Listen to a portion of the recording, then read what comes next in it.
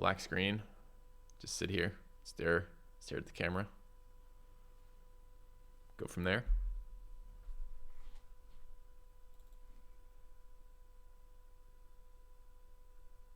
Good, good. Do we have a giant filthy scene? Do we have a bigger filthy scene? We need giant.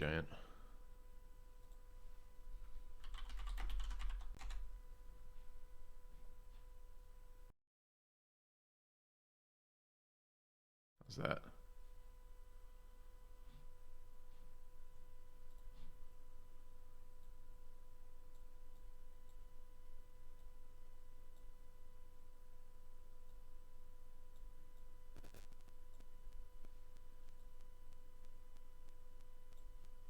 Perfect.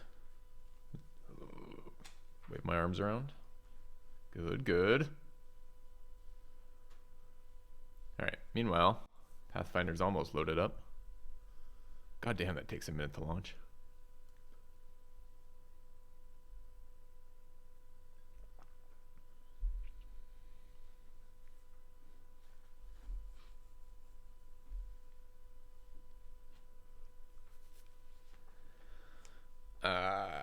Still launching?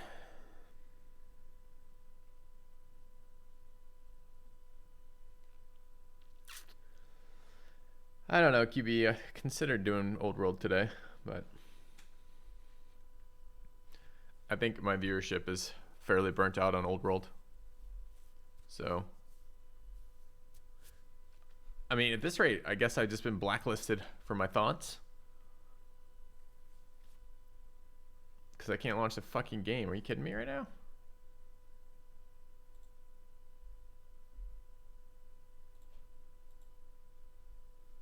Oh, finally. 5 minutes later. I mean, what's my uptime at this point? Like, I launched it at the same time I launched OBS. 2 minutes and 18 seconds to launch that game. That's ridiculous.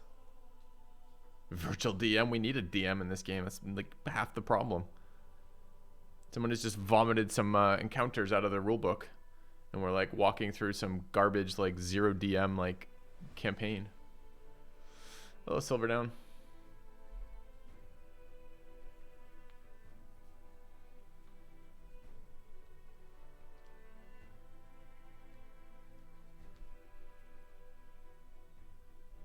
All right. So from launching the game to loading my game, how long did it take? Well, I guess we're not there yet. I'll see when it loads. Virtual DM is phoning it in. He didn't prep for this week. And he, in fact, never preps for any week. He just thinks he can wing it, but he really can't.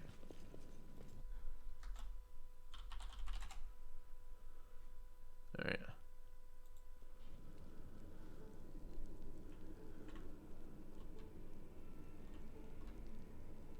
I'm not sure if this is where we actually thought we were. Did I not save after that fight? I might not have saved after that fight. Oh well.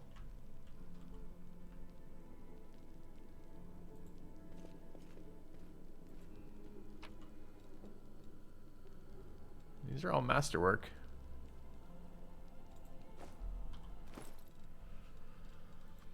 Alright, how much weapon bloat do we have? Tons of it.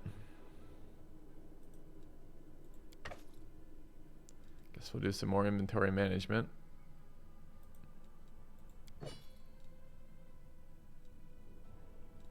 I sort by name. Yeah.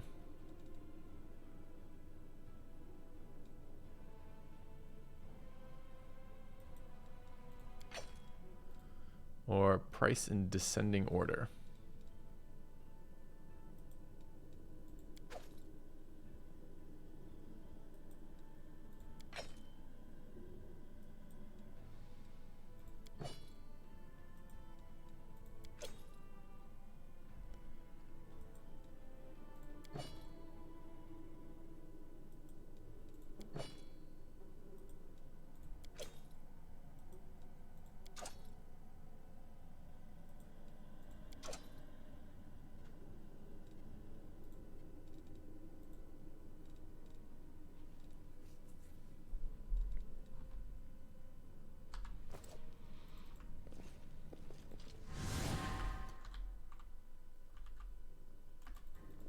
Oh, where are these guys going? You were playing with auto end turn option enabled. No.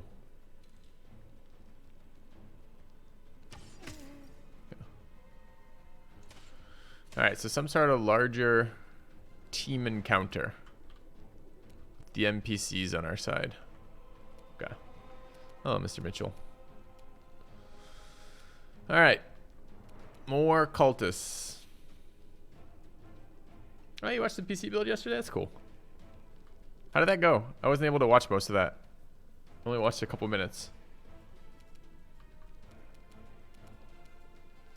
What is this character? This is our archer.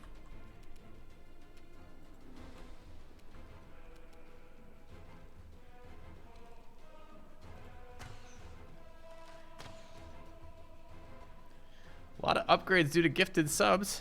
That's awesome. I got a DM from Artesian yesterday saying your thing got your PC got a bunch of upgrades, but I don't know what they were.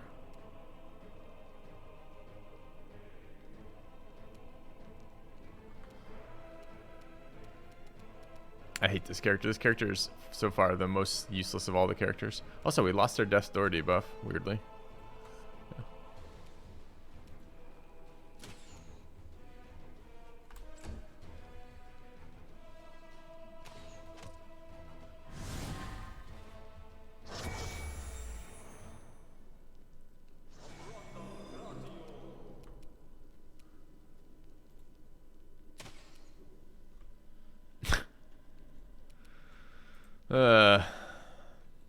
Full round of missing.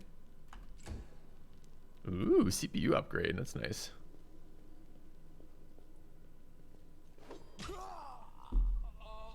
It's gonna make it hard for me to market for them because part of what I liked about their build was I was getting a lot of PC for a pretty reasonable price with good support options and a nice history. So now I'm gonna have to be like, yeah, but what I got's a little better. Thanks to some generous viewers, it sounds like.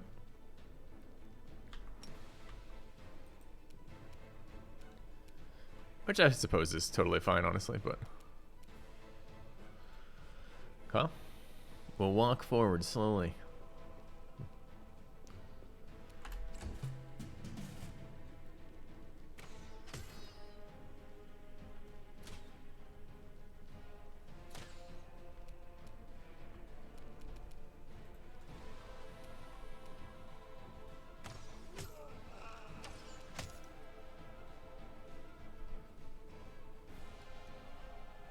All PCs they build can be improved by subs. Oh, okay.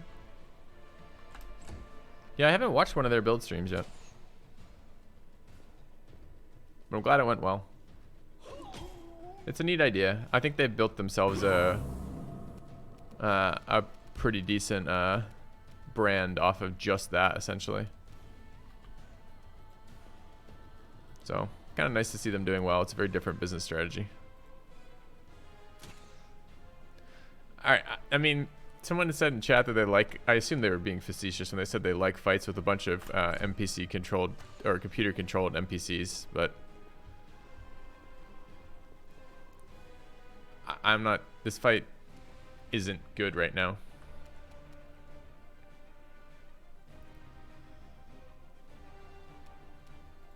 Because, I mean, I'm going to test something. You ready? I'm just going to skip my turn entirely. What happens if I just don't do anything? Did it matter that we were here?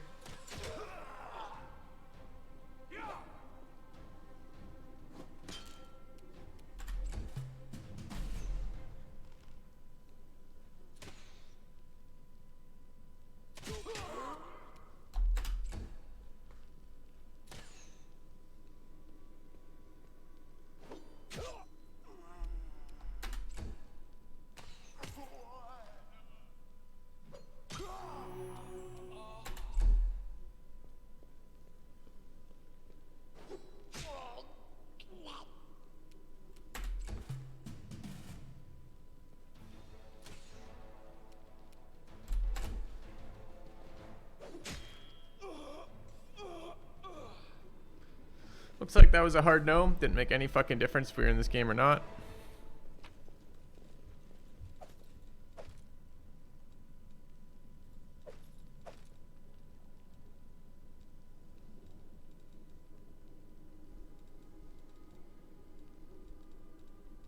We'll deal with this outdated loot system.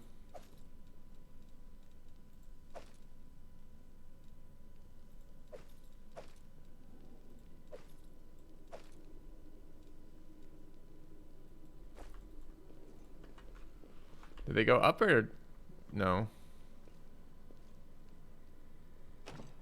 Yeah, I know it's locked. I've got a lock picker in my group. Why would you tell me it's locked? Why don't you just give me the lockpick option? Trickery check failed, that's why. The lock is jammed. Okay, so we did. We rolled and failed. That's fine.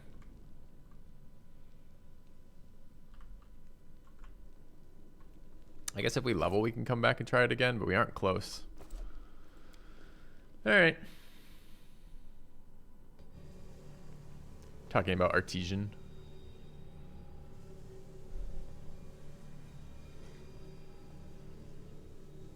Hey, I know you. So you're one of the cultists?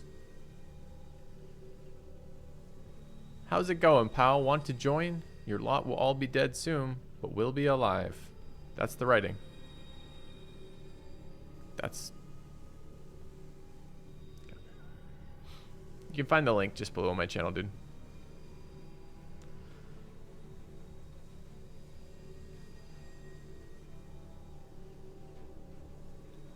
Demons will rule the whole world. I bet you it's gonna be great to be a human in the world ruled by demons. Wait, he joined them? That was convincing enough? Alright, the number one thing I want here is a fireball.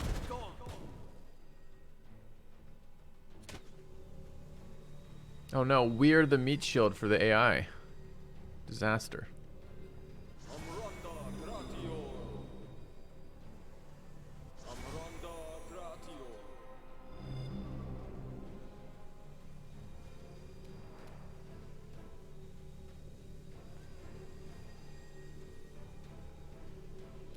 How tanky are the tanky boys? They're not that tanky. I want to go out on a limb here. I think if we did nothing this fight, it's turn-based. It's not your turn. Wait. Holy shit. Some guy's just throwing dice at the table, and the DM's letting him do it.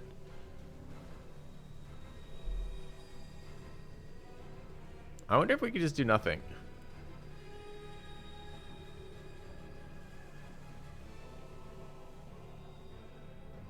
Let's try it.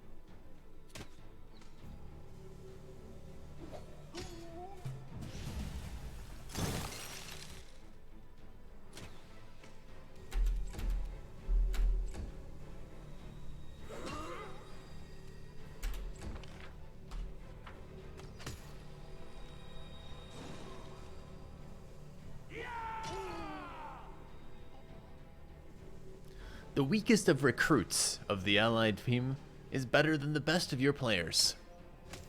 DM player-controlled companions. Excuse me, DM-controlled player companions. Back at it.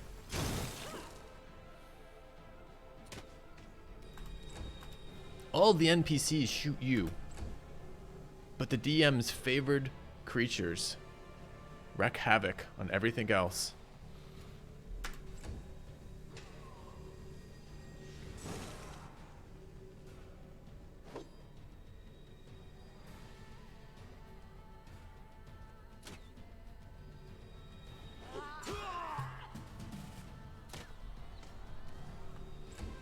One of our characters died.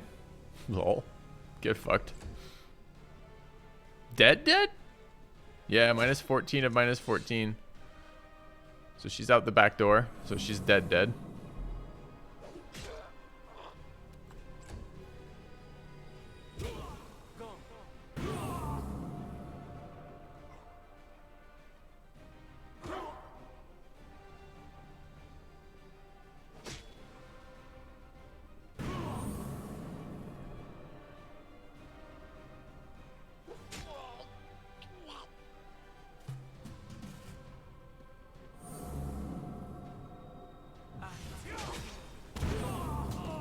Oh, I'm not even in this fight. Good. So I don't even have to pass turns. Because they're fighting outside of my...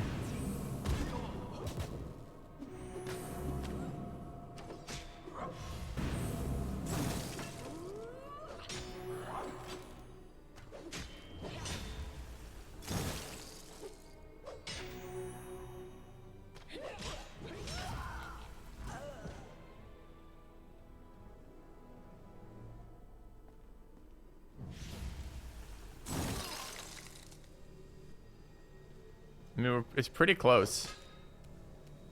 Is this going to be player agency finally? Let's see.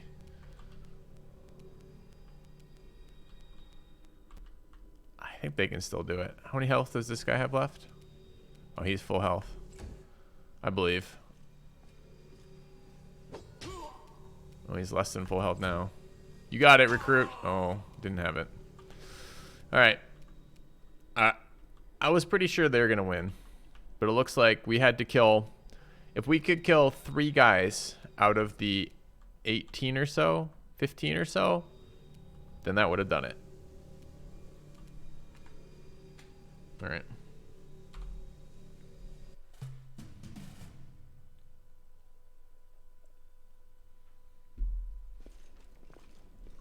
Oh no, where's the save? All right, but this one we definitely don't have to do shit. So how do I turn it back to turn-based? T? Okay. Alright. Maybe this is the way to do it.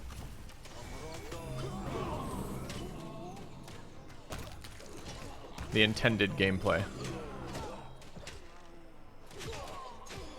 Get him. Get him, team.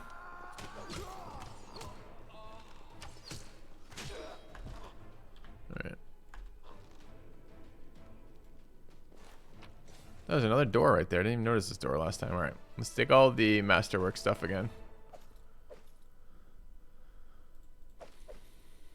I don't know why. I mean, I'm clearly not going to be playing through this entire game, so... Or at least not until there's a shit ton of updates. This is why I was so hesitant to touch this game prior to... Sealed with Magic. Prior to... or rather, at release. Because my thought process was the last game got a lot better after about a year. And this game...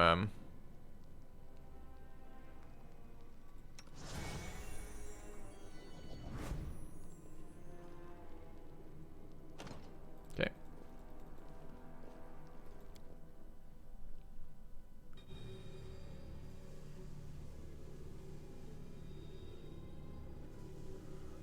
Isn't it always about that? Games that they are pretty... I'm not sure what you mean. I think you're saying... I get what you're saying about like learning the rule set makes the game easier, and isn't it always a problem with games that the games get broken once you understand the game? And the answer to that is no. The game doesn't have to stop working because you understand how to play the game.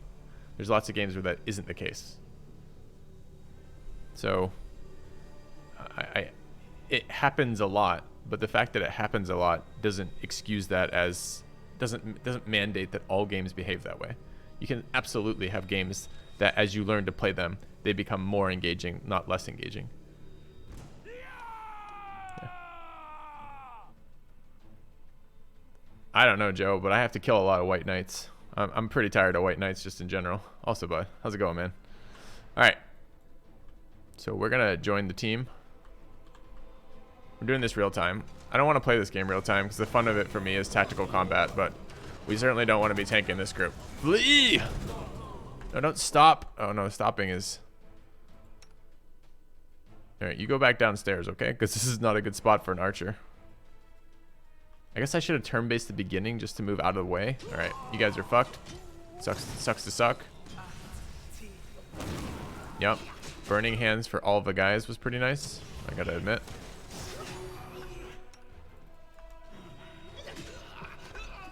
Alright, you can have your weapon, I guess. Now, you see how much fucking more casual this style of play is than the turn-based? Maybe this is what's intended. Alright, I would like to give her a hand. Good. Yep. Everyone attack him is fine.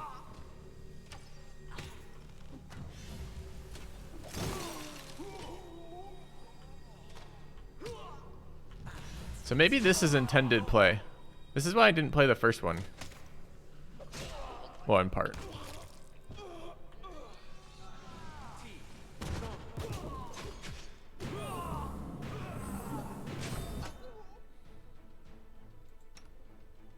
I should use healing resources, he says with total lack of interest.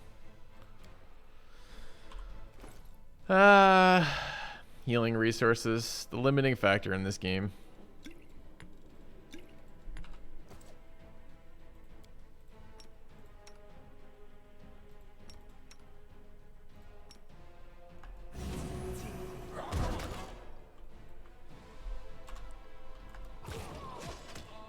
Dude, these magic missiles have got to stop. Stop magic missiling me.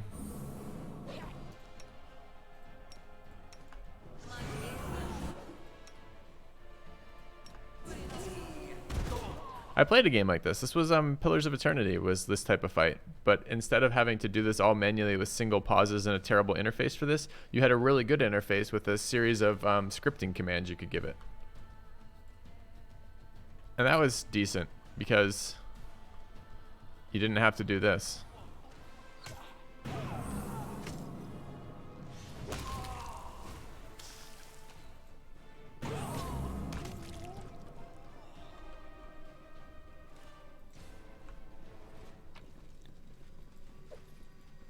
Did that say haze of donuts? I cast haze of donuts. The air thickens, becomes a little greasy. You suffer 10,000 points of caloric damage. You feel satiated, but a little tired. Uh-oh. Action sequence, run to the 3rd floor. Oh, we gotta wait for the party. Sorry. Don't worry about the falling rocks. We're just taking our time.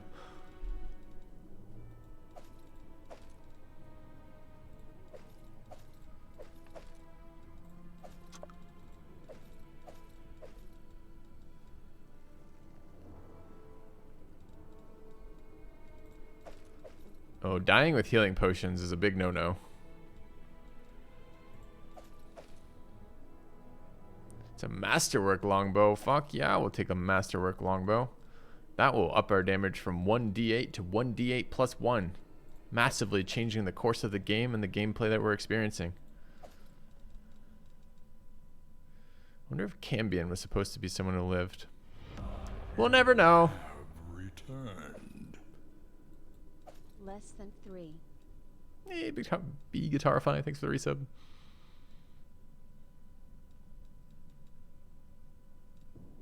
I mean, could we have a worse looting system than this? Do I really have to go line by line for every single item of every single enemy to see which ones are good? Can I like sort on this tray by like value or weight or something, or set up some auto loot rules, or have an inventory that I actually want to look at, as opposed to this like of like fucking here's everything. Oh, but you can narrow it down, but it's still everything. This is still, what is this length? This is a 9 by fucking, it's probably a 9 by 9 grid, right? And we have half of our 9 by 9 grid filled with random items that are useless.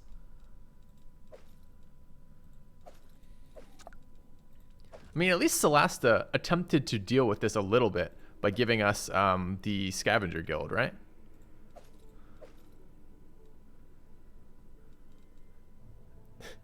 Jack corrects me, says 8 by 9. No, that's 9 by 9. You need to count again.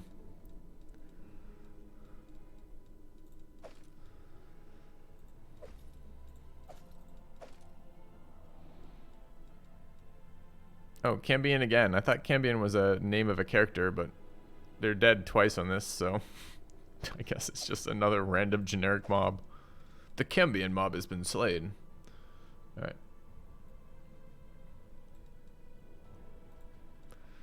But here we are with the encumbrance mechanic. They give us 12,000 times the amount of loot we could possibly loot, and then we get to spend even more time micromanaging our inventory. Currently I have 17 masterwork glaives. They're worth $100 each. That seems like a lot. By the way, why item from the left panel shows the rightmost as tooltip? Not sure. Oh, I see. You mean why is it flip-flopped? Why isn't the left side the left side? I assume it shows what you have equipped on the left always, is my guess on that. What to change to make the gameplay better? There's the simplest answer in the world. The fights need to be good in this game. It is a turn-based, well, it is a combat RPG. If the fights are no good, the game is no good. Most of your time in this game is spent fighting. The fights need to be good. And the UI for fights is super important. So it's not just like, oh, some minor UI changes. That's not really a big deal. What else could we do to make the game good? The UI, the combat UI in particular, needs to be really good. It needs to be joyful when you loot things, that you're getting the opportunity for better equipment and better gear, and it's easily accessible to see if it's a good thing or not, and it's cool to see your extra weapon sets and your armories and your characters and the rest of it. Your level up sequence. I mean, it's just like the UI in this game is painful by and large, right? Think about what your game is going to do. If you're going to have the player spend 90% of their time in combat, the combat needs to be fluid and enjoyable.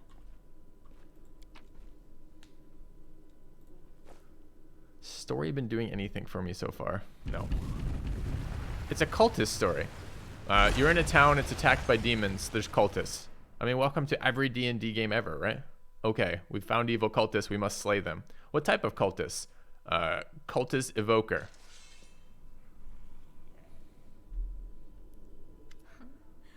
What's this? Do we have guests?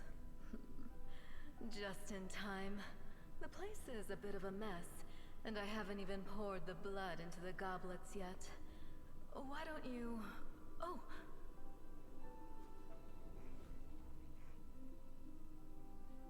I was gonna say, it almost looks like she's had her eyes blurred out. Like, the portrait might have been drawn initially with eyes.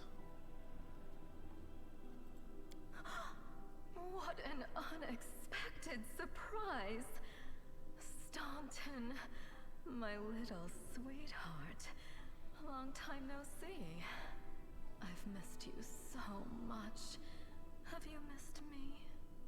Admit it. You missed me terribly. So, I gotta say, the minute you go into non-turn-based mode, you lose like half your action economy. Like, every time that, like, when you're in the turn-based mode, you're like, yeah, okay. I've used my regular action for a combat swing. I'm gonna use my move action as a potion action. I'm gonna use my my swift action to cast my Vone, and then it'll be the next turn. In the non-turn-based mode, it's just like 1 second has passed. Everything is up again. Your guy auto attacks. Yeah, voiceovers they've been gone and then re-added, then gone again, then re-added.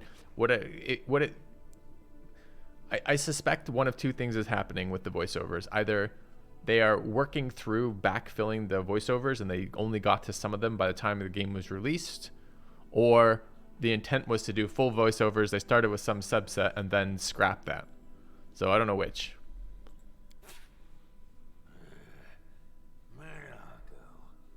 You again, you wench!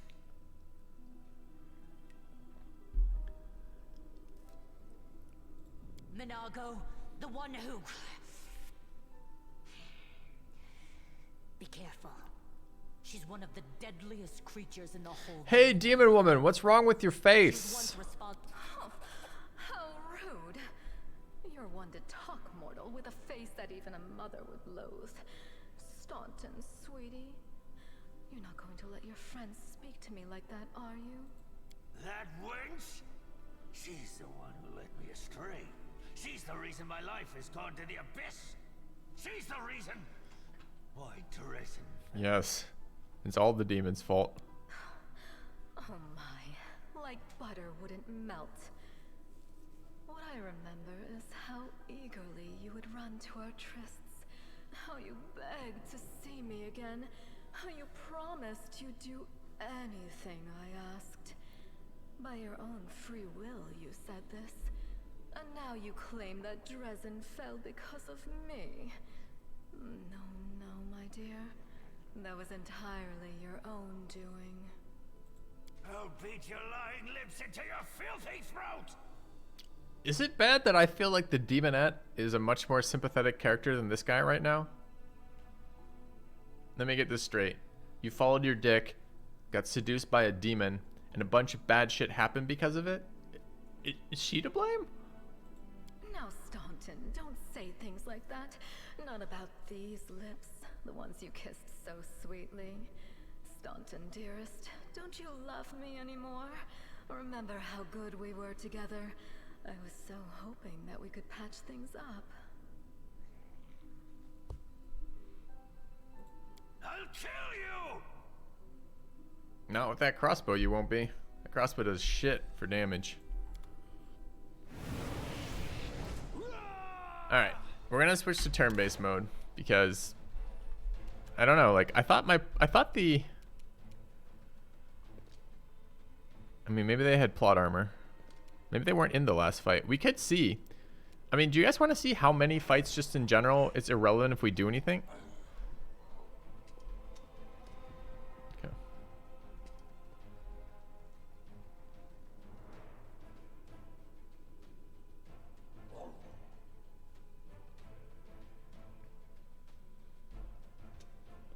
Can we speed them up? The big problem here, Rice, is I don't know when the last time I saved was. So if we lose this fight, I probably have to watch all this again.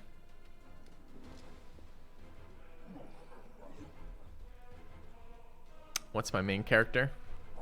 The most boring of main characters. We picked up pre-gen sorceress, and it's been super tedious right now. At the moment, she auto-attacks with a crossbow, and then eventually every once in a great while casts magic missile. And at no point during any of that are we excited by those moves. I wanted to pick fighter, but I was told that immediately the storyline companions would immediately make my fighter irrelevant because we'd have one already, which is true, or pretty close to true. Anyway, again, that just seems like a no-brainer to me. Like, if you're gonna have pre-gen characters, your pre-gen characters should not overlap with the companions that you're going to pick up as part of the storyline. And we don't technically have a fighter, so maybe that's true, but at the moment, I don't know. All right, what are these things? Abracandulu. Abricandilu. Chaotic Evil Outsiders. Level 5s. We're level 2. Sork is good. I don't know if you're familiar with my stream very much. The problem isn't any of the characters are good or bad. The problem is, as you get better at building and playing your characters, the game gets worse. So the optimal level of fun is to not do anything with your characters, but the entire complexity of the game is in the character creation.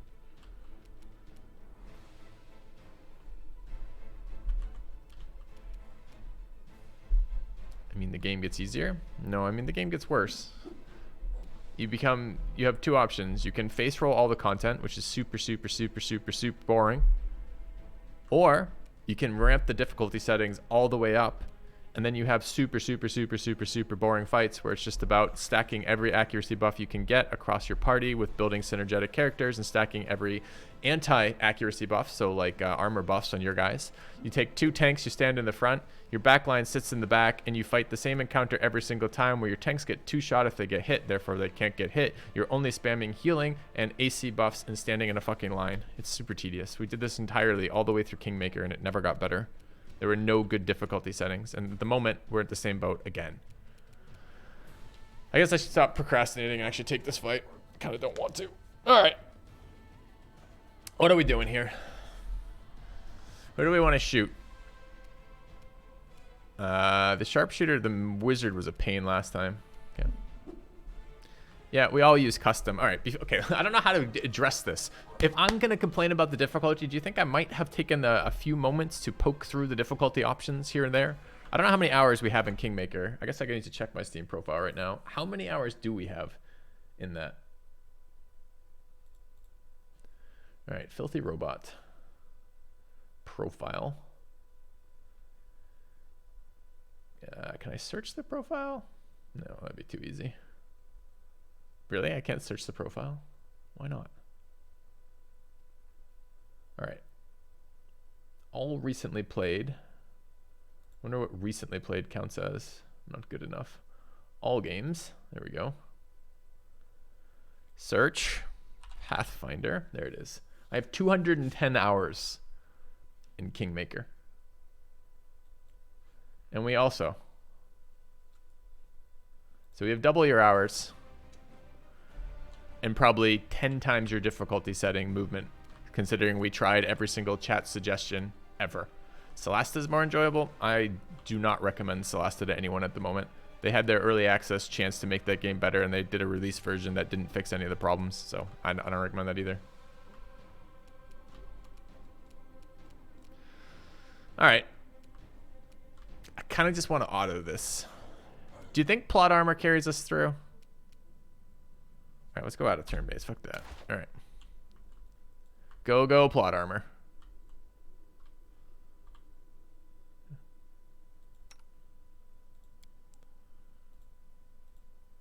Okay. All right. The paladin is going to walk up there. Everybody else, can I multi-select? Apparently not. Is going to shoot the fucking wizard. No, I guess I left-clicked. Shoot wizard with bows.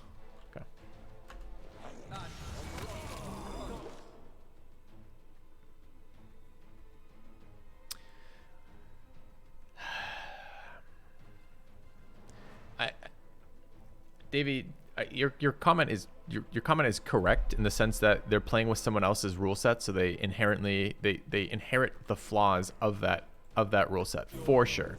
You're absolutely right there, and there's no argument for that. The problem is the way you get around that in pen and paper is you have a DM who is making the encounters interesting by changing things and specializing things to make that interesting. And here we have a game dev who doesn't do that. The encounters are, look at this, you ready? We are in a corridor. The corridor has no terrain. We are in it's about 2 to 3 characters wide, and your characters have zone of control. So basically it's 2 characters wide with a bunch of space for archers. There's no cover. There's no terrain modifications. Maybe something will happen from the demon casting something interesting, but by and large, this is the space. It is a featureless rectangle of about, I don't even know, like 20 units long by like 5 units wide. And that's where we're going to be having a fight. That we haven't done anything to make the fight more interesting. I can reduce the number of foes. You keep trying to fix a problem I'm not having. The problem for me isn't that the game is too hard. It's that it's too boring. That the combat in this game is boring.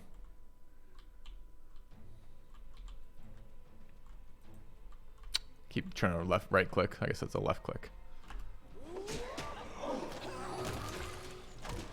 All right, so here we see one of the flaws in the system. Okay, my tank character in heavy plate mail as a paladin just took a single hit for 17 damage of her 22 health point pool and went from high green to dead in a hit.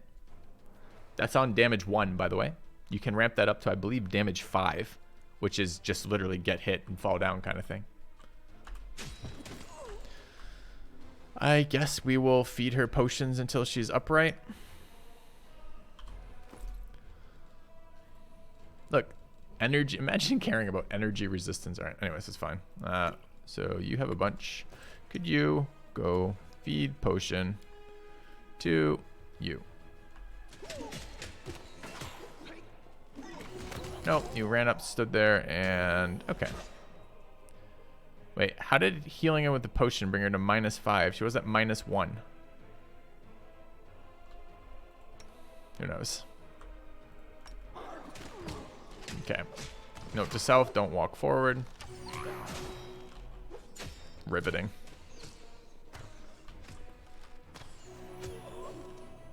Maybe these guys could come with us for the rest of the campaign and we could just build 4 archers and auto attack. Good game. It's not a good game. It's definitely not a good game. And it's like the first one, Pathfinder, was fairly innovative. Did a bunch of neat things. It was the best Pathfinder port we've ever found. You know, it had some fatal flaws, and this was their chance to go, hey, fatal flaws, we're going to lick that in the next game. We're going to take all the good things we did in Pathfinder, we're going to make them better. We're going to take the bad things we did in Pathfinder, and we're going to change them.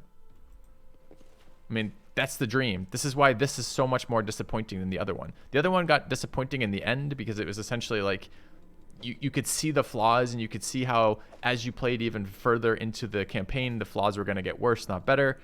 And that was disappointing. But this is like disappointing for a whole different reason. This is disappointing because it's such unrealized potential. It's the same fucking game with a new campaign. That's it. New campaign, a couple new classes. It's not even like basic UI fixes.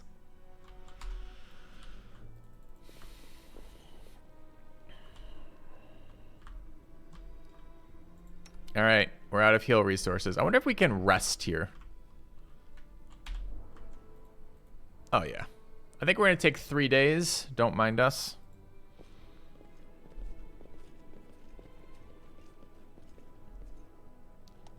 We're going to begin resting. Oh, squad members will prepare potions and cook meals. Create spell scrolls. Okay, they stole this from Celeste. That's a good update. Or maybe they didn't steal it. Maybe it was there originally and I don't remember it. But I don't remember this. But these are fun. It's fun to do things while you're having to be forced to rest to get some productivity out of it. And it was always boring to do that in the actual D&D pen and paper stuff because you're essentially role-playing, like copying a scribe, which is not a scribe, a scroll rather, which is pretty fucking boring. But here we'll take a 3-day rest right here. They've just been standing guard for 3 days. Well done. I played for 210 hours. The previous one, what did I like? I liked the depth of character creation. I liked the specialization of character creation. I liked the strategic layer, like the world map of having like locations to go to and then like clearing a location and like running through like the quests and the fights in those locations were pretty cool. I liked the diversity of enemies, which were pretty interesting. So there's a ton of different pen and paper enemies in here. What do we have? We got surprised by, let's see, this is the second random encounter. Last time we got interrupted on a rest by a random encounter, it was a single 1 unit. Oh, it is. It's a single ghoul creeper. All right, can we get out of bed and shoot him? And maybe, okay. Wait, all right, team, you gotta get up. I know, it's, you are comfortable.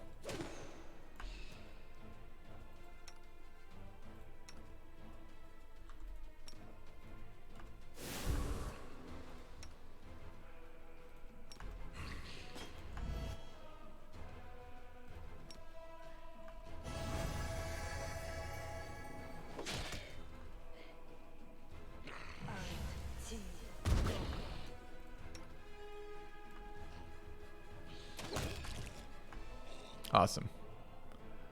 All right, let's go back to sleep.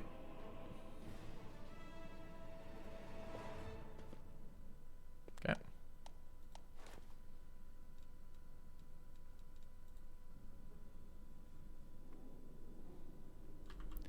point of rest interruption? No, and they have to be really careful with it. And I suspect why you only get interrupted by a single unit there is they're trying to capture the D&D mechanic of like your ambush while you're sleeping. But the problem is you're only resting in this game to replenish resources, generally healing resources in particular.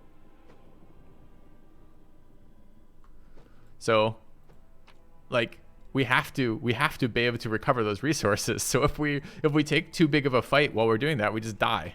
Why is this one highlighted yellow and I can't interact with it? I don't know. Okay. All right, we're ready. We took 3 days. That was a 3-day rest. 15% arcane spell failure, 2 penalty to wisdom and intelligence, and a 3 penalty to CMD and CMB. All right. Oh, they're stuck because jumping.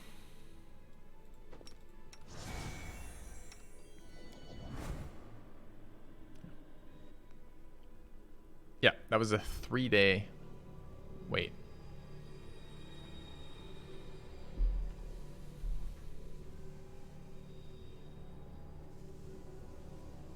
Was the Pathfinder story over to the story is fine. It's just it's whatever. All right, randomly, half of this encounter has been voice acted. I mean, rarely does the narrator read the descriptive elements, so I guess I'm doing that. As soon as you step into the chamber, your vision seems to darken and your knees buckle. You struggle to keep your balance. The air here is laden with the power coming from the stone. Suddenly your head is filled with voices, screaming, whispering, cackling, threatening voices, pleading for help, shrieking curses and taunts. You blink and the illusion passes. Congratulations. You made it all the way here. This is, remember, 2 tiles further down. Precious wardstone. Well, what are you planning to do now? I could kill you where you stand, but wouldn't it be nice if you could die in battle like heroes? No. I want you to die in despair, scrabbling around like rats in the blighted ruins of your city, blind and broken, your flesh scabbed and seeping, and every moment knowing precisely what was done to you. I bet the sex was fun. Sounds terrifying, except that's how we've been living for generations. There isn't a soul that can resist the temptations of the abyss. Even a stone can be turned. I'm not joking. Your precious wardstone, weakened from the injury inflicted by Discari, has almost succumbed to my charms.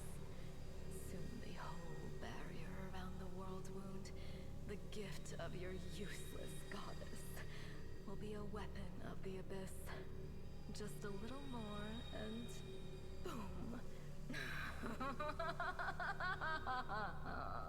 Every city with one of these eyesores stuck in the middle of it, from Canabras to Nerusian, will turn into smoking craters, and all the mortals into red sludge beneath our hooves. So you have a choice, especially you, my pet. Kiss me on my dainty hoof, pledge your loyalty to Baphomet, and when the world falls, its ruin shall be yours. All right, remember, this is a combat RPG that doesn't do combat very well. And some of the questions in chat were, what about the storyline? Here we are. We face a decision. The demon is saying, all is lost, join us, this is your only chance. And our options are, do we have join us as an option? No, we have shut your filthy mouth. What are you doing to the stone? She literally just described what she was doing to the stone. Who are you? Good to know at this point. And we will stop you, demon, attack. Who are you? You've already forgotten me. You mortals have awfully short memories, even shorter than your little lives. Staunton, sweetums, don't you want to introduce me to your friends properly? No? Well, I'd better do it myself. I am Minago, Lily-2 and faithful servant of Baphomet, and leader of his armies. The city is mine now. I'm just starting to settle in, get things just how I like them. But once I'm finished, I promise you, the results will be simply to. And it was such a charming. All right, I'm not listening to this dialogue. Requires reveal the light of heaven. Yes, reveal ourselves. Oh. Causes screams and demons. Wow, good action. Hey, no eyes. Didn't you tell us that heaven had turned its back on us and no one would? I'm done with this shit. Yes! Return. Oh, nice. We got a cultist to join us. Who knows? All right. Yeah, I don't know, Tedlor. I appreciate you enjoying my candor with this, but it's mostly disappointment, right? Like, I want this game to succeed. I liked Pathfinder Kingmaker, even though it was flawed, and I was really, really, really hoping the sequel to it would be a vast improvement. And what I'm gonna do with this one again is I'm going to I'm probably gonna leave this on my to check list, and I'm gonna give it a year. So I'm gonna add this to my deep dive games later, and we're gonna check back in a year in the same way that we check back in Kingmaker, like I think it was 2 years after release, because I feel like we're running into the same thing we see in so many games these days, where they release a game and the game isn't very good on release, and then they patch it 1,000 times over like 2 years later, and then sometimes it's actually okay again, because this is just frustrating. Like, we're not really making options. We're not really necessary here. The NPCs are carrying the fights. The fights are boring.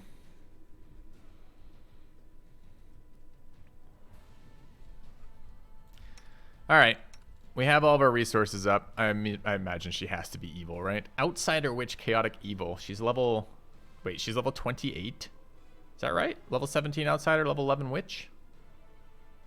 She's an AC of 36. All right, so we're gonna get plot armored here in about 1 second. Okay. That's fine. Obviously, we can't handle that, so I'm just gonna, you know what? Let's just let it roll.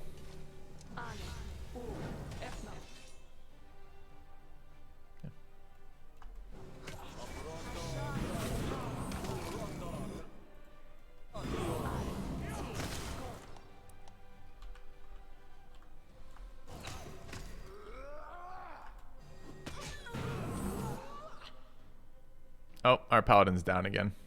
How is she down again? Who the fuck knows? What's the point of having a tank class if they just behave like that? They're just dead. Okay. Dude, that was a big fireball. So presumably we lose here then? There's no way we're going to kill this thing. What type of options do we have? We could give it the perfect strike. Absolutely. Let's perfect strike that bitch. We could battle spirit. And missiles, yay! The missiles missed. Missiles can't miss, so that's kind of interesting. Ah, spell resist. Okay. She has 10 damage reduction, 10 energy resistance to all of those. Anything else we can do here? Let's take a look.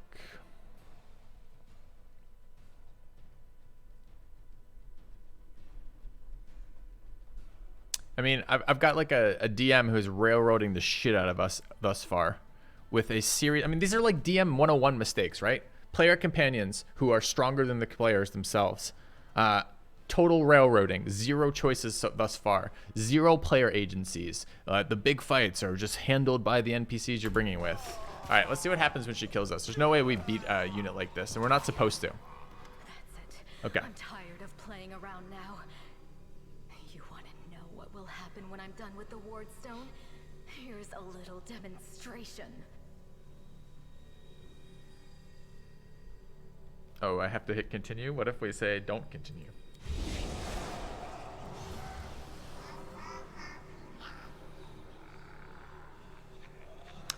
The demoness whispers a spell and a wave of darkness sweeps through the chamber. Your companions wince in pain, but it is nothing compared to what you feel. Thousands of voices once again burst into your mind. Oh, you're a Twitch streamer. Thousands of voices once again burst into your mind, drowning you in their moans, screams, and sobs. Pain rocks through your skull. Good. Your evil spells won't stop a righteous army. Evil. You will pay for this, demon scum. You won't break us. We'll never give up. All right. Good it is. Iomade is with us. Yes, yes. Keep telling yourself that. The roar of voices blends into an unbearable wall of screaming. Your vision goes dark.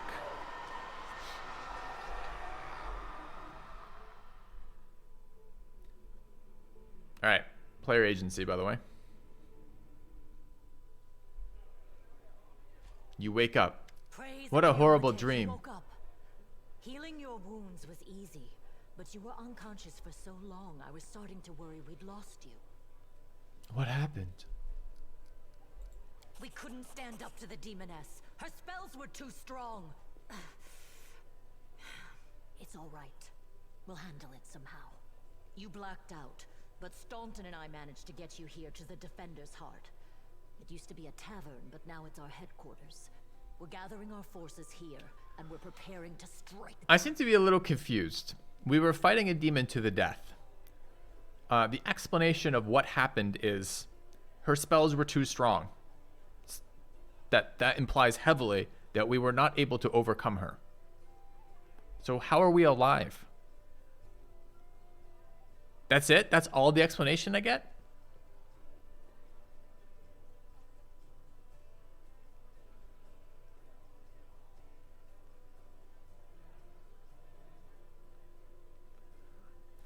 If you're not going to do the combat well in your combat RPG, because you're going to get the players who want to play casually to follow the storyline, shouldn't the storyline be better? Everything is clear. Wait. What you did in the Grey Garrison convinced me. You're one of the best warriors left in the city. We need someone with your wits and fighting strength. I know I can't command you, but I'm asking you. Help us fight for Canobris. First of all, we need to decide what to do with the stone once we get it. What I'm about to say is classified. A traveler came to the city recently. A blind elf calling himself the Storyteller. He insisted he be allowed to examine the ward stone, and he raised the alarm when his study was finished. Even before the demon attack, he had found some damage or flaw in the stone. Prelate Hulrune dismissed his words as nonsense, borderline blasphemy. But between you and me, the prelate's opinion isn't worth much. I think the storyteller knew what he was talking about. We could use his advice right now, if only we knew where he was. I remember the storyteller spent a lot of time talking to Staunton, a dwarf from my unit. You saw him during the demon attack. The elf asked him about the history of the Crusades. Maybe the storyteller told Staunton something about where we could find him if anything happened. There's another problem. After the attack, the demons began to gather their forces at the Grey Garrison. It'll be even harder to take them with a head-on assault. But I once heard soldiers talking about a secret entrance to the garrison. Trouble is, I have no idea where to look for it. While you explore the city, please keep your eyes open. In case you find something. Chat, I'm gonna be totally honest. I rarely listen to NPC dialogue because it's so tediously boring to listen to. But in this moment, did I miss something? How are we above ground? The city got eliminated by demons. Literally, like a festival, everyone in the center area, a bunch of giant demons appeared and slaughtered everyone. Are we in that same city again? And one last thing. The Eagle Watch has lost a lot of soldiers recently. Some were killed, but others simply haven't been seen since the attack. In the chaos that is now Canobris, it's next to impossible to confirm anything for sure. One of the missing fighters is Janna Aldori. A new recruit in the Watch. She got along well with Sela, and she often went drinking with her. I honestly thought Sela and Janna had died together.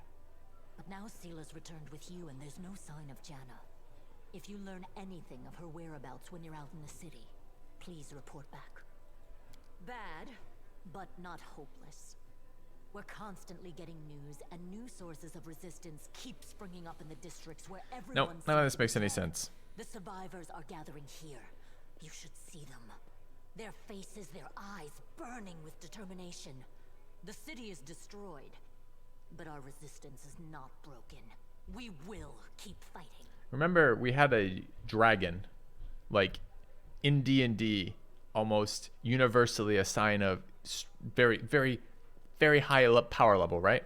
We had a dragon get one shot by the demon, presumably as a storytelling mechanic to show us how big of a deal it was that this demon lord had landed in the city and just butchered the defending dragon, broken the magic shield that protects the city. I mean, that's pretty dire. So, you know, the next two things that have happened are we confronted a demon who killed us, but we're fine in the bed, and the city that was written off as totally destroyed by this is just fine. It's got some like residual demon problems, but by and large, you know, everything's good. And we've been unconscious for so long that she was worried about us, but it's just kind of like a stalemate with the demons. What did they do about, you know, the level 30 demon who just killed us, but didn't kill us, and the other even bigger demon who killed the dragon? Did they tire of it? They're like, job here's done. Everything's as clear as mud. May the goddess help you. We're still fighting, which means that Canabra still hasn't fallen. If you come across any groups in the city that can fight, send them here to the Defender's Heart. We'll need every fighter we can muster for the final assault. The final assault.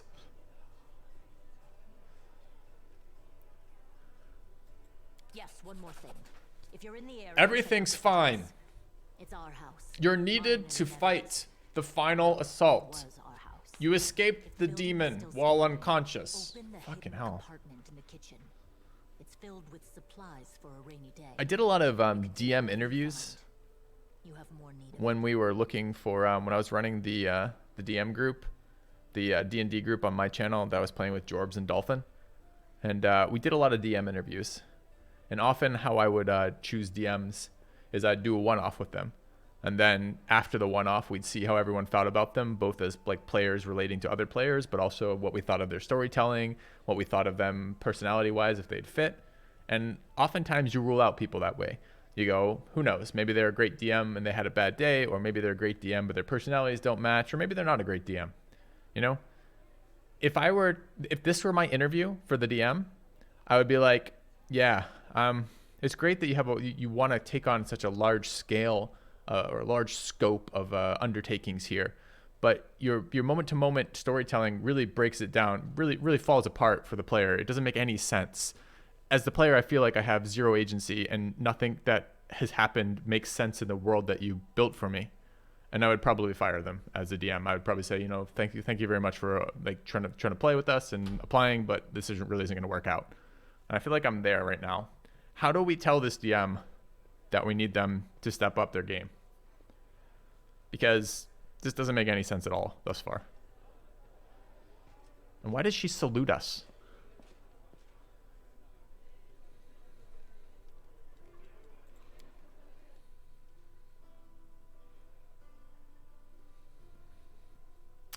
All right. If there's one thing I know for a fact, is that I need more coffee before I could possibly handle more of this game. All right, I'll be back in a minute.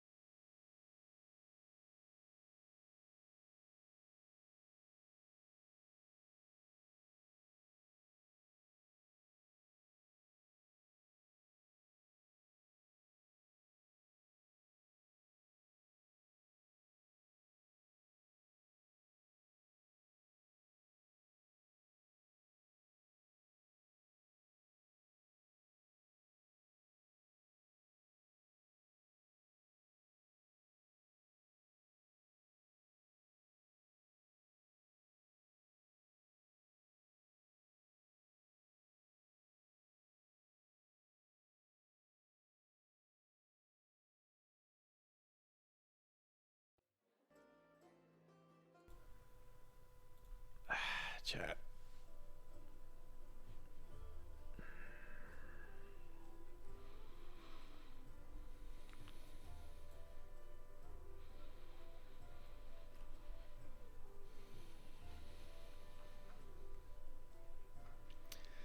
All right, chat. What do we want to do today? Because I thought I thought it was going to be another day of Pathfinder, but I'm fucking struggling right now.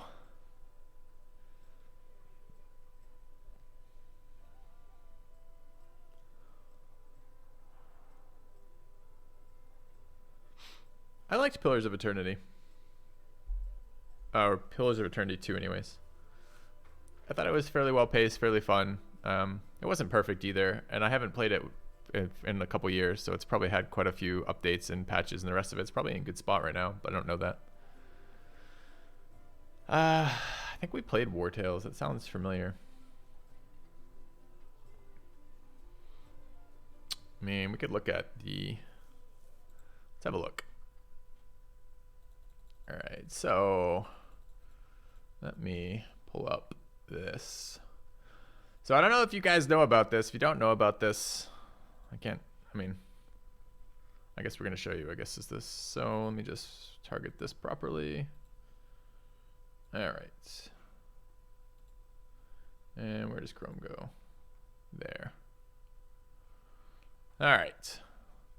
So this is our game sheet.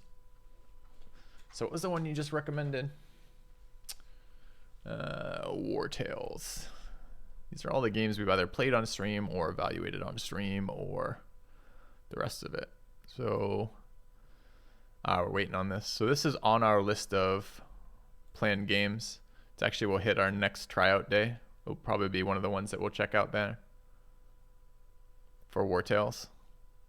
So we could be coming up to a tryout day pretty quickly here, seeing as I'm currently in between games again.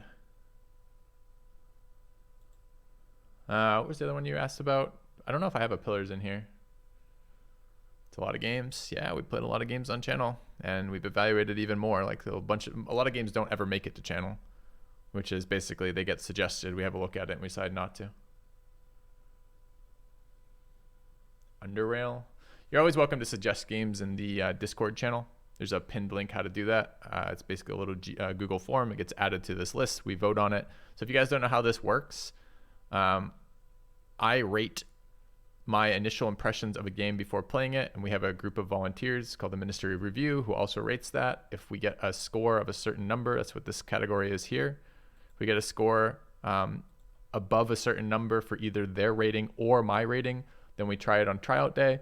And if we like games that we play on tryout day, we're like, hey, those are pretty cool. They get added to this list of games that we're going to try again at some point.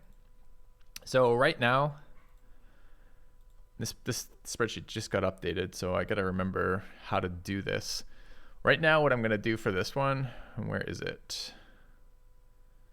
This is This is Pathfinder Wrath of the Righteous, right? So if we head up to Pathfinder... Oh, it's not on here for some reason, which is definitely wrong because it's on the ones. All right, I'll have to get that added because what I want to do is I want to add a note. So I was just looking at that for last spell. I want to touch back in on last spell. I wasn't really sure what date. At the moment I've added December 1st to check that out. What I want to do is check back on this game in like a year. So what is this? We're September 5th. Let's aim for September of 2022 to check this game out again. Has the review system ever failed? Has a game got rejected but turned out actually to be good? It's an imperfect system for sure. I can't think of one off the top of my head, but lots of times, I mean, the review system is only been here for, I don't know, a year and a half or something, and sometimes we get games that kind of cut the queue. So Stone Shard, I don't know that game. I don't think we played that on stream. Anyways, if you're looking it's there, what happened with it? Didn't break, didn't get qualified. So neither myself nor the voters thought it looked very good. So it hit a 1. It needs I think the criteria is a 1.5 to check it out. Anyway, So by and large, if you're ever wondering, hey, has Filthy played a game? Yeah. Mostly I have. Is the answer. And I think right now, at one point, one iteration of this had a link to the streams where we played it, but don't think that's survived. Oh, there's the playthrough series. It's just some, basically. So if like we want a review look, like that clicks, you go there, and look, here's what Filthy thought about Solasta. There were, or at least the early access. So that was the goal of this, was supposed to be a big community resource. It both makes it so I can find new games and we get viewer suggestions. We get to see what's coming up next and then what games we're potentially going to come back to. But it also has some reviews of like, here's what I've said about it in some sort of semi-official place. Solasta sucks ass. What an interesting and unique comment. I also agree that Solasta didn't turn out well. I thought it had a lot of potential in early access. The things it did well, it was a combat RPG focusing on combat. It went out of its way to design unique combat encounters with a lot of environmental things that mattered for that, like positioning and moving up and down walls and light sources. But then they like started to do that in the early access and like showcased it, and then they just never did the rest of it. Like that was it. That was like, you just got what you got in early access. So I agree.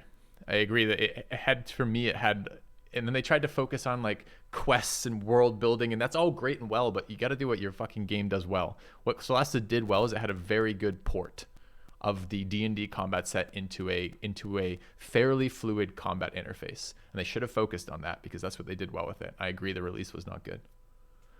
Yep, their rating is from -3 to +3 for rating.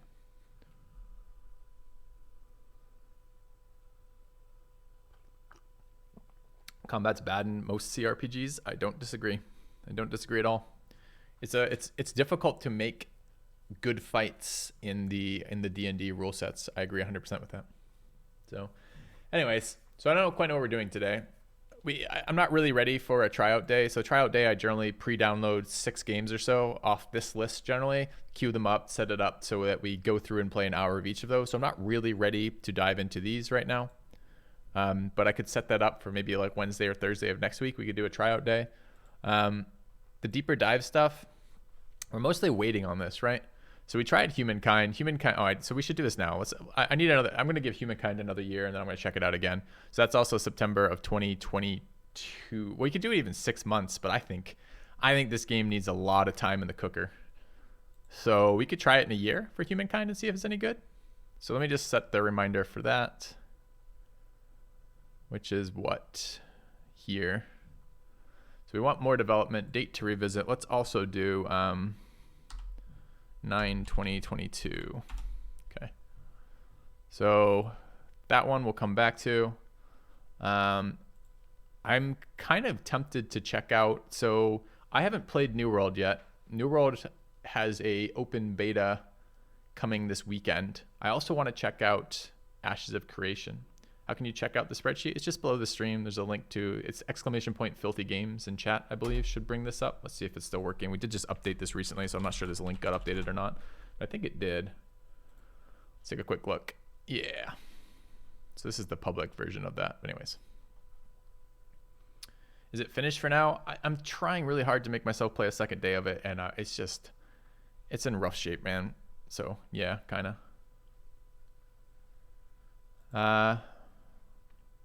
What about the rest of these? Waiting on this still. I don't know when that's happening. That wasn't a more development. That was a release thing. Well, I guess that's technically more development. I don't know why that's green highlighted. I have these here. So we're waiting on Last Spell to get some more updates. I really liked that game, but it needed love. Needed balancing love, basically. I think we have Hand of Merlin and Vagrus here, although I don't remember each of those games right now just from that. Is the new Magic set already out? Oh, it's coming out in the end of this month. Yeah, I often try to check in on the new Magic set. The last Magic set was awful, so it kills a lot of my interest in drafting when the sets are real bad. And the D&D set, funny it's another D&D set, was awful. I don't really want to play Magic right now. I don't love the cubes that much. So I might be willing. I certainly would be willing to check out the set on release, but Played a lot of New World on release on beta. That's interesting. So I played. I've been playing some Crowfall, but I'm kind of getting more and more down on that game. I don't know why it says not owned. Why is the status of this different? That shouldn't be there. Anyways, this spreadsheet has seen so many changes recently that I'm still not. I'm like scared to break it and don't know where my inputs are right now. Why do the D&D sets suck? It just wasn't a very well balanced drafting set. So. Crowfall had a silent release. Yeah, it's also it's struggling, man. They just had a round of layoffs. I don't think they're doing well financially. Their balance is still really out of whack. They're trying to do this like siege system that the siege system is fine, but right now they have some really dumb like design decisions in there. Like zone cap is like 250, but alliance cap is 500, which means we're running into this issue where like to defend a keep, an alliance just logs in more members than could possibly attack that area and zone caps it, like, which is just so stupid. Like, I was explaining that to my wife, and she's like, why would they do that? And I'm like, I don't know. I can't think of a good reason for that. If you need to make your alliance cap lower than your zone cap, obviously.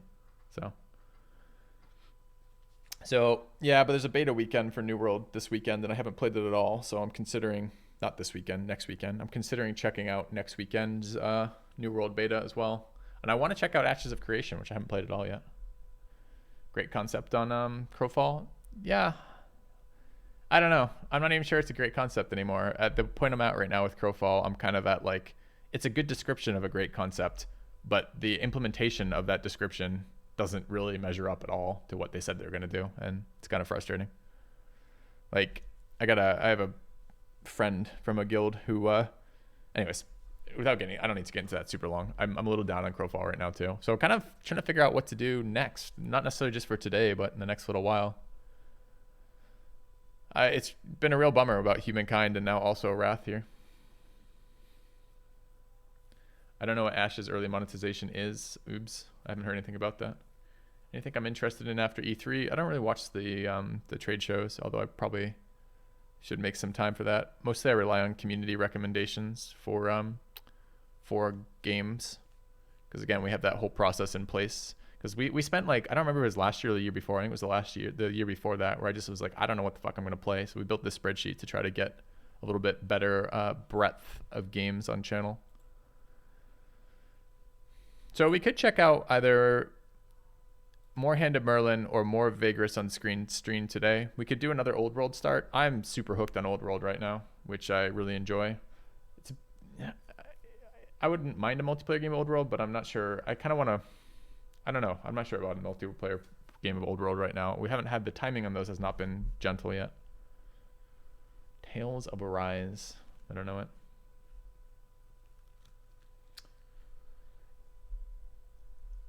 Before you ask me directly, Ezekiel, I'm going to have to do the same thing you're going to do. Like, to find out if I've heard Falling Frontier be recommended, I'm going to have to go to the spreadsheet and look, has Falling Frontier been recommended?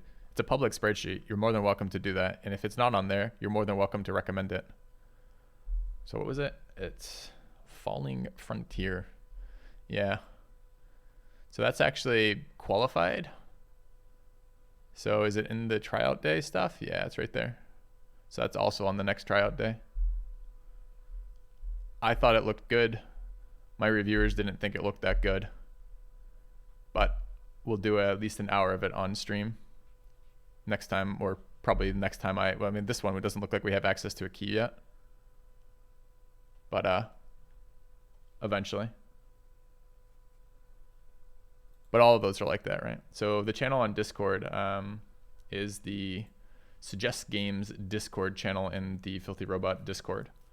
And from there, there's a pin on how to suggest. There should be a form, a Google form that you guys can fill out if you have game suggestions. Waiting on Battle Brothers 2. Actually, we're supposed to see Darkest Dungeon 2 this year, which I'm pretty excited about. And we have some games to get into. It's just like deep diving a game takes a bit. And I think probably what we'll do is we'll probably Wednesday do a tryout day and take a look at a couple of these games. And then Thursday, we'll probably start picking some of the games that we've looked at to maybe deep dive a little bit more into. Like, I wouldn't mind looking at it like a full day of Vagrant to see if that ends up being fun. I wouldn't mind looking at a full day of Hand of Merlin to see if that ends up being fun. Because those are on our list of games that we kind of liked when we played them on the tryout days, but we haven't really had a chance to get back to.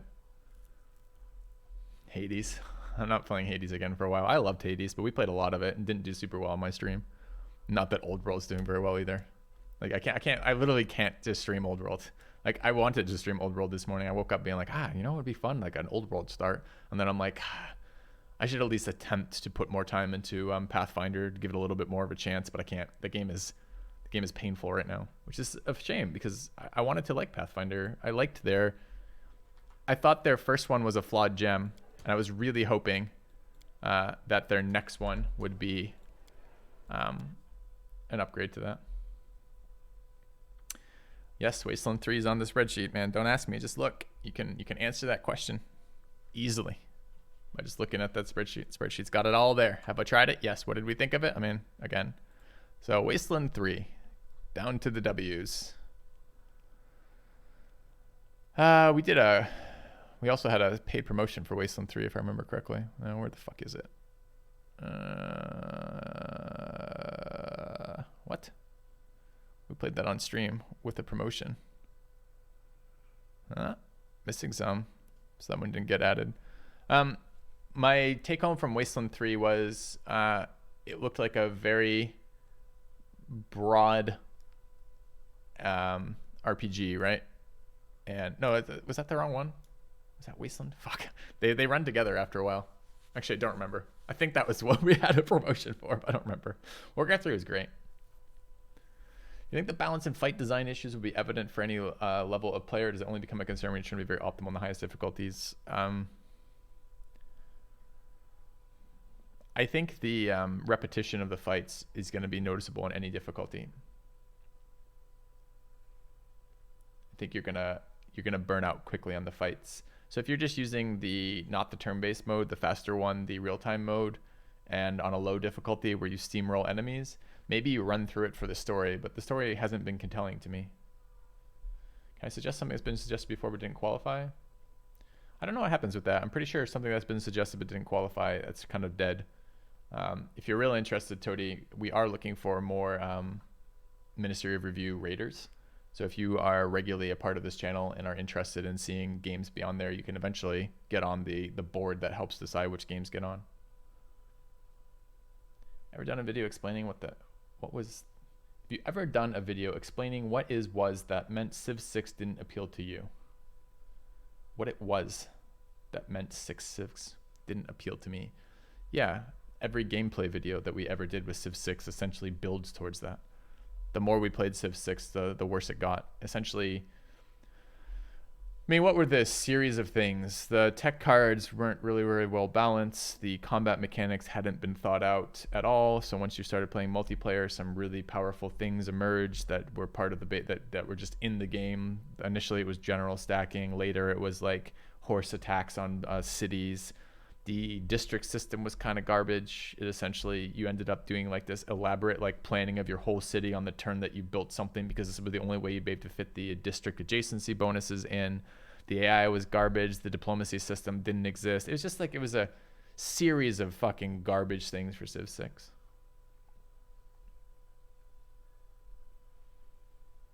If I played with the BBG mod. Well, I think this is a really good example why I have this spreadsheet up to answer that question. You ready? It looks something like this. If these are the games I've played on stream or thought about playing on stream, like been recommended, and by and large, the ones that have been played, there's hundreds on here, right? Like this is over the course of a couple years now of maintaining the spreadsheet. Have I played every mod for every one of those games is immediately answered by, how the fuck do you think I would ever find the time for that? Am I interested in board games? I mean, I like board games just fine, but I don't know if I want to play those on stream. Hasn't the AI always been garbage in Civ? Sure. And the way, when the single player of a game is bad but the multiplayer is good, the AI isn't quite as important. But when the multiplayer is bad and doesn't really work with playing with other humans who can abuse the systems and actually take advantage of how the game works, then the game is unplayable, because then you have the garbage AI followed by the garbage multiplayer experience. Yeah, that is another classic defense of bad games, right? The game's bad, but the modders can fix it. Well, that just means the devs didn't. And the problem with this is, think about it. Think about how it splinters the viewer base, right? So you have the people who buy the game. This is the vast bulk of people buy the game, play the game, and don't ever mod it. some subset of that population. So you got the big population here, some tiny subset, 10%, 5%, smaller. It's probably even smaller than that, mods it, right? And of those people modding it, it's whichever mod those people want to play individually. So you take that tiny subset and you splinter that into, well, this people like the, what are the Populi mod for Civ, and then the No Quitters mod and the Lek mod, right? So you end up with like some like minuscule representation of players per category. I don't know. It just seems like it loses all the general appeal and ability to play with like a community, etc. from that.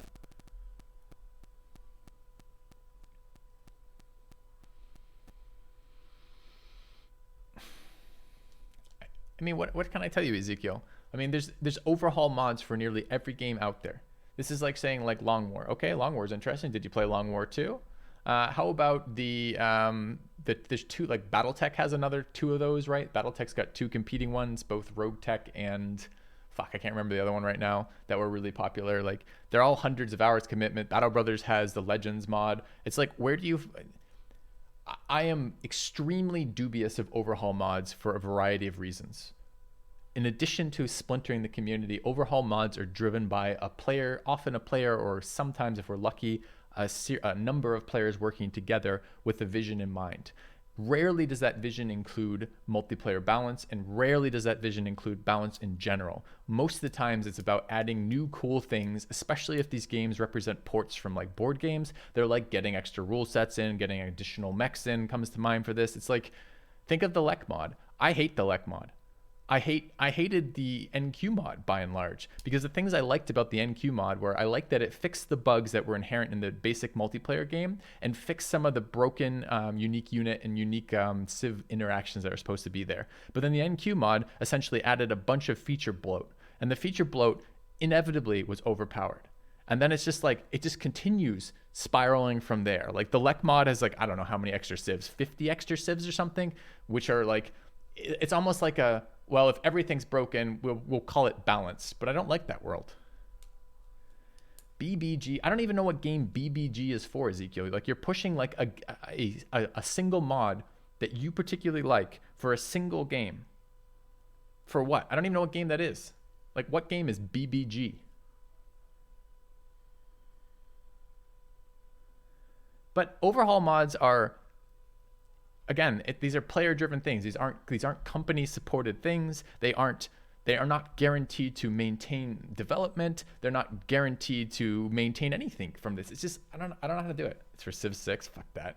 How many times do I have to give Civ 6 a trial? At what point do you rule a game out? Because I've tried 3 expansions for Civ 6. I put hundreds of hours into Civ 6 to start with.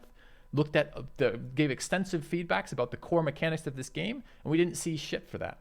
Multiplayer in Civilization 6 is an afterthought for the game, as it was in Civilization 5. At some point, you have to go, well, there's a lot of other games out there, and a lot of interesting content to be made about them, and a lot of interesting things to explore. At what point do you write a game off? Do I really have to go? Civ 6 is how many years out now, with how many expansions? And like what you're telling me is what I should do is play some random community-driven overhaul mod? Really? 6 years later, that's going to make the game good? I doubt it. Is there a large, extensive, healthy multiplayer gaming session with that? I mean, like, you know what I mean? Like, it becomes absurd. How many times do I have to give a game? Like, do I go back to Civ 5 and like every time a new overhaul mod comes out for Civ 5? What about Civ 4? What about Civ 1? Like, at what point do we start, like, do we say, okay, this game isn't good and we're not coming back to it? The command for this spreadsheet is !filthy games.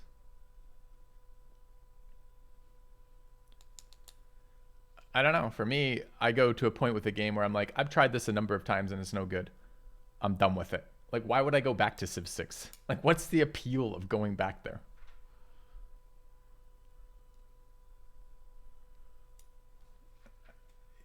I don't know. At some point, you're just like, that's enough.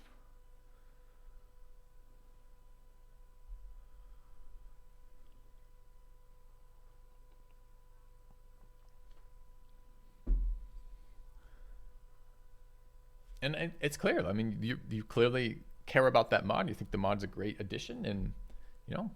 But I'm pretty much on a no overhaul mod for now kind of release. I've never even done the Battle Brothers Legends mod because I looked at it and I go, that's a shit ton of content and that doesn't look real balanced. And we tried it, I think, once on stream and it was like ridiculous. And I think anyway.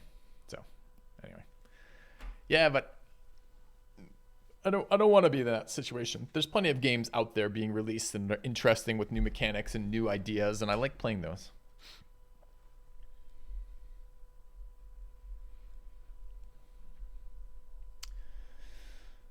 Ah, man. Morrowind isn't on the list. It's probably a very old game. I rarely go super back in time for games either. It's just not very smart from a streaming perspective. There's some old excellent games too, but anyway. Pong. What are the Pong mods? What CRPGs did I like? I liked Solasta in early access before they didn't do anything with it. I liked Pathfinder Kingmaker until I understood the game enough and played with all the difficulty settings to realize that the balance was not there. I liked Path of Exile 2 until I got fed up with the scripting and I couldn't quite get it, or not Path of Exile, Pillars of Eternity, PoE. Until I got fed up with the scripting. Basically, the scripting was like 90% there on release, but it wasn't 100% there, so I could get my characters to... So I could play real time with minimal pausing by basically telling them what I wanted them to do in those fights, which became kind of fun because it was like proof of concept where sometimes you'd micromanage because it was a particularly hard fight and with decent difficulty and decent storytelling in that game. But I eventually ran into some things I couldn't quite do with scripting that kind of pissed me off because I'm like, I want them to do this, but they wouldn't quite get there, which was interesting. I thought it was a really good attempt at that, but I don't know. CRPGs, maybe Long War was pretty good, which was an overhaul mod of XCOM. That was pretty damn good. I thought the first one of those was very, very good. I didn't really like XCOM 2 all that much. It was okay, but I don't know. I'd have to think for other CRPGs. If you give me titles, I can tell you if I liked them or not. But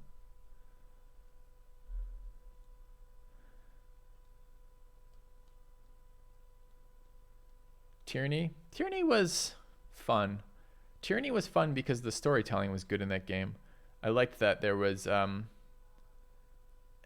your decisions. I liked that you ended up being a tyrant, or at least I ended up being a tyrant in that game, right? Like I chose morally ambiguous and sometimes evil decisions, and we had some with that. I didn't like Mutant Year Zero. I couldn't get past the early game of that for me. It was boring. Tyranny was mixed though, right? Like some of the combat was fun, but some of the combat really wasn't very fun. And it did seem to break. Like I did a almost entire playthrough. I think I did finish a playthrough of Tyranny. Why XCOM Long War over XCOM 2? XCOM 2 is a much newer game. I played Long War maybe like 5 or 6 years ago on stream. XCOM 2 wasn't out when I played XCOM Long War, and XCOM Long War was a much better implementation of the coolness of the base game for sure. Didn't play a lot of Shadowrun.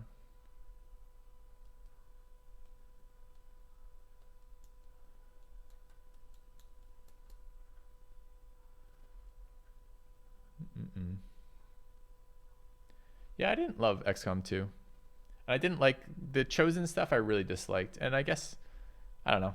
That might have been just like personal playstyle more than anything else, because I just hated how the Chosen. I hated the randomness of the fucking Chosen.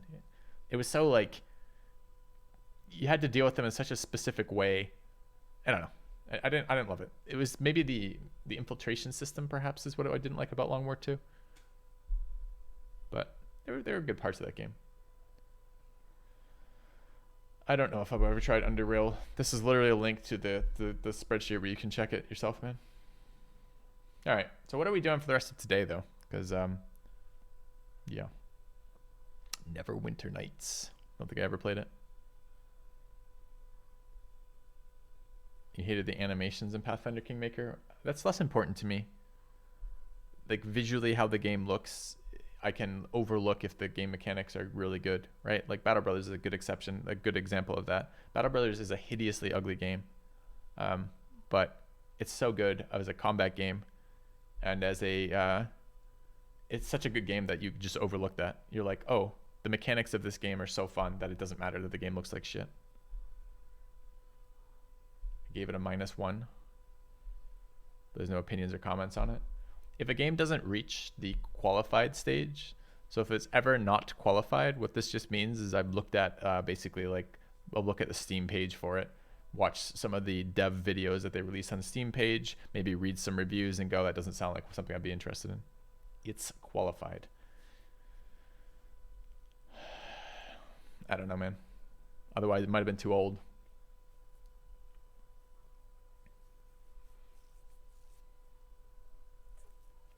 Is Battle Brothers Pathfinder better than Pathfinder WOTR? And is indeed Triple P. With the new expansions, it absolutely is. Did I try Star Sector? Yeah, we played it on a tryout day on stream. It looked fun, but I didn't really want to get into it. Sometimes there's other considerations too, like games are competitive in terms of time. If I'm playing one game, I can't be playing another game simultaneously. And picking up an old, fleshed out game, especially one that's real niche like Star Sector, is maybe not a good plan for a streamer. So I think Star Sector looked kind of cool, but I never really got into it super. I didn't play it more after the tryout day. And sometimes games happen like that, right?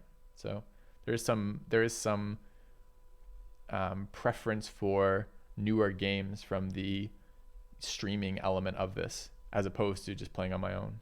Among Us. I played a little bit of Among Us. That was okay. I didn't love that. Or the issues with EVE Online.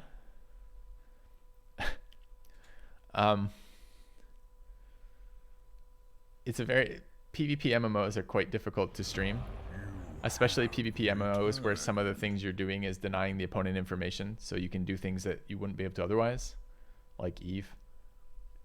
I don't think it's super viewer friendly. There's a lot of downtime in PvP MMOs, so like a lot of like when you're on EVE roaming and you don't find shit, that's super boring content. Although the fights are really, really good.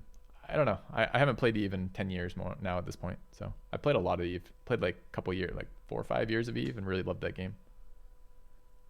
So, but I agree. I think it's a hard game to stream. Thank you, Idadiki, for the 18 months. Speaking of people interacting with the MOR, right?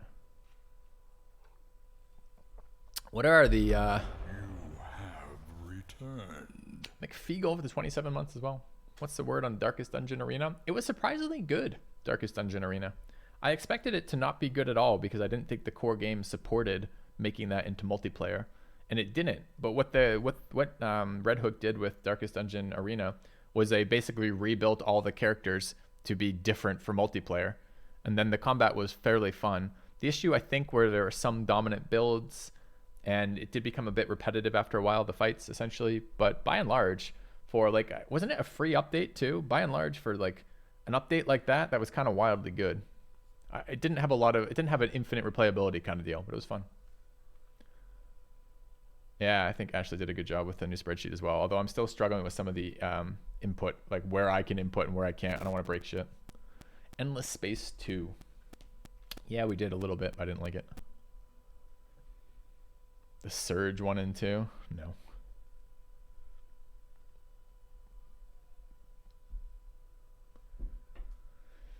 So, where today? I kind of just want to fire up another Old World game. Like the start of Old World is so fun.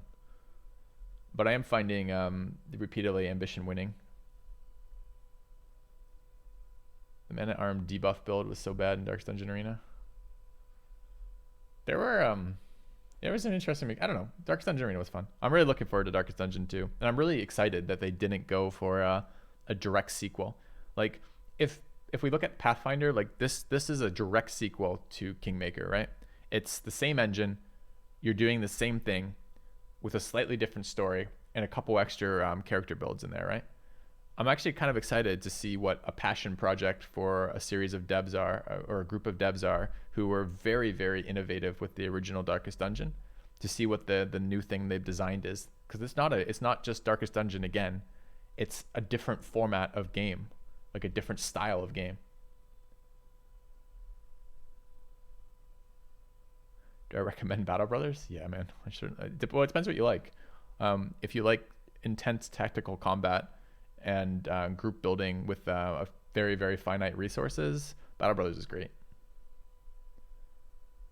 say the second does not cannibalize the first. I think cannibalizing the first is a good thing by and large, right?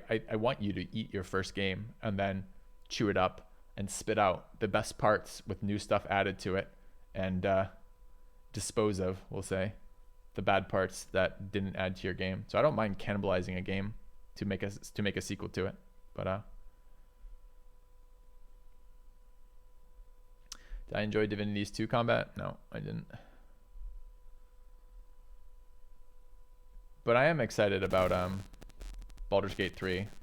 I mean, kind of cautiously excited, right? I would like it to be good, but I'm really concerned that they're not going to break the curse of CRPGs, right? The same issue with CRPGs are going to afflict Baldur's Gate 3. It's not like I like Divinity 2, so. Oh, I see. They didn't want Darkest Dungeon 2 to make Darkest Dungeon 1 irrelevant. That's interesting. I don't really think of games as... I rarely think of games as like going to be something that anyone comes back to in 10 years time kind of deal, even good games. What happened to the primary YouTube channel? A series of things right now. We had an editor doing like highlight VODs, but highlight VODs aren't particularly good YouTube material. I'm kind of in between what I want for review videos. So it's time. I don't do edited videos myself very often. Most of my guide videos for YouTube up till now have been like one-shot takes. So we were kind of moving towards edited videos, kind of dicking around with editor stuff, kind of struggling to find the time to do them, trying to figure out what I want to do with that channel essentially.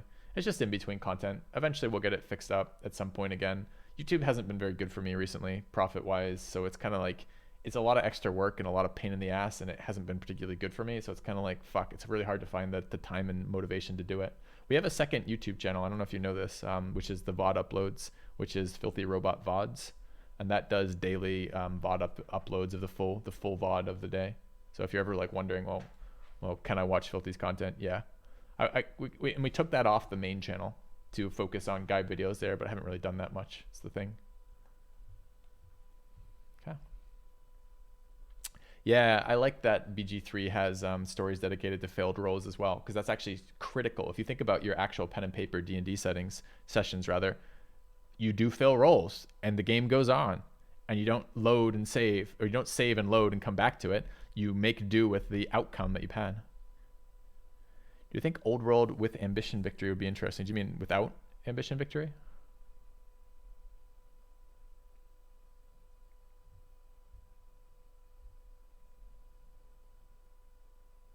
Don't like the Darkest Dungeon changes? We'll see. The game's not out yet, right? So.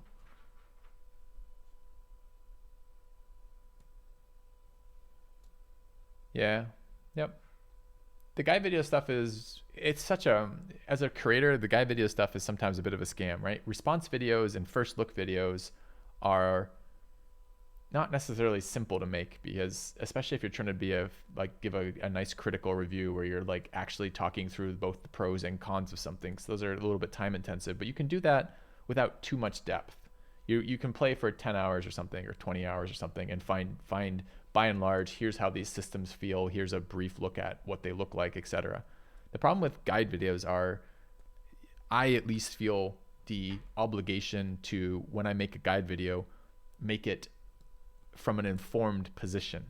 Like, I feel like I need to know what the fuck I'm talking about before I make a guide video, which is my part of why I think the guide videos I do make on these channels tend to do fairly well. But that's this weird spot of, when do you do that? When do you feel like an expert on this content, expert enough to talk to people? You know, it's like, I don't know. So I always struggle with when to do that. And it's also like, it's a lot of investment, right? Like the Battle Brothers stuff became clear to make more investment in that game because of how well it did on my stream repeatedly for each expansion cycle, and the fact they're still making more gameplay. It's like right now I could do a bunch of Old World guides, but the Old World viewership is non-existent. Like, if you guys take a look at like the channel for that, like if I go, I'm trying to decide if I want to do this live or not. I guess what I want to do is, I don't know if I want to do that live or not. If I go to like the category of Old World right now, for example, there's probably under 20 people watching the game. So it becomes like, when do I invest in a guide video for that?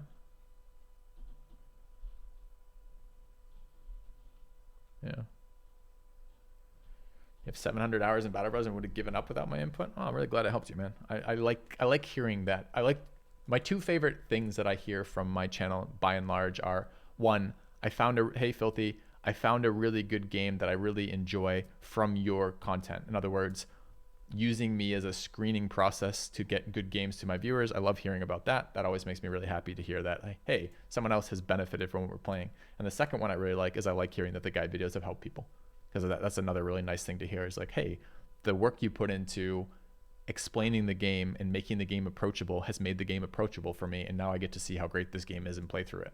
That's pretty cool for me as well. Yeah, no active streams in Old World, exactly. So like you try to stream that, like on release, Humankind I think had 22,000 viewers on release, and Old World had 0. And when I stream Old World, sure, we're the entire category, but if no one's watching the fucking game, it's really difficult to make a living doing that. I've saved you from dying, Pathfinder, Wrath of Righteous. Yeah, good, I'm glad. That one I'm less happy to do. Like, I'm happy that you guys aren't wasting money on bad products, but I don't want to be in that position. I'm a fucking content creator. I would love to have nice synergetic relationships with the devs of games. I would like to be able to say, hey, this game is great. I strongly recommend it to my viewers because it's a lot of fun. That's a win-win-win. It's a win for me financially. It's a win for the dev financially. And it's a win for you guys for getting good content and finding good content. That's a win-win-win. I'm really happy to be in that situation. It feels a lot worse to be in the situation where I'm like, this game is fucking awful. Especially when like and I'm not 100% on this, but most of these games when they're bad aren't going to get changed to a place where they're good. They aren't. So rarely does it happen. And so rarely am I the target audience for some of these games. Like I think Pathfinder and Humankind, for 2 games we've just done on channel, are going to be really fun if you're an ultra casual player. But I'm not an ultra casual player, and I've never been an ultra casual player. And the more I stream, the less likely I am to be an ultra casual player. How do you get this document? It's Filthy Games. That's how you get to this document.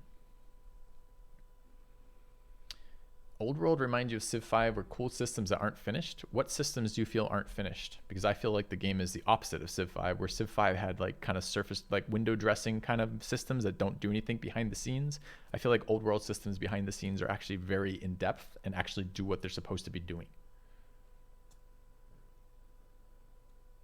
Do I remember the last time a game positively surprised me? Yeah, Old World's positively surprised me. We've just been playing a bunch of that on stream. Old World optimization. Yep, I think that's one of the bigger late game criticisms of that game is the optimization for sure. Humankind will be fun once mods balance it. I need a mods command because I think this is all right. Ready? I'm gonna fire 2 things back at you, Varg. Ready? That game has Humankind has a lot of potential. Now remember, you're trying to give a critique of the game. What's good and bad about it? Tell me how potential fits into that. What does potential mean in that situation? Potential means right now, it isn't doing things right, but it could, with a series of changes, maybe get to doing something right. That sounds like what development is supposed to be. At what point do we say, you've had your development process, you've now released, people have paid for this, why is it still potential as opposed to actuality? And then the mod one is equally like that, right? Modding says, we're going to take a game, a super small subset of people will play the modded version. The mods will be competitive in that all sorts of different modders will make different changes based on what they think is balanced and fun. And some of these mods will make this game more fun, quote unquote. I mean, again, isn't that the job of the developer of the game? Isn't it ridiculous to be like, hey, our game is great if you play with mods, and if those mods are good, and if those mods are supported, and if the maker of those mods has the same vision as you? I mean, like, I get frustrated with that as a response. With the Battle Brothers expansions, did you play them together, all enabled? Yeah. Yep. I think the worst Battle Brothers expansion was the expansion with the beast parts, although I think later on they did better with that. I think their 2 most recent expansions have been excellent. I think what was it, Blazing Deserts or Blazing Sands, I can't remember exactly, was excellent, like really, really good. Just a series of nice improvements to the game by and large. And I think the one before that was the Raiders of the North was very, very good too. I think you want them all to play the game, quite honestly, but I think they've been excellent expansions by and large. Right. Nothing beats the potential of an empty Unity scene. Exactly. Right. That's exactly the point I'm making. If you're like, wow, the potential of this game that's in my head and doesn't exist anywhere, it's currently vaporware, is fucking astronomical. The power level of this potential is out of this world. Yeah, it's funny. We were playing Hades before it was popular. I'm hoping we are going to be in the forefront of playing Old World before it gets popular too, because I think the game is fun. You shouldn't say systems, more like it needs something for the late game. Yeah, I could see that a little bit. It's not a system issue, but it does feel like my late game is much more repetitive than my early game in Old World for sure.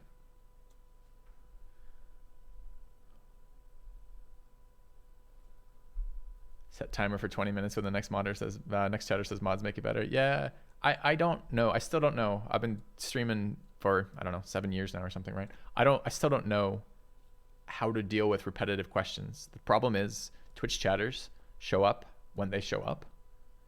They absorb information at whatever level they absorb information. So sometimes they read title commands, sometimes they read spreadsheets, sometimes they have heard me talk in the past, but sometimes they don't pay attention to any of these things and they just ask the same questions. And I don't quite know what to do about that, which is I end up, especially for new games and especially with unpopular opinions, I end up repeating myself a bazillion times and I don't think there's anything I can do about it.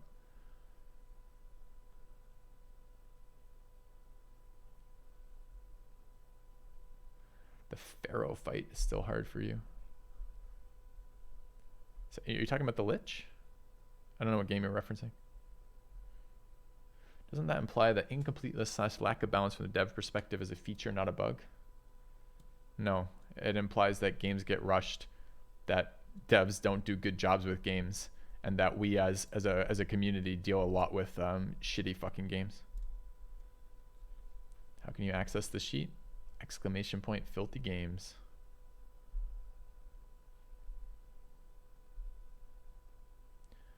Yeah, and if I tune exactly, and the problem with tuning with mods is the mods are, again, going down the modding train, it's just, I don't think it's a dead end. I like quality of life mods. Quality of life mods are really, really positive in my mind, as are bug fix mods. So things that make things do what they're intending to do better. Those types of mods make me really happy, by and large. I run a lot of them in Battle Brothers, right? We have a Battle Brothers mod list, and we do that for that. I don't like overhaul mods because I don't know a good way to vet them, and I don't know a good way to keep them on track for the intent of the game. It just, overhaul mods are making a new game out of an old game's like assets and basic mechanics. And like, those are so hit or miss for me. Play Old World during New World release. We want that good old joke. Yeah, we could. Patience of a saint. I am not patient as a person, for sure. What do I think of humankind? ! HK rec for the answer to that. Your way is to rarely chat until you've watched enough to... Oh, I see. You mean as a viewer? Yeah. Good community will answer questions for you. Yeah. Still looking for what to play? No, we're taking a break and chatting. Chatting can be fun from time to time. Yeah, that's weird. Most streamers don't talk about whether a game is good or bad in response to chat. I know, like, I've had this advice given to me. Like, take Ko, for example, right? Ko Carnage, who is a huge variety streamer. I have been told, I think by some of my mods, essentially, that what he does is focus on the good things of a game. Focus on the high points of a game. I don't know, man. I don't want to play shovelware. Like, I get frustrated when a game is bad, right? It's not fun for me to engage with it.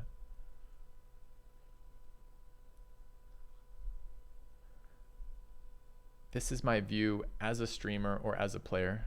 For what?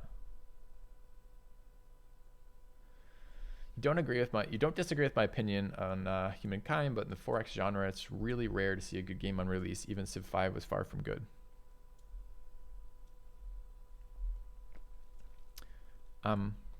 Sure, but what are my actionables from that, right? So let's say I engage with that on its, let's say I buy that in its entirety, and I'm not sure I'm willing to say that. I'm not sure I'm willing to buy that in its entirety. You know, like, why are 4X is not good on release? But let's say I buy it in its entirety at face value. What are the actionables? just don't play 4Xs on release.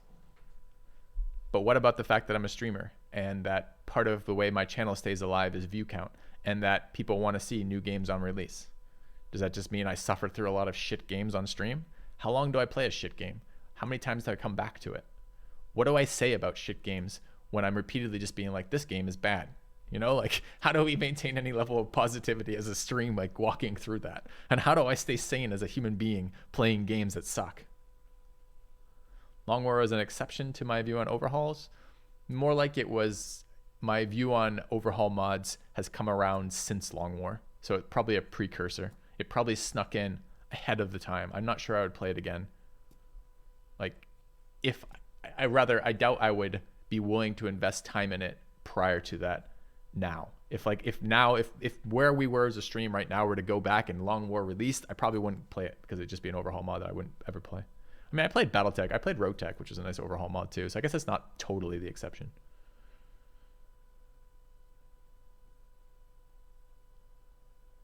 All right, what else are we up to? How about for some amount of points, a viewer gets to pick a game you have to play and pretend to like it for a day? You want me to do emotional work? I'm not sure I want to do emotional work.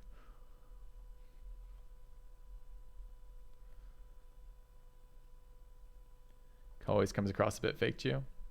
It's a very marketable position. If you're a big variety streamer who always says positive things about games, that's a really good place for sponsors to look.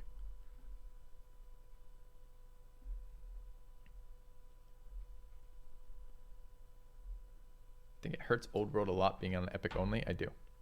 But it's not, but okay. But this criticism gets leveled a lot. And we know some of the story as to why Old World is currently Epic only. And the answer is that's what they had to do to get the game published. Their publisher went bankrupt. They got a decent financial deal from Epic to be part of that. And we know that they won't be on there in its entirety. So I don't know what to say about that. That's outside of my control and for understandable reasons, and definitely hurts that. But what do we do about that, I guess? You know, again, like what's the actionable take home for that for some degree? Ko could play Cookie Clicker now and get thousands of viewers. I don't think so. I don't think it works that way. I think people are loyal to a stream to a point, but I also think people are going to engage with streams that have content that's interesting to them. I don't think that a very large streamer, even like Ko-sized streamer, could indefinitely do just absolute garbage. I don't. I think that their viewers will eventually abandon them.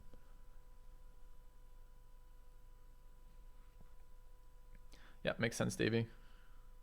I've been really pleased. I like it when devs are in the channel.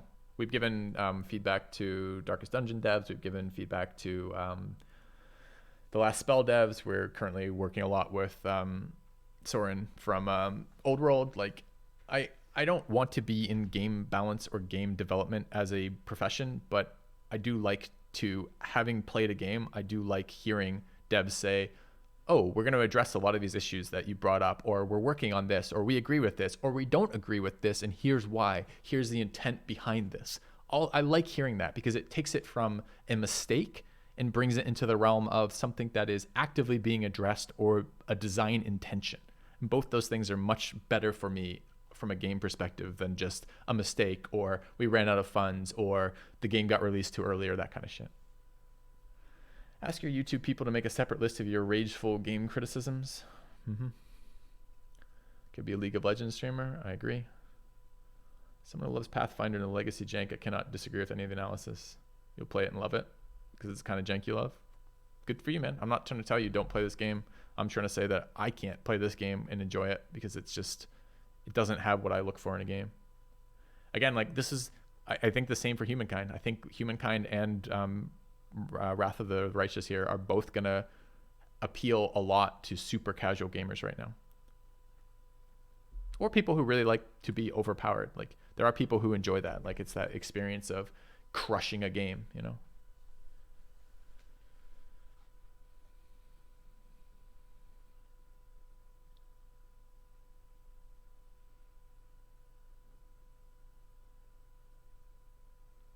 I did like Raid Shadow Legends. That wasn't emotional work. I think you have to you have to evaluate that as a human being in the sense of, well, understand that it's a game designed to eat your attention. It's a game designed to get you to reach into your pockets and to pay rather. But I actually thought the game systems in that game worked. They were designed to be exploitive of you, but they fucking worked as game systems. And at least that game had that going for it. You know, it was a really chill game to play. The auto running of dungeons was really nice. You set up your team comps and watch them do their things on their own. You tweaked timings with gear and moved gear around. And yes, you paid for all your gear movements and this type of shit. So, but by and large, the game did what it set out to do, which, I don't know. That's a positive. I don't think it was Raid Shadow Legends was emotional work for like the first one or two that promotions I did with them, and then after I understood the game a bit more, I'm like, this actually isn't that bad. So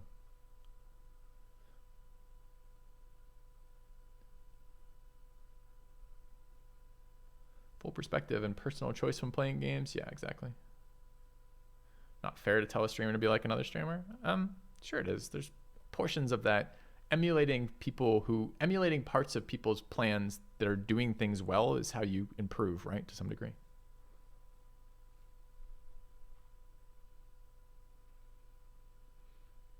You think a huge part of the casual audience doesn't like that old world is set in the old world? I mean, I don't know, maybe.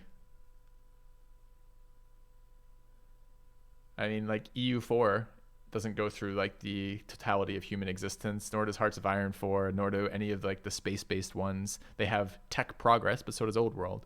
So I don't know, like it's like maybe the 4X historical genre is mostly populated by games that take on a larger scope of time, but we see huge imbalances in that. I don't know, like my ideal games are highly replayable, highly balanced, very difficult, preferably player versus player. Like those are the types of things I like in games.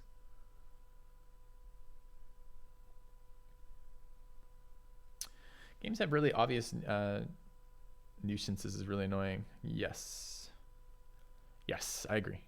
Quality of life mods are one of the things that I like the most out of mods because quality of life in games is really nice. How is my viewership trending? I need more definition of what you're asking. Maybe 4X is not really the best genre to stream. It's sad, yes. But I'm not trying to be the best streamer to ever have streamed games because my goals are really, really, that's the word I'm looking for, limited in scope. My goals are to be able to survive financially streaming and to play games I like streaming. I don't need to be the biggest streamer ever. Would it be nice if that worked out that way? Sure, but it probably isn't going to, and that's okay. I'm all right with that. My goal is not to sell my soul to make the biggest stream with the biggest viewer numbers. It's okay not to do that from my perspective. All I want to do is play fun games on stream with the community that wants to watch awesome games. And I want to get super in depth with them. I want to get super nerdy about them. I want to write shit tons of guide videos of talking about the really cool things you can do in these games and how to do it. I want to make spreadsheets of the best strategies for this. I want to understand the system in and out and then make cool decisions based on my understanding of that system, preferably against human opponents. I don't need to be the biggest streamer to do that. I just need good games regularly. So that's what I'd like.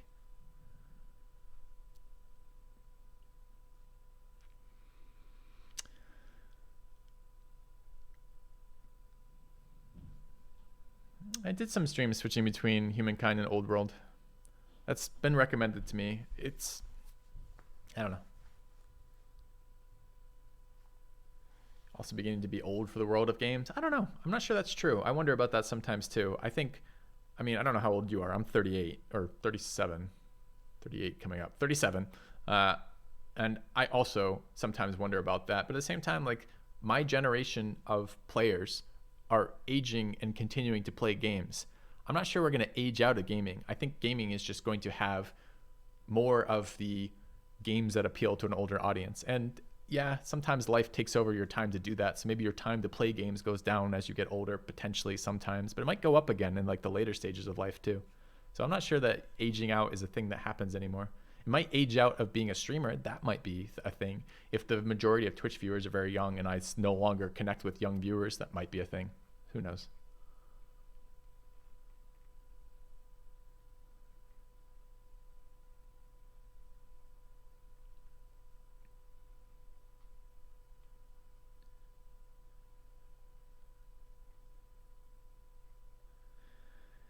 Pathfinder seems like a hard game to implement and balance because the optimization floor can be so low and the ceiling so high. Yeah, and the game system itself doesn't do a great job of except for exactly those reasons of being fun. Again, I think the way to make Pathfinder fun is to lower the number of encounters and really spend some time making unique combat encounters. And you can do that. There's nothing generated about Pathfinder, right? You go to specific locations. Those specific locations have specific enemy and specific loot tables. We need to make less of those locations, less fights, and actually design those fights to be interesting fights. That's going to require some terrain. That's going to require some event style things. That's going to require some effort on the developers' parts to really make the fights engaging. But it's a combat RPG. It needs the fights to be engaging, or you're just not going to play the game.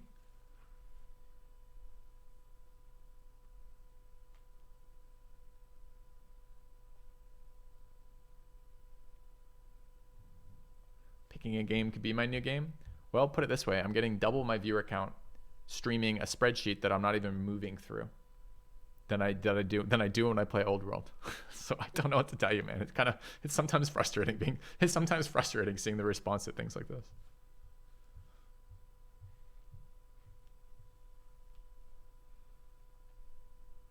Age of Empires 4 something I'm looking forward to. I like real-time strategy, and I liked Age of Empires 1 a million years ago. I haven't really played anything since then from Age of Empires. I might have played some Age of Empires 2. I don't remember when the release dates were. It will probably get on our list of games to check out because it's a close enough overlap for the types of games I'm interested in that it might be. Aren't most viewers in that same generation? Don't know. You know, people 50 plus who still game? Exactly.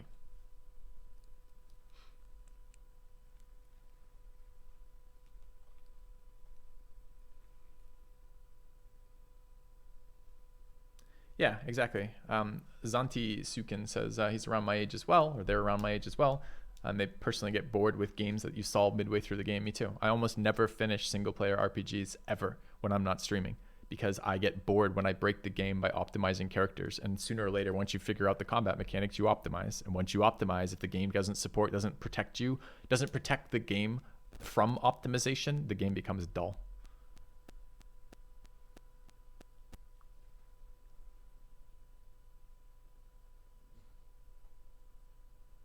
I'm in the Pathfinder category. Yeah, I could change it over, I suppose. Part of this is possibly how Pathfinder combat is designed to be balanced. That's how it wants you to have many easier fights or fewer harder fights with GM managing pacing. Yeah, well, that's the problem. Like if you're building, like combat in the D&D system is actually pretty dull by and large. Like you do the same things with a fairly finite number of things you do. What makes it interesting are the RP elements of that, which are essentially impossible to implement into the pre-programmed combat stuff that you're running into kind of deal. Or, and here's the second one, lots of things that make that combat, which is fairly uniform and fairly one-dimensional, and pull it in different ways to make the fights different. And as I said, I think that's the solution that I feel like things like Wrath of the Righteous have to take.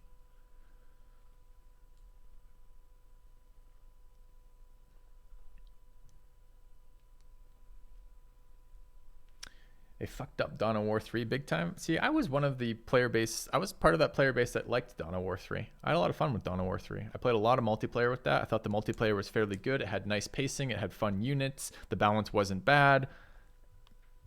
I don't know what I felt the biggest hatred of Dawn of War 3 was it wasn't Dawn of War 2 again, is what I felt like the biggest community hatred of Dawn of War was. It kind of annoyed me because that was another game that I liked.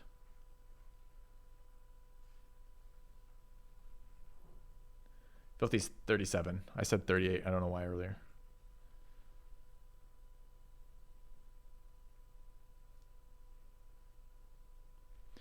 What's a single player RPG if you not optimize halfway through? I can't not optimize. It's just, I mean, I don't know. Optimization is just literally input. It's just learning from what you're doing and then adapting to what you're learning. I don't know how to not do that. How do you turn that off? And why the fuck would you ever want to?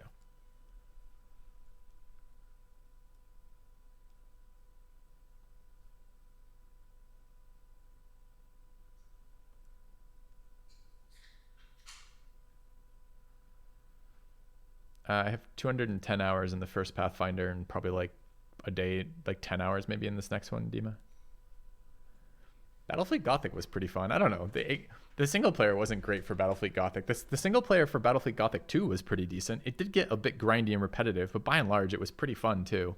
There's something really enjoyable about like the enormous like Star Destroyer kind of like size ships, like slugging it out with torpedoes and boarding crews, and like, you know, this type of thing is really, really cool. I loved torpedo barrages in that game.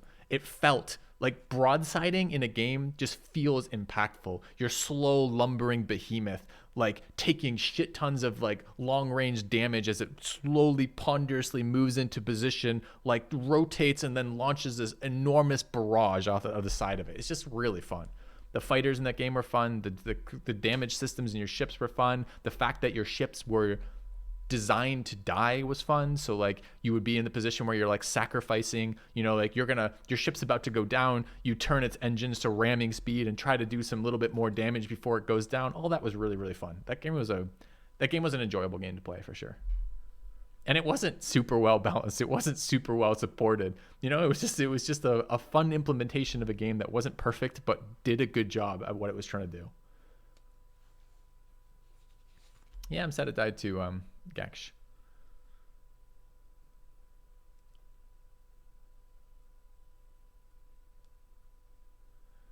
There's no role-playing in these games though, Titus. Some people go more for the role-playing instead of the optimization. I don't know how we got into a point where we call choosing between I do the thing the bad person wants and I do the thing the good person wants as role-playing. I mean, I can't... All of the interesting moral questions are essentially in the shades of gray. You know, if your option is, I gratuitously choose to let all the children die for a small amount of personal benefit, or I save the children because I'm not tempted by a small amount of personal benefit, is a pretty boring decision to roleplay, right? It's a very small minority of people who are going to choose the negative option there. So the roleplay needs to be a bit more interesting. And Tyranny did a good job of making it interesting, which was there was no clearly good decision a lot of the time. A lot of the time you're choosing between, like in life, you're choosing between two lesser evils or choosing between the best that you can do in a shitty situation. And that's interesting. That becomes an interesting series of choices for me anyways. Dragon Age rings a bell, but I don't remember if it's just a memory of a memory or if it's a memory or if it's a memory of having thought about it. I don't remember the game directly, but there's a lot of blocking memories for other games. So I don't know. What happened to Crowfall? Crowfall had a bad launch, like a quiet launch, deliberately apparently a soft launch. They paid a couple big streamers to play it. They paid, God, who was it? Summit to play it. Summit hated his experience with it. They didn't set him up very well for success, quite honestly. Crowfall is not a newbie-friendly game. It is not easy to get involved in that game and understand what's going on and enjoy it. Additionally, they have promised a lot that they have not delivered. Their server performance on launch was pretty bad, although it's gotten a lot better. There's still massive amounts of gameplay balance issues. They're struggling with declining player base while also have some really dumb systems in place. Right now, for example, the patch that's currently live on Crowfall, they have a mechanic where the zone cap, for technical reasons, is around 250. Like 250 players in a zone before that zone caps, and people have to queue up to get into that zone. But they've left alliance size at 500. Which means to attack an alliance holding, you have to have people in there and you have to have relatively similar numbers to attack a large fortification like a keep or a castle, right? Or a keep or a fort rather, and especially keeps. And right now, the best way to defend a zone, to defend a holding that's up, you just log your guys in and zone cap them. There's just it's just, I don't want to say it necessarily. I mean, again, I take no joy in this. From a player perspective, it feels like the game is being mismanaged right now. And God alone knows, I'm sure they're dealing with their slew of problems, but it's released right before Old World and then right before Ashes of Creation, both, and it's gonna struggle right now. And I don't know if they can fix that game in time. They probably can, but again, this is a game that releases, and the release is not significantly better than the alpha and beta. And that is always disturbing to me, because the point of putting these systems out there, play testing them and gathering feedback, is to improve them. If you don't improve them with that, then it seems unlikely to me that you will fix the core problems of your game. And I love PvP MMO games, because PvP MMO, sandbox PvP MMO games are the most enjoyable, the highest ups for me for gaming experiences.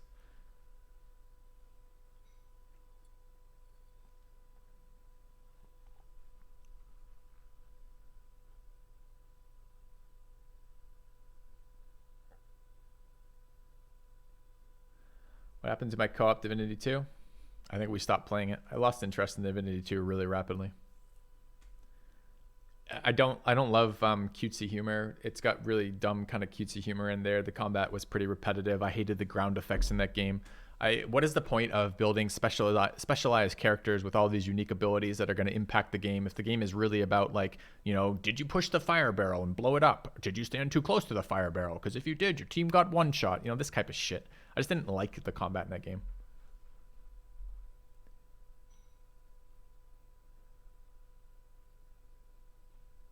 What type of game am I looking for at the moment? I mean, if streaming has done one thing for me, well, one of the things streaming has done for me is expanded the types of games and genres I'm willing to engage with a lot. So what I'm looking for is a game that is replayable, and it doesn't even have to be replayable. I just want good games at this point, Miso. I want good games that are fun to play. Now, that's clearly subjective. The things I generally look for are things like replayability, depth of systems. I like player agency. That's really important to me. I want to feel like the decisions I made impacted the results of the game. So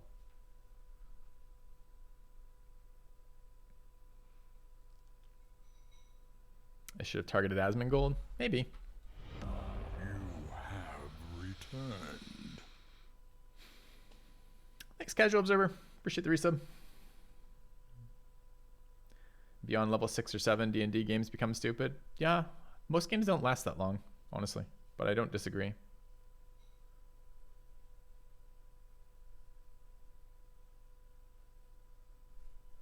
It seems them as simple to put a per alliance limit per zone. I don't know, man.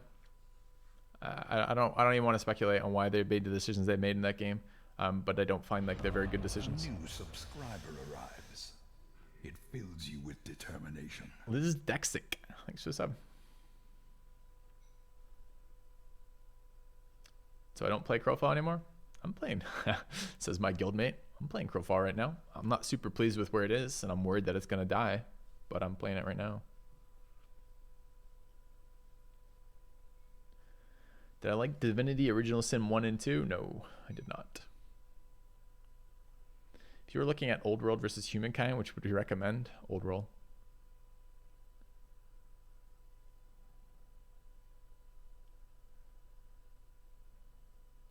Combat gets better and better into DOS too. Really? Because I feel like their combat system is lacking cover in part. Like games where your options are like, okay. The types of things that CRPGs often fall into that seem like bad game design to me are things like pod killing. So like alphaing a pod. This was an XCOM thing. If your optimal strategy is always to kill everything before it takes any actions, that tends to get pretty boring pretty quick. If you have no way to protect your units, you're pretty much forced into an alpha style situation where it's like, you must kill this thing before it gets its turn off or it will kill you. Where things like initiative and alpha strike become stupidly important, tends to be pretty bad. You need abilities like suppression and smoke grenade and locations that have defensive benefits, and you need enough varied terrain that you can play those types of things to make games like that good for me for those combat. I don't know combat systems that are good where those things don't exist, and I rapidly ran into that with DOS 2, which was it felt like I needed to do those things or else I put myself at a serious disadvantage. Your only way to defend yourself was basically to break LOS, right? So you basically had to hide behind a rock and hope that that rock actually took up the space that it looked like it was taking up on your screen for spell effects and that kind of stuff. I don't tend to enjoy that combat system very much.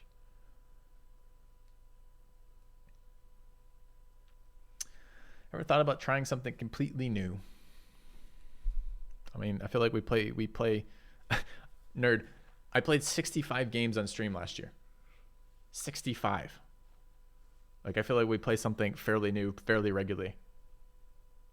How many hours do we play to determine whether a game is good or not? We do it in a tiered system. First, we look to see if it looks any good. Then we play an hour on stream. If the hour on stream is enough that we want to play more, we play some more.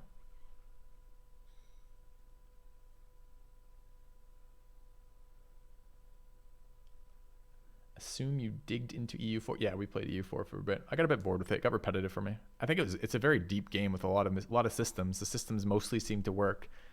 It was fairly fun. I enjoyed what I did with EU4, but I don't have much desire to go back to it either.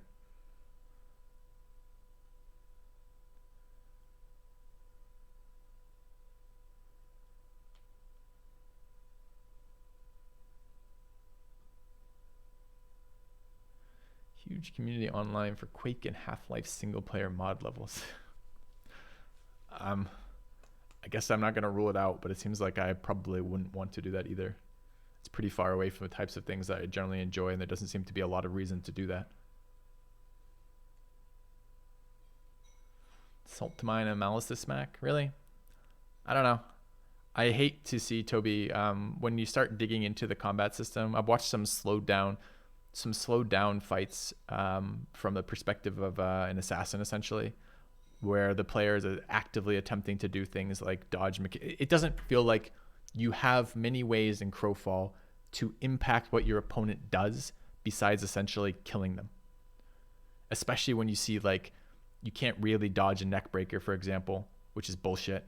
Like, it's a huge telegraphed point blank AoE damage ability that often comes with a knockback or a knockdown. And even if you react once it's telegraphed, you can't do something about that. And that's often the case with that. I think they're doing a worse and worse job of getting the right scale of fight. Like, right now it's too big. If you make it too big, you don't get small gang stuff as much. There's not good diversified objectives. The builds are starting to feel more and more one-dimensional to me. There's a shit ton of majors and minors, but there's really best in slot for almost all of those. Maybe you end up with 1 to 2 real viable builds. It's just, the things are starting to feel more and more like bells and whistles than they are actual mechanics, and I hate that feeling for games. Did I try to get Baldur's Gate early access? I don't remember if we tried or not. We played some Baldur's Gate 3 already, although that was months ago now, maybe a year ago now.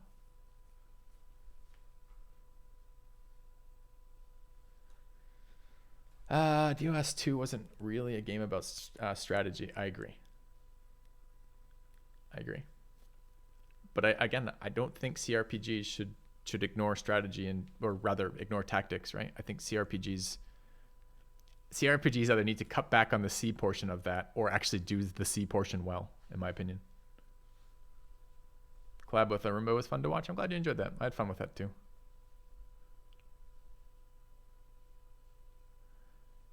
Yes, Triple P, exactly. The most fun portion in the mid game when your build is starting to come online, but once your build is actually realized, once you do, and this happens to me in Pathfinder too, right? Once your build is out of the testing phase, in other words, you've been like, oh, I bet you this would be cool if I could do that, and you do it, and it is cool, and suddenly you can't lose anymore, and you're like, oh. And I always get there with these types of single-player RPG games, right? I get to the point where I'm like, oh, that's kind of cool. I bet you that would be really strong if I did it, and then I do it, and I'm like, oh, that's really strong. And then I realize, and it will be really strong till the end of the game, and almost nothing will be able to stop this by and large. And the few fights where this will get challenged are going to be challenged in some way where it's like, this guy is immune to what you do, kind of deal. Are you okay with deep game systems that break in hilarious ways when you start pushing them? No, I'm not. Because breaking a game, as soon as I break the game, I can't play it anymore, right? And the goal is to be able to play it. I want to be able to enjoy the game.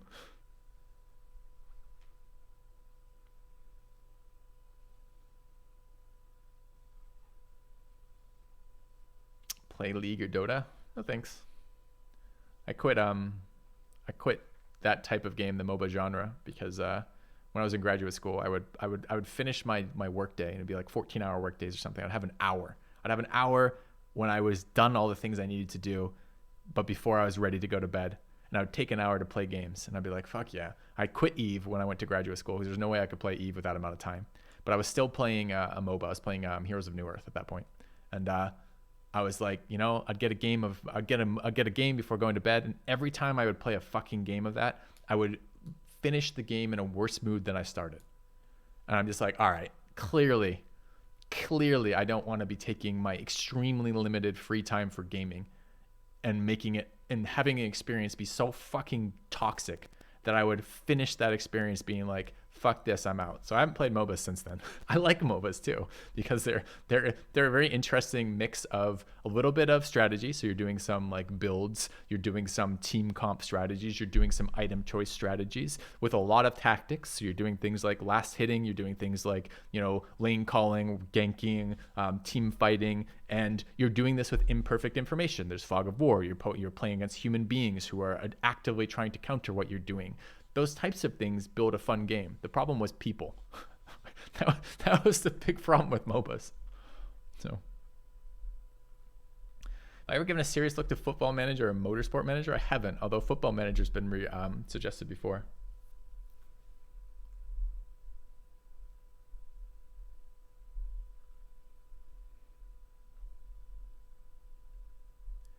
I like the original Thief series. Never played it.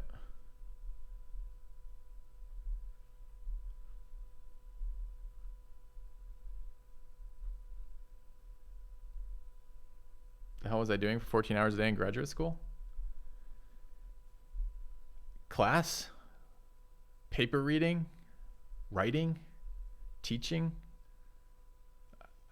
research, working on your master's thesis, you know, studying for I mean, like, there's so much to fucking do at graduate school. Graduate school is a fucking slog of a workload. It's an incredible amount of work to get through.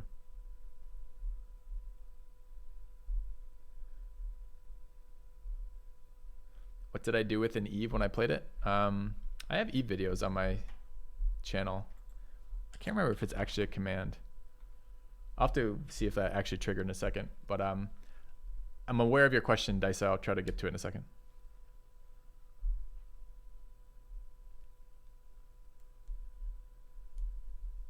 Yeah, exactly. Professor Pandemonium, exactly.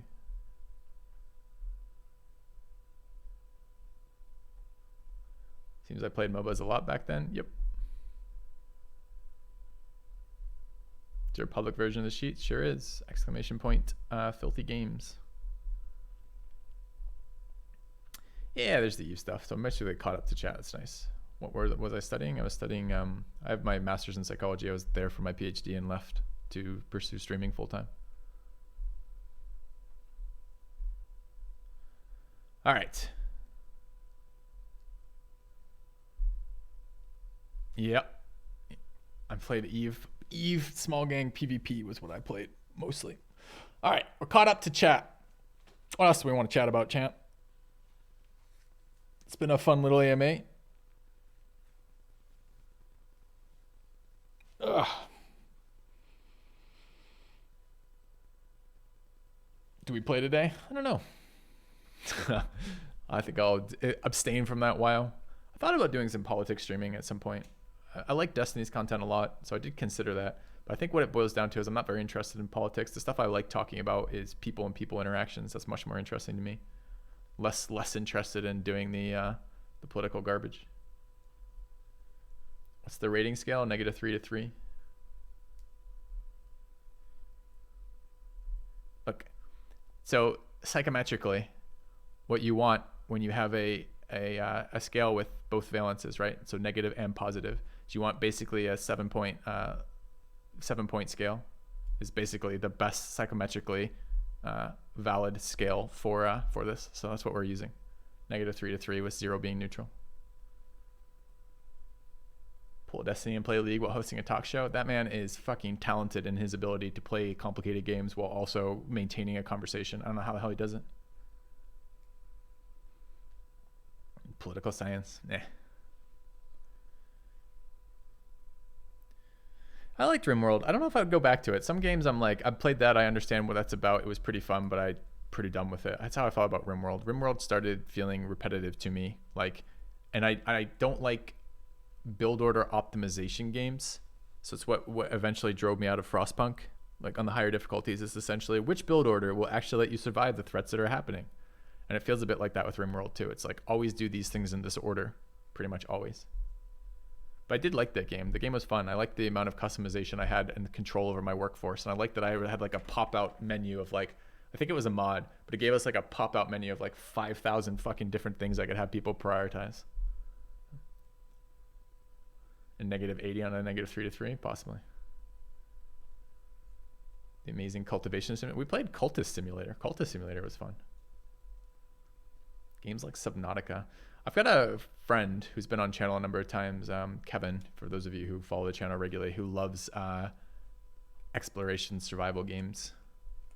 They're okay. I liked Valheim. That was pretty fun, by and large. It got boring for me, especially when I realized that each level was each zone was essentially mine this one ore for 1,000,000 fucking hours, upgrade all your shit, go fight the boss, go to the next zone. But initially it was quite fun. I liked exploring and seeing what it looked like and finding these locations that were, you know, like dungeon crawling has always been fun to me. Like you go to some secluded area and stumble into this area and you don't know what's in there and you don't know what the rewards are and you have to fight your way through it. That's pretty fun. I ever designed games? No. Nope.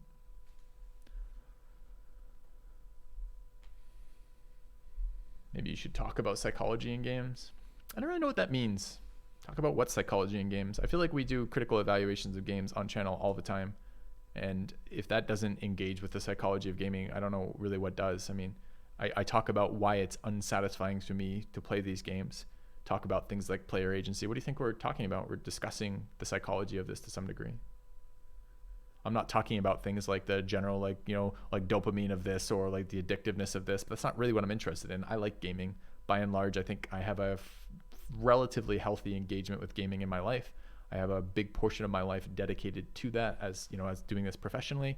Like, I don't know what I want. I'm not really here to fix people's gaming addictions or to like be like, this game is particularly, I mean, I guess we do that to some degree too. Like when we're talking about Raid, talking about how some games are designed to manipulate, how some games are designed to manipulate your attention or blah, blah, blah, right? So we do some of that, but mostly I feel like the critical reviews of that hit that. Thank you for the 55 months, Mark. And he says, is this one less clunky than Kingmaker? No, it's not. It's the same game. All right, 4x start build. No, that's the fun part about good 4x's is your start is different every time.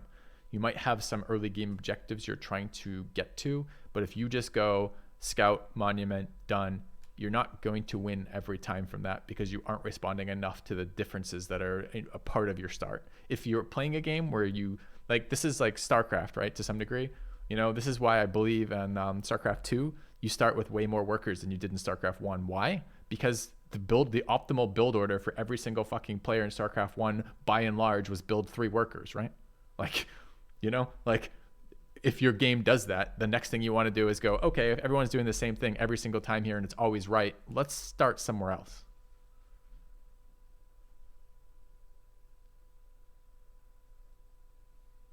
The link in Filthy Games is not working. That would be important to know. Okay.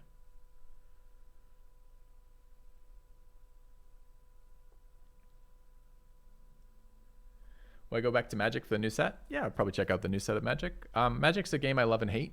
I love the drafting element, especially early before the set gets super solved. If I get to the point where I'm forcing a color combination because it's the best color combination, that just says to me the game is imbalanced, and that happens a lot in these sets for WotC sets. But I like the early game where I'm like figuring out how these cards work together and what types of combinations we can build out of that. I like the randomness of drafting, that you're not offered the same pool that everybody else is offered, that you're somewhat vulnerable to players around you influencing that. You're trying to make the best out of a bad situation or a limited situation, that you don't have perfect resources or perfect knowledge. All those things are fun. What I hate about Magic is the variance in that game. I hate the fucking land system. It's so bad. It's so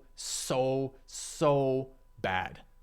I shouldn't have a third of my games be decided by who draws the appropriate amount of mana, even if people are using the appropriate amount of mana for their decks. It's so bad. Favorite 4X game? Currently Old World.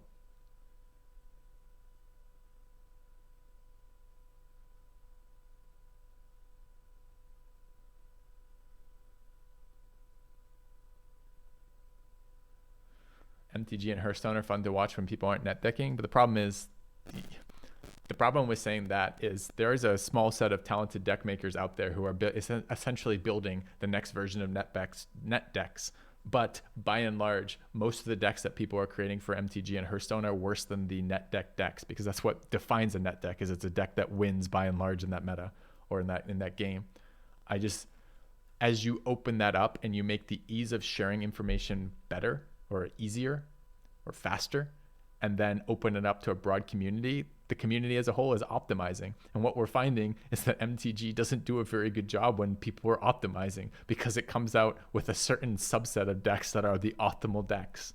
And they kind of, as a company, play around with that, not by particularly great balancing, but by repeatedly, again and again, releasing many new cards that shake that up and basically resetting the time, regularly shaking things up and going, now figure this out. And they go, and the community goes, puts it all together and goes, we figured it out. And then they go, shake, shake, shake, here's your next one. And right now, if you notice, for Magic, people figure it out about a month and a half between the sets, right? And the sets are like out every 3 months. So there's like a month and a half of stagnation as everyone's just playing the best shit out there kind of deal.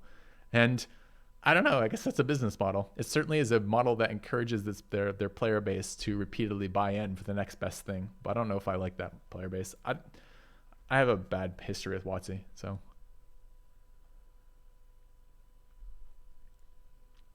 I don't like TFT for the same reason. I had a lot of fun with TFT for the first expansion of that, but I haven't been able to get back into it in any meaningful way. I get bored with it.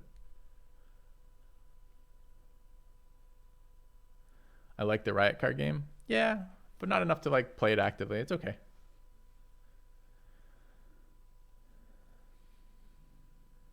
Destiny's about to play Darkest Dungeon. I should coach him. I think he's doing fine.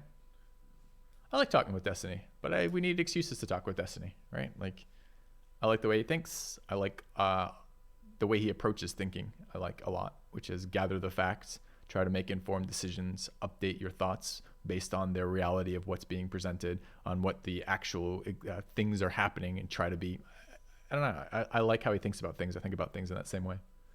And I like chatting with him. We've had a couple of chats with Destiny, but there becomes the issue of, well, what are we going to talk about, and what sells on his channel, right? Like, it's tough to debate someone about stuff that you mostly agree on. So.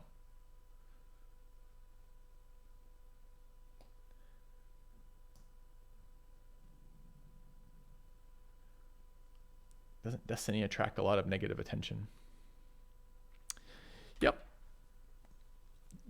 He's getting better about that, honestly.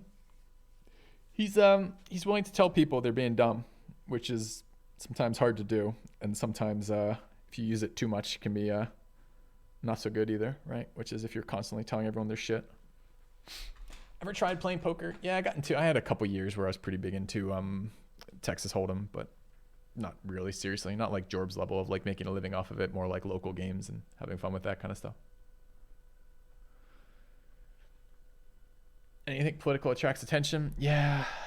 And it's not that I disagree with the idea that having some sense of what's happening in the world around you and why it is and what it means is useful, but I don't want to devote my time to, like, I right now am dealing with a spam poster on my YouTube. I don't know if I'm dealing with it.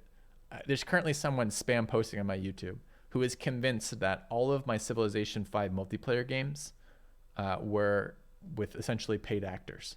That all of these players were on there with the sole intent of making me look good as a player, that they were throwing games that they could have won, that they weren't building defensive units when they could have been, that they were, and that's that reality.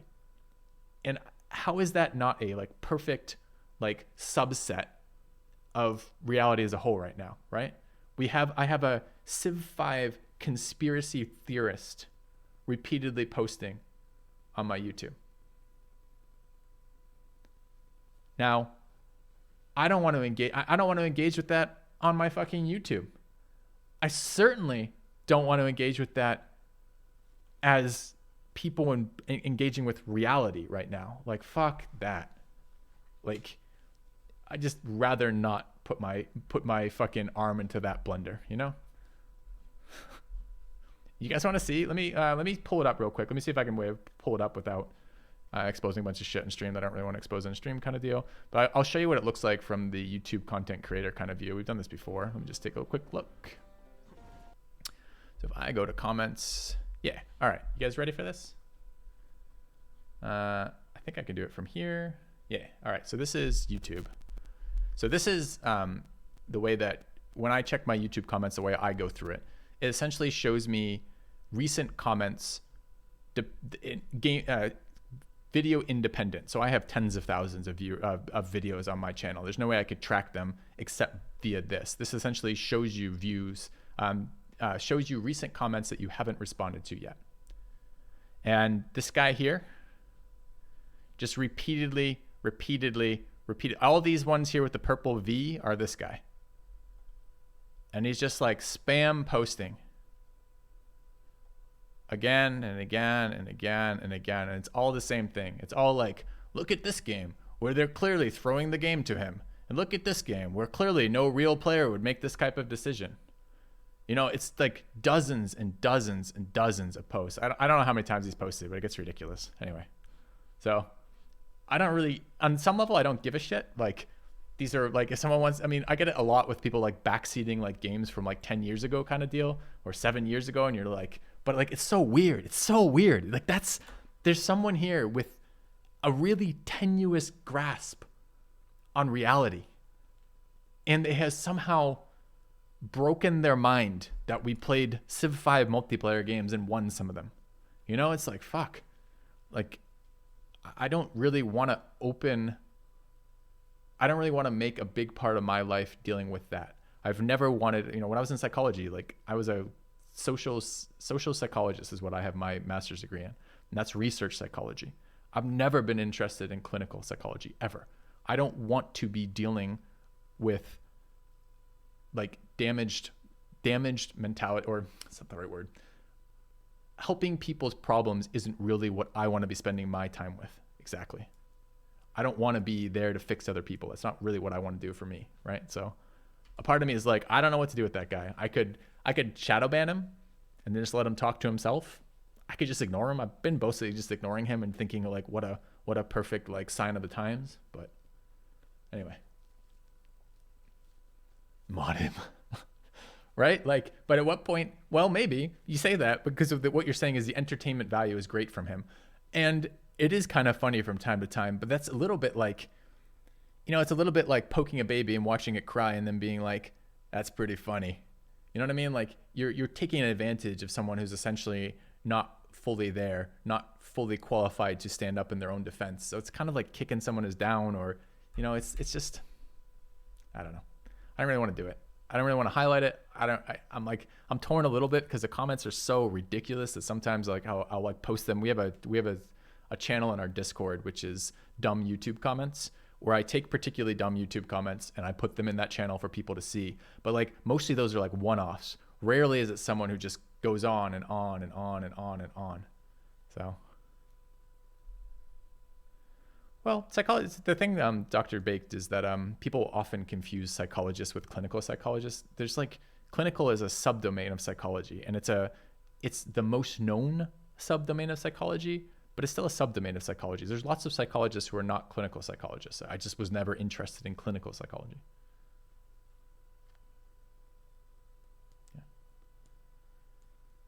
I'm scared he would destroy me in Civ. That's probably it. Yep.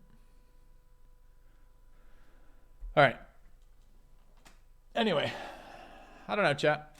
We got other questions, other things we want to chat about? I'm not sure I'm playing any more games today or not. I'm kind of like 50-50 on it.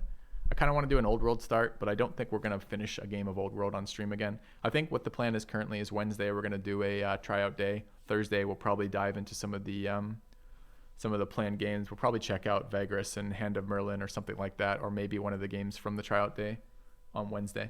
So the question is, what else do we want to do today?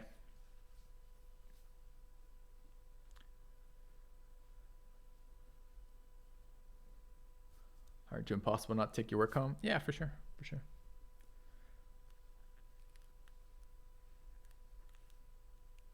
Yeah, that'll be a Wednesday though. Bandu. Baldur's Gate 3 needs to come out. I don't know about that. I would rather have a game take a long time in development and get the kinks ironed out. But Something like Crowfall is like the perfect example of the opposite of that, where I don't know what the hell they did, and I played a chunk of their beta and alpha, and I don't know how it's still in the state it's in. Like, sometimes I'm like, more time is not what this game needs, you know? So I don't know for Baldur's Gate 3. I want it to be great. I want it to be super fun. I want to enjoy the hell out of that playthrough. I want it to scale well. I want it to challenge me, but not like force me into these one-dimensional builds doing the exact same thing every combat. I want it to have a good mix of combat and roleplay. I would like to have my decisions matter. I'm not optimistic. I hope it does. What game would you like to play that doesn't exist? I mean, the games I always want are PvP MMOs. So I don't know. That would be, I would like the next generation of Eve. I know Eve has been fairly well updated over time, and I think it's basically designed as an endless game. So, but I want like Eve 2. That's what I like. I love these sci-fi universes when I can play in them, and it was really fun. You got that nice adrenaline rush from playing Eve, and then B, you got like this like, I mean, how cool is it? I'll give you a secondary sub example. There's a game that I was a little bit excited about. I don't know if it's even still in development. I haven't seen anything updated on this in more than a year, so it's probably not even in development anymore. But it was called like VR Battle Group or something like this, some name of this. And the premise was this: you're in VR, you're playing a turn-based space fight strategy game, essentially. So in the vein of Battlestar, in the vein of Battlefleet Gothic, you know, you're the fleet commander of a series of capital warships engaged in combat with their support fleets and fighters and the rest of it. But you're in VR, so what you would do is on your turn, you would make all your moves, dragging ships around, telling this to go here, what speed, like what it wants to attack, etc. Then you press a button and you watch it unfold for that turn. And then you do the next one, and then it's the next person's turn, and then it's your, you know, so you're doing this, so that the turns play out simultaneously, but the orders are given in turn-based mode essentially. I want to play that. I'm looking forward to playing something like that, because that seems to be like both a beautiful highlight. You get to watch the space battle above you as ships fly by and nuke each other and the rest of it, but you're also doing the strategy element of deciding how that works and putting it together. Who knows if it'll be good, but that sounded amazing. So. It's in early access now. I haven't played it in ages, but I haven't played it yet, and I haven't seen early access footage. Actually, interrogative pronoun. If you have, if you can dump in Discord any links to recent gameplay footage, I'd love to see it. Make it real time. I think you can do more complex things with turn-based planning. So we'll see. Ender's Game. Yeah, I guess technically that's kind of what Ender's Game had him end up doing. Yeah, sure. Do we get to do all the cool like zero gravity training that they got to do in Ender's Game too? Is it all gonna be like, you know, like mean locker room stuff at like young age, followed by a bunch of like physical training and then jumping around in zero gravity? Because I'd take that training as well, probably, or at least the last part of that. Gonna be fun. I don't know. Are we gonna craft chat to kill? Who knows? Did you read any of the sequels to Ender's Games? Yeah, I did. I wasn't very big fan. I read Ender's Game as a kid, and then I rediscovered it as like an adult at some point. I'm like, oh my god, I remember this book from a million years ago. And it wasn't until after that I realized it was a pretty big sci-fi novel, and then got into all the controversy of the author and all that shit. And I'm just like, I did read one of the sequels, but I found it quite dull. It was like essentially like, well, what if the government could be shadow run by someone who writes really, really well done papers online? And I'm just like, I mean, that's a great future, but the reality of online discourse is that we didn't get any great wisdom from online discourse. Like nowhere have I thought, well, that online discourse really lets us get to the nuts and bolts of how to run this country. It's just like fucking hell. Like it was an interesting premise, but it just seems so disconnected from reality.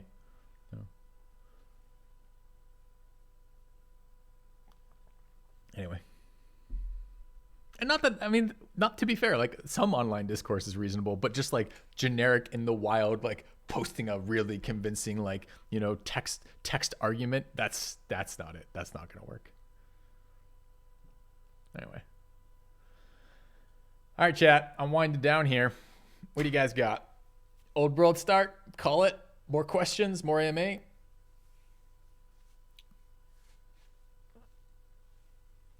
Ugh. I mean, I have the VR setup, or not the VR setup. The VR setup's not quite done. It's pretty close, but it's not quite done. And we have the IRL setup, but I haven't been doing a lot of IRL stuff that I can stream, really. Old world starts are fun. Yeah, maybe we agree not to play the whole game out, but look at it. What's interesting is that good political advertising what changes minds. No, that's super bad right now. If we design a system that is the best manipulator wins in a system, and then we don't make that required to have any degree of actually helping people or any degree of actual buy into reality, that's fucking scary. That's dystopian. That's not interesting for me. That's dystopian. It's horrifying for me, right? Like, I don't want the norm to be the people who aren't engaged with reality running the world. That's scary as fuck. Anyway, explain artisan builds. Does he just stream building PCs? It's a company. Wow, they're a pretty big presence in the streaming community. Essentially, the way that it works is they are entering into contracts with streamers. The streamers promote their company. They are building PCs for the streamers. I believe you guys were watching for a little bit when I rated them yesterday, them building my next PC, which I'm pretty excited about. They seem to have a pretty good reputation thus far. I'm looking forward to the machine that they're building for me. It looks like a really sweet machine, and it's kind of a cool idea. It's a nice way to tap the advertising potential of streamers, doing something mutually beneficial for the streamer and the company, and hopefully also getting, again, like, it's one of these win-win-wins where if their product is good and their pricing is reasonable and they're upfront about what they're doing, then I get to promote that without any real reservations of that, which has been good thus far. So yeah, exactly. They hit a stream niche. Exactly. I don't know what I got in the end. Wow. I got a message from them saying there were a bunch of upgrades to your machine. I'm like, sweet, but I don't know what they are yet. So I don't have final stats on the machine yet. Good specs. Nice. Yeah. Well, because what I did is I ordered a machine off them, right? So I built that, I talked with, Kurt was helping from the community, for example. But like, anyways, we ordered some specifications, and I guess I didn't even know they did this upgrade thing, but apparently what it is essentially they upgrade the machines they're building based on sub donations to their channel during that. So I think we ended up with some upgrades above and beyond what I asked for, which is cool, I guess. But anyway. I mentioned that I did interviews with potential DMs. I did. That'd be fun, Professor Pandemonium. Yeah, maybe check that out at some point. It's pink now. That's okay. Yeah, Twitch chat juiced it up for me. That's pretty cool. I think that was mine. Wow, I'm not sure.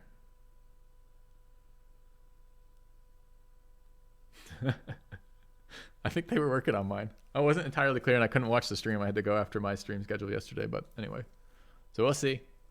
I need a new one. So my current PC is, it's pretty good for what I want it for mostly right now, but the problem is I have core faults in 2 of my virtual cores, and I don't know if it must be a physical core fault causing these, but basically when I built this machine, the motherboard arrived with issues with the RAM, essentially, that it wasn't seeing and this is if those of you who are like great technical experts understand that I am not. But anyways, so there were issues with reading the RAM. Essentially, it wouldn't register that some of the RAM was in there, kind of deal. So eventually, after I brought it to a store, they tested it, had faults with that, couldn't get it working anyways, and I eventually RMA'd the motherboard, which was a fucking huge pain in the ass.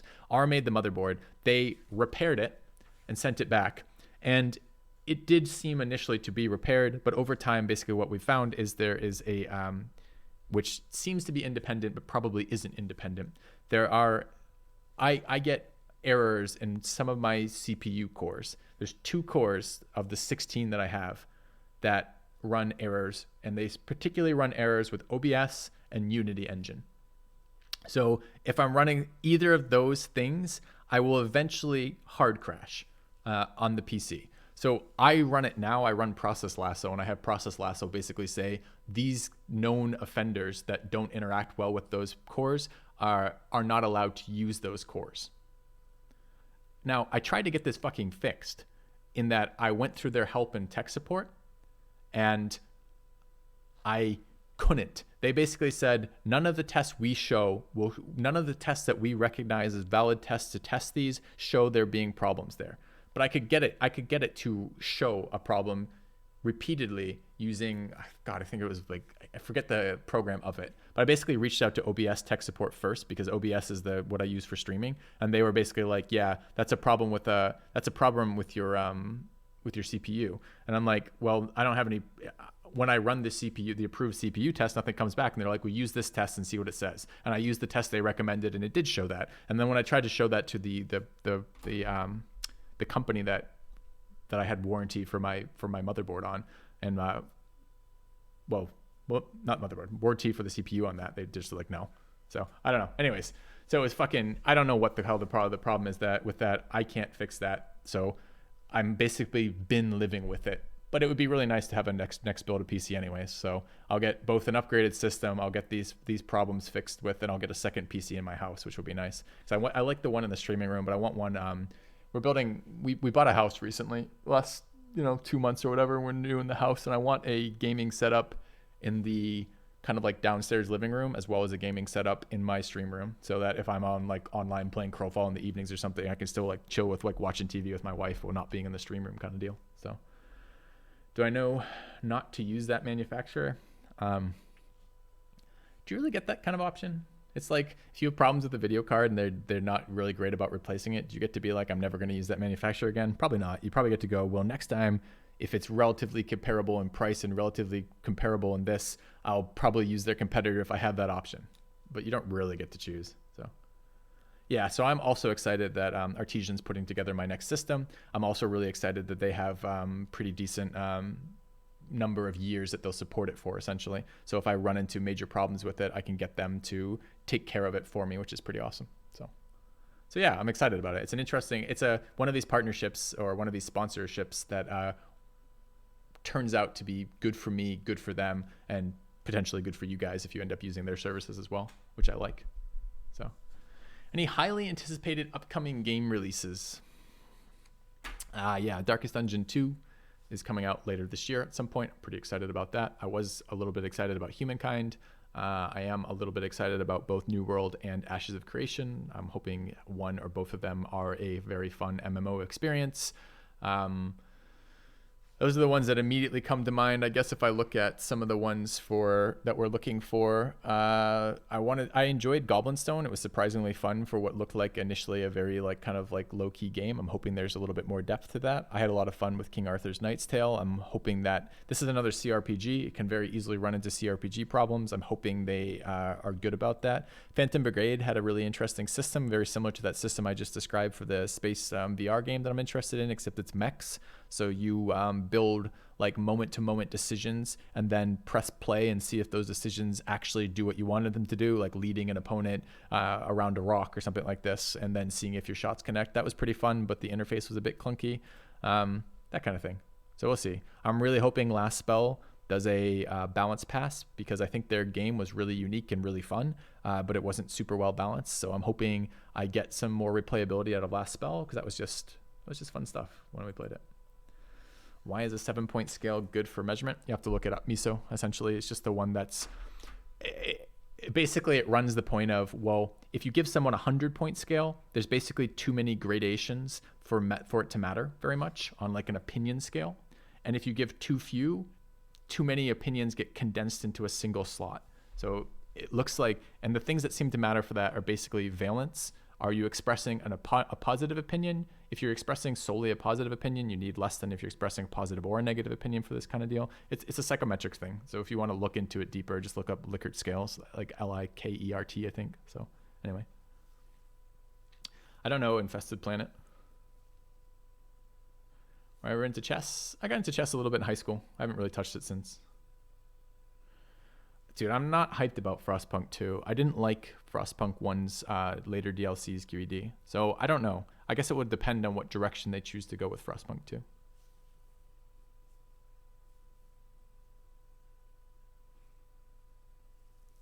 So I'll probably check it out, but I don't want to be in build order simulator. I liked like having options of how to do that. I liked the moral decisions at Frostpunk. I liked that you were low resources fighting a very overpowered enemy, essentially. I liked all those things, but I didn't really like the fact that higher difficulties it became build order simulator.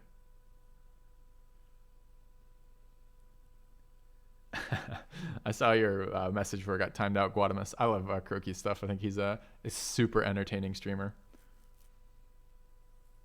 But I don't really wish to get into chess again, particularly. Sports games or shooters? I mean, that's the point of this, Sir Flipper, is we're supposed to be seeing some games get grabbed in that wouldn't. That's the point of having. So this, again, the rating system for this is 2 parts. It has me. I give my rating. So when I do this, like I do... I think it's here, right? This is the game entry sign. So what I'll do is I will clear this out and I'll sort by blanks, and every so often, essentially, there doesn't look like there's any right now. As you guys submit them, they get added to this list. Oh, because I just chose the wrong one. Oops. I'm glad that didn't work. It's this one here. So if I go here, I will rate these. So these are the ones that are unrated right now that I need to go through. So I apparently forgot to do that this week. So I'll go through and look these up, take a look roughly what I think of them based on like Steam page, maybe some Steam reviews, and be like, okay, I think it's a 1. I think it's a 1.5. And then additionally, a group of raters also are rating this who are not me. And if either of us hits some threshold, then we check it out on a stream at least once. So the goal is already to get me out of my comfort zone by using other people to help get those in here.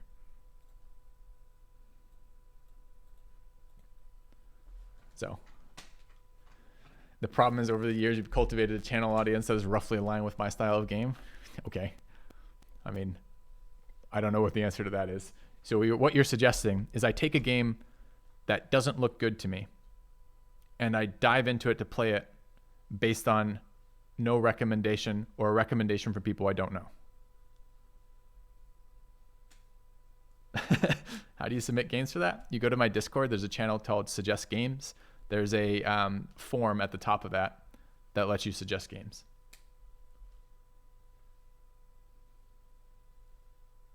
If you can give 0.5 increments, it's not a 7-point scale anymore. True. Yeah. And we're not exactly doing psychometric evaluations of this either. It's just, by and large, as a good rule of thumb. It has its ups and its downs, and I'm sure we're violating a lot of the ideas behind it, but I had to choose some rating system, and that one seemed to give me enough flex to express gradations of interest. Okay. All right. You guys want to do an old world start? And then maybe we call an early stream or something like that. We don't want to end up replicating the top 50 games of the year. Also, yeah, exactly. And we also want to make sure we hit these smaller indie ones that are still really good. Like Battle Brothers and Darkest Dungeon were both on nobody's radar when I first picked them up, and are now both amazingly good games that I'm super excited to have played. And we're not always going to get them first, and we're not always going to find them, but we're more likely to find them with a wide net being cast. The goal of this is to cast a wide net. So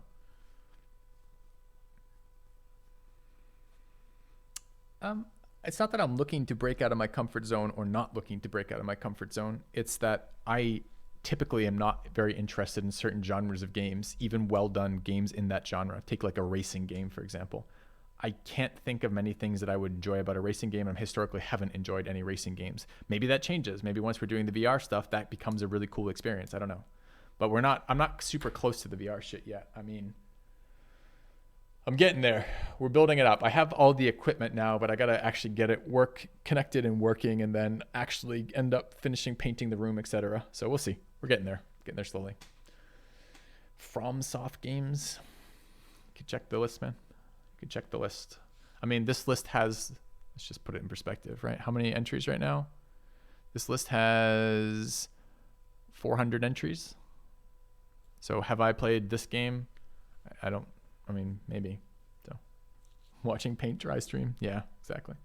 All right, let's do an old world start. I enjoyed the AMA, but the AMA seems to be drying up in questions, which is totally reasonable. We've been doing it for a couple hours now. That's totally fine. I don't think I want to play any more Wrath of the Righteous quite yet. I'm going to give it another year of development.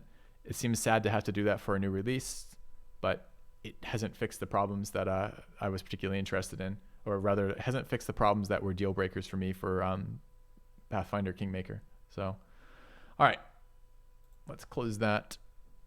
Close this list out. I think the link is in Filthy Games, right? If I go Filthy Games, you guys get a... Oh, we should probably add that. Oh, that's not the command. Hold on. If we do this, is there... Yeah, okay. So I forget. Is there a way to directly link a channel in Discord? I think there is. Could I get one of my mods to edit that particular command? So instead of it saying post the game in the suggestion channel of a Discord, have it link them to that Discord. You might even be able to link to a post, because there's a post now pinned in that Discord for a sheet to submit that, since we're attempting to automate that as much as possible. Tom used to do it all manual entry as my community manager, but we're attempting to do that through an automation process now. Anyways. Where are we? I am trying to get to my stream account, and I am trying to update the command. All right.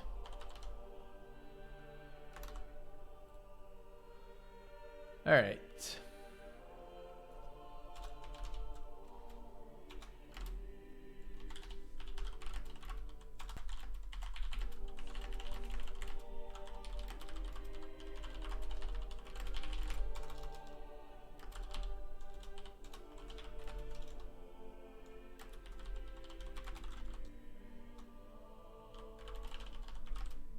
All right.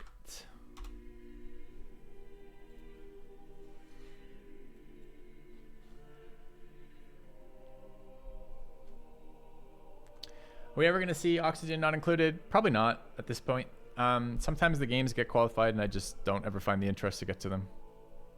Time or interest. As I said, the games are competitive, right? So if I'm doing other things, I can't be doing that. It's possible, but I doubt it. Okay. All right.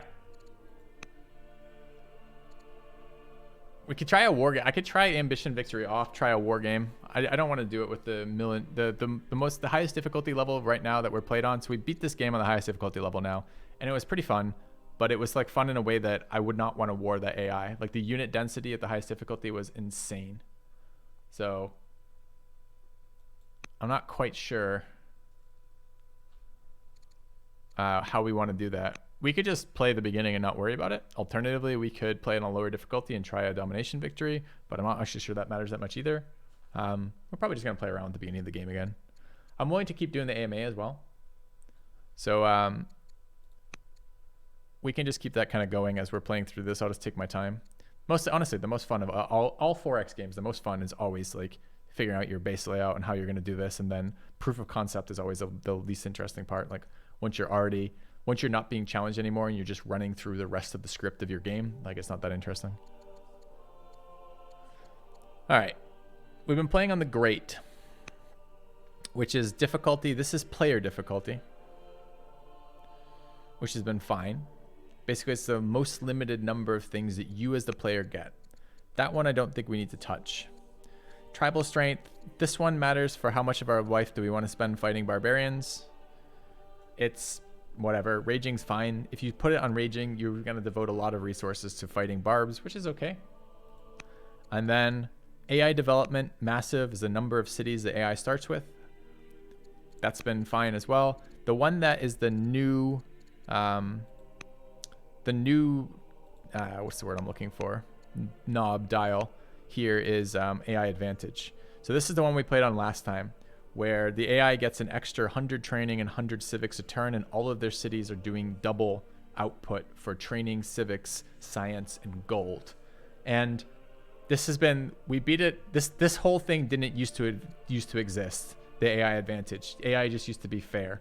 And then after I don't want to claim credit for this or claim like causal effect for this, but we played it a bunch on stream like that. And then I was complaining about the difficulty, and then we now got an AI advantage scaling thing. And that I think initially was like 3 levels or something. Then they added a 4th level on high and we beat it on that. And they added a 5th level on very high and we beat it on that. So this last one was super spammy. You're never going to make progress into AI lands you can kind of grind out slowly, but you're never gonna make deep progress. You're never gonna like conquer the whole world in the time span of being alive. It would just take too long.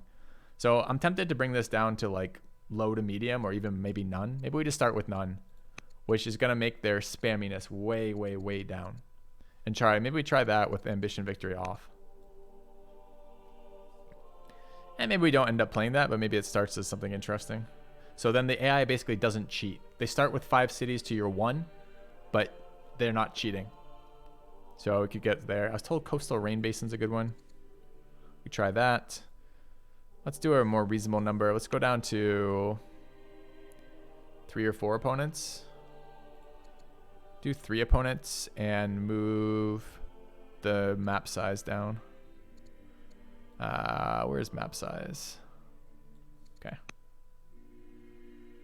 4 players. So a small map, 4 players. Okay, let's try this. Okay. All right, play to win. So the AI is going to get pissed off as you get closer to win cons. Randomize leaders, no undo. All seems pretty good. All right, I'm going to take a brief second to give back some of this coffee. And we want to pick later on nation. Seems good. Okay.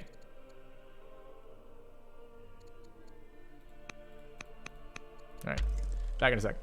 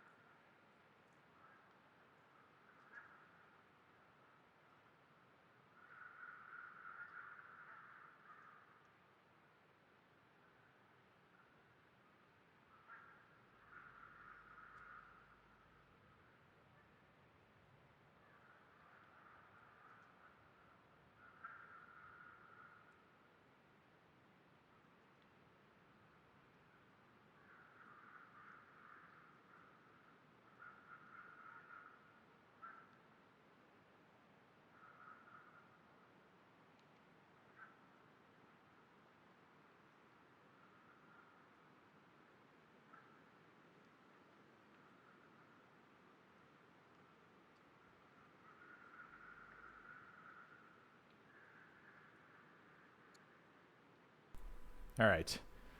I got sidetracked a second, chat. Sorry. I went upstairs. And as I was grabbing water, I remembered I had leftover Thai food. So then I had lunch. All right. This start looks like garbage, unfortunately. The problem is land consolidation resources are useless. To the point I'm like really actually tempted to reroll. Because we have no resources at all.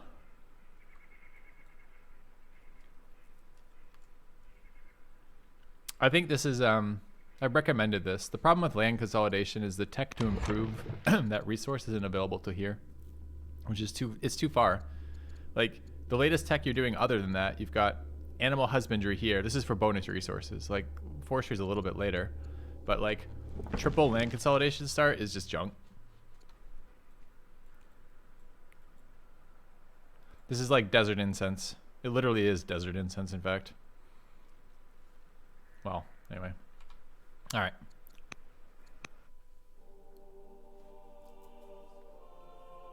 When you did 4-player games, you turn on symmetric mech? Yeah, we did. Yep. Well, for not the free-for-all, but the 2v2s, yep. All right, let's look again. It saves your settings, so this should be fine. There's like 2 it doesn't save. But I just don't remember exactly what they are. Not that one, I don't think. So I think we're good. Our map choice is there, so we can just hit start again. Yeah.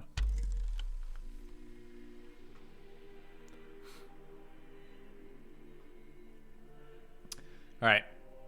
Ready for the viewer decline? I'm ready. All right, how's this? 2 more fucking land consolidation resources.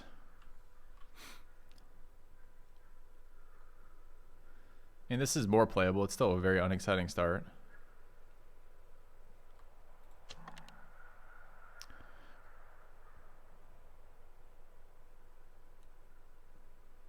There's nothing in the ocean out there, right? Yeah. So we got a luxury resource with culture. Culture at the very early game isn't very good. It's good later. The gold is fine. Wait, elephants is 50 gold? No, it isn't. This is like their harvest amount or something. Not what they'd actually be if improved. Elephants is camp as orders. I don't really want to play this start either. Are we going to keep re-rolling until I find a start I like? We can do that in single player, right? Let's find a fun start. Yeah, I also don't like no food in my opening cap. I want to try planning for the second city.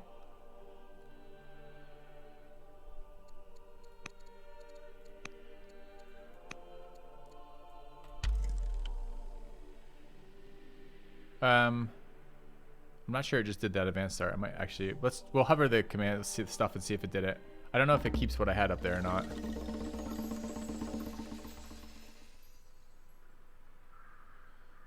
Yeah, it did. Okay. That's a bit more interesting.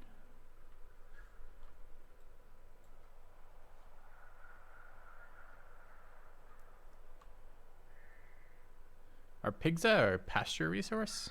Did you put pigs in a pasture? I have no fucking idea.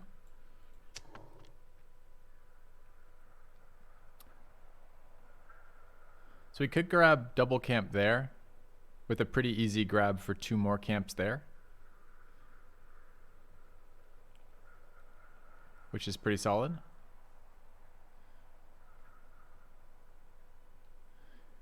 We could go there with the attempt to get the gems in our primary, but I don't think it's that relevant. Lavender's a resource. You put the pigs in the oven. I see. It seems like a decent settle there to me. So, what do we want to play for a civ? What civilization do we wish to play? Presumably, I should check a spreadsheet. If only someone had put that information. I mean, honestly, the tooltips in this game are pretty good. You don't have to do it this way. I just like the breakdown of seeing it all at once. So let's just, we'll just go to a spreadsheet. No real reason.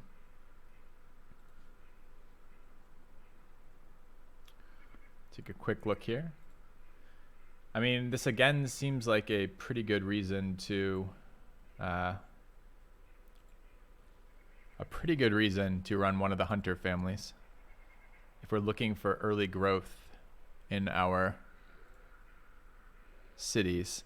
So the things to think about here are, what other families do we have? Do we know where our second city is yet?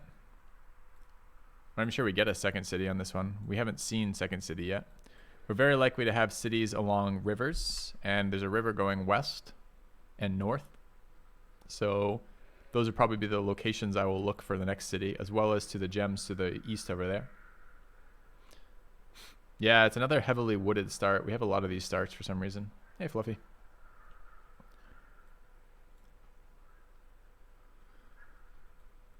But early production of cities is really solid. Workers and settlers take growth. So mechanics that, so the civs that benefit growth are pretty solid for your starting city if you're going to be building settlers out of this city. We very likely are, since it has good growth too. So potentially, and the thing is, there's a bonus, there's a family that has bonuses to the output of camps entirely, which is the hunter family. So there's a strong incentive for us to check out hunters with that start. I don't know if there's anything that immediately comes to mind is better than that. If we look at starting here, hunters are going to give us a little bit of resources as well as camp and nets output. Hunters show up in 3 families, I think. Yeah, the 3 families with hunter families, which is kind of a little annoying because, I mean, we just had the start. We just played a quad deer start. Do we want to not get forced into the same options and keep re-rolling till we get a little different start? We could. I don't know what tall means in this game, Flame Dance. Tall is a civ thing because what you're talking about is science from population, where tall is, in other words, there's a lot of people stacked in a small number of cities. But we just played a start like that, Gallus, right? So maybe we re-roll again, not because the start isn't good, but because we want something different from our last playthrough. Because this is a very good start, in my opinion. The heavy growth leads very well to a hunter start. So let's just try again. I mean, we're doing this for single player for the diversity of experience. Let's roll some more. I think that's, you can play that in this, yep.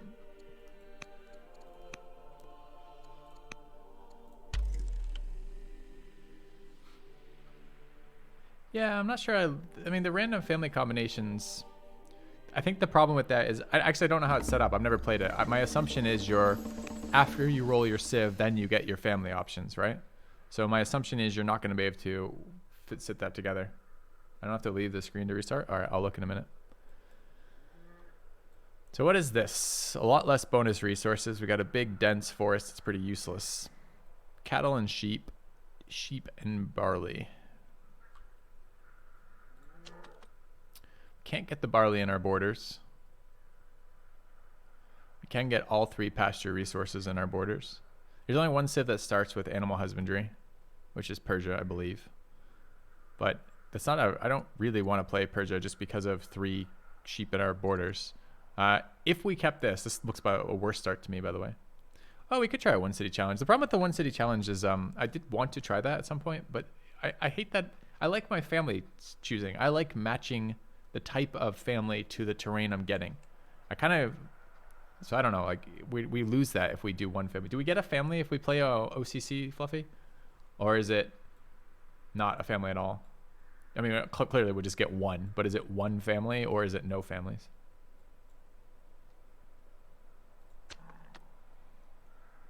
You choose 1 family.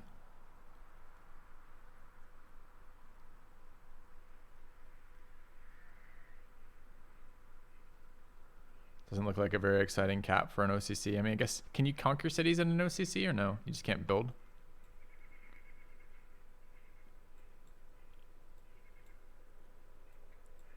Is there any family better than artisan for OCC? Maybe a military city, possibly. Is there any city family better than artisans at all? Returned. Thanks, Zero I love Altruism. that the rivers have names. Do we want to play this start, chat? All right, let's get a vote in chat here. I'm not going to put up a formal poll. 1, keep the start. 2. Let's re-roll again. You can't capture them? Weird.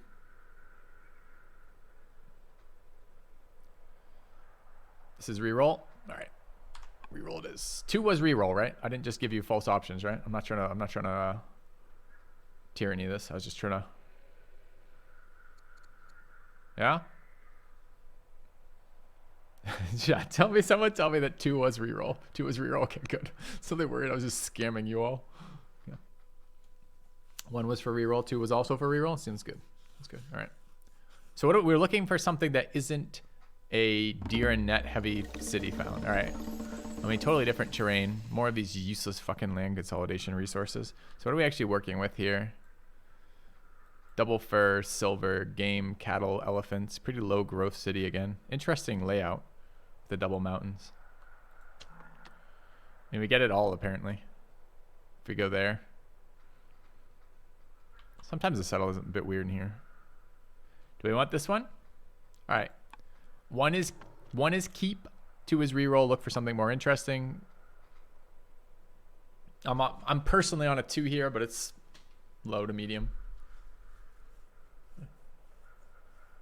Hello, Sparkle Farts.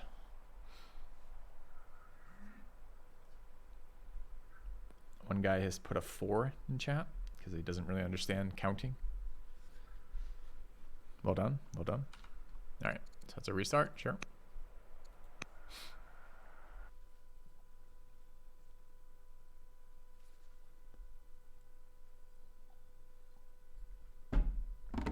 All right. All right. What do we have here? Goats, sheep, fur, and elephants, and camels. Are camels orders or cash? I feel like camels are orders.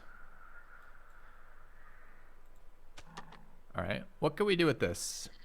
All right. First of all, 1 we keep, 2 we get rid of it. What do you guys want? No food? That's not quite true. We have food off of sheep, goats to begin with.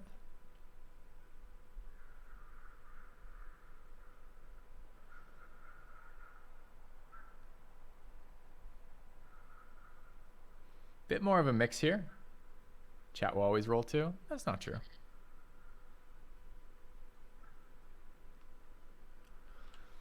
Are we seeing anything particularly interesting here? So sometimes I struggle with this with the old world, which is there seems to be basically 2 really good starts. And that seems to be essentially an artisan start on a area with lots of food. Seems really solid to me. And sometimes a city, like sometimes a military start with a plan to make your first city your like production, your like food production city.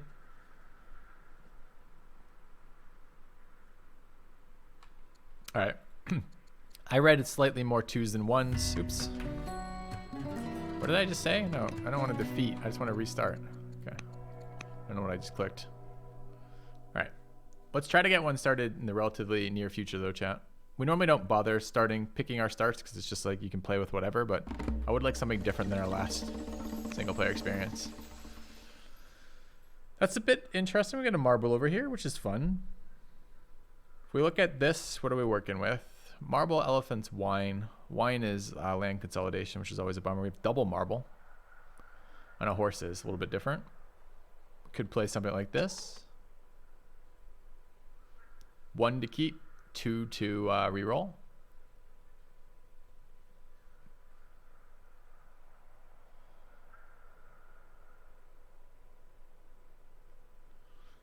Chat's on the marble train. All right.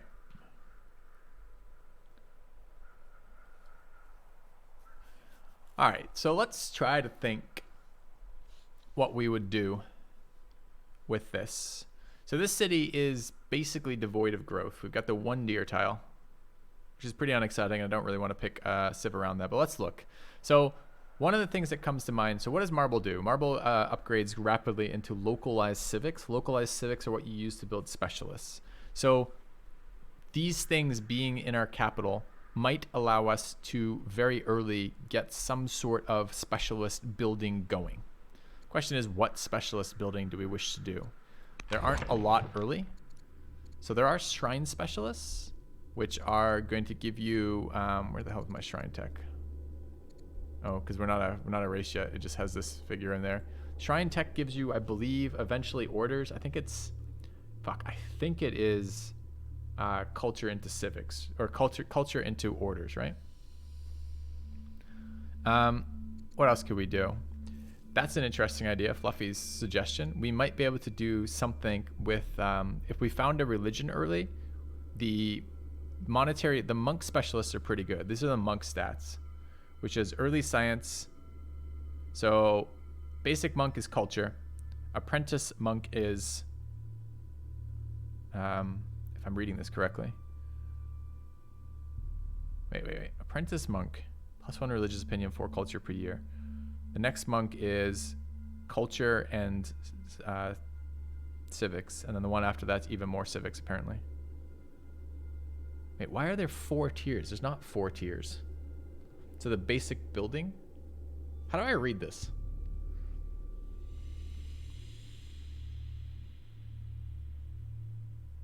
Oh, I see.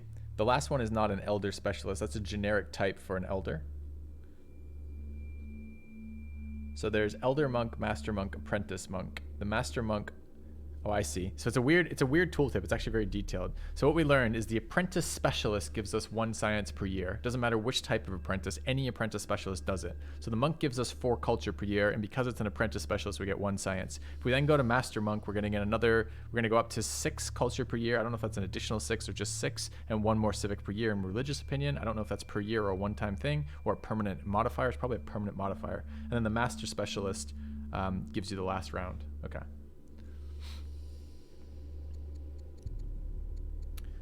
Probably lot revels. All right, so one of the things we could attempt to do is found early religion and get at least some of those specialists in this capital city. Now that seems mildly impactful. I'm not sure if it's majorly impactful. What can we do with major impact of early localized civics? I mean, barrack specialists or something.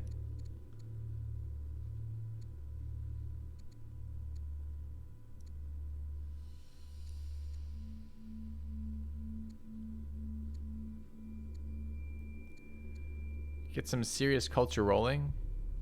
I mean, the other thing you can do with serious early culture is you can rush wonders ahead, tiers ahead, because you queue up your stuff really early. But I'm not super excited by that. Wonders aren't massively impactful. I mean, some of them can be good, but like they're not like, you don't like win. It's not like Petra. It's not like building Civ 5 Petra, right? You don't like totally reshape your entire empire by doing that.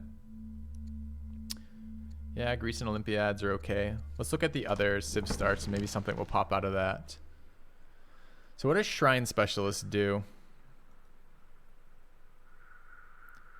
Okay, these are orders.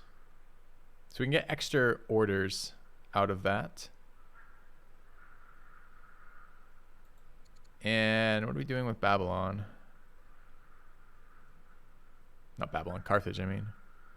So we can get shrines. I mean, we could try a new unique unit rush by going heavy culture investment and trying, but it's not culture that gets us that anymore, is it? It's early laws, but laws are tech locked. I don't think we're gonna get early unique unit rushes out of that particularly well.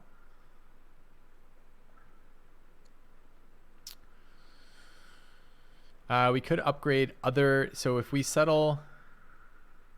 build these, we can upgrade additional specialists in our capital, but the other specialists are horse and elephant.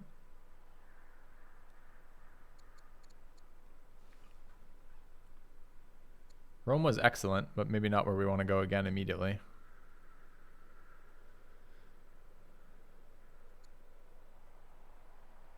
Cost of settlers decreased. What are the families here? Champion artisans. I mean, Greece is so nice, man. They also have a religious one? They don't. Patrons and sages.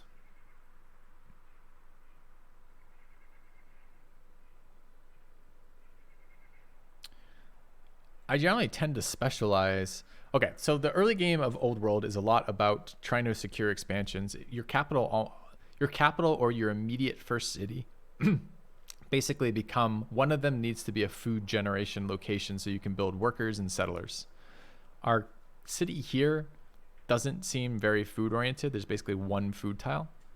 So this is not going to be a very good spot to build settlers from. So we could spec a different direction here. I mean, I immediately run into the issue that if I'm going to build a bunch of urban specialists, then the reduction on urban specialists by 50% is a big modifier, but we might not be, or not urban, excuse me, rural specialists. If we do 2 rural specialists, we might then switch to urban specialists off these. We could look for some of these other families that we don't normally start with. I almost always start with one of either landowners or artisans or one of the military families. I remember tried starting with one of these other ones like patron, statesman. Are there others? These are statesmen again. I need the sheet for the other ones. Could look at something like that, basically. All right, so civ bonuses. Pillage yield, I think, is nearly useless. Militaries per kill is useful later, but not super early. Science, culture from treasury, 20%. Yeah. New cities, 200 civics can hire mercenaries from tribes. I haven't really messed with that, but 400 stone on start. Statesman and dual marble would give huge local civics. Yep, that's true. But we need, for that to be something I would consider, we need to know what we're doing with our huge early civics. Like, what are we wanting to get out of civics? Yeah, Onia, I'm stuck there as well, man. All right, let's say we did that. So let's fire up the spreadsheet again real quick. Let's say we went with one of these specs that gives us local civics per seat, which were what? Wait, did these get changed? Because that's not, either my tooltip is wrong. This says cities +1 order +1 civics. Oh, we went with a statement. So what we were looking at? We were looking at, I'll fire this up and not bring you guys back to this real quick. So the other one is patrons and statesmen. Oh, statesmen is 1 and 1. The patrons are 2. Okay. So if we take a look at that. So patrons are here. -1 discontent per culture level is pretty minor. Court minister starting. So we could marry a minister early to generate a fuck ton of civics, or civics. Also, do we have any seats that can allow a civics leader in there? We could try to get an early garrison as well. If we, I mean, 3 techs isn't that many. Wait, garrisons are just available now, right? We can just build a garrison to start, right? It's the 3 upgrades that are the civics locked. Is that right? Is garrison available, or is it 3 laws for a garrison? I guess I can't check right now without a worker. It's still 3 laws for the first. Okay.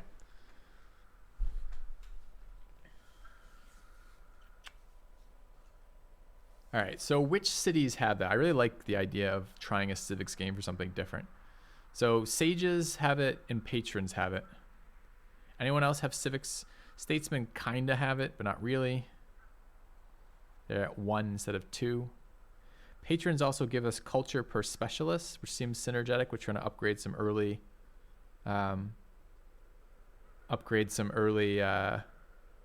specialists. So which families have patron? Rome, Greece, and that's it. What do traders do? Unlock caravan, court merchant, workers can multi-road, 20 gold per gems, gold, silver, or pearls. Okay. So I like the idea of trying something a bit different with the patron family. We just played Rome. So it's Greece or Assyria with patrons. What do their shrines do? There's a civic shrine on Greece as well for even more localized civics. Both Assyria and Greece have civic shrines. Assyria has the training specialization ones too, and orders. Assyrian shrines are really good. What are the rest of the Greek shrines? Poseidon, which is okay for the early gold, but not great.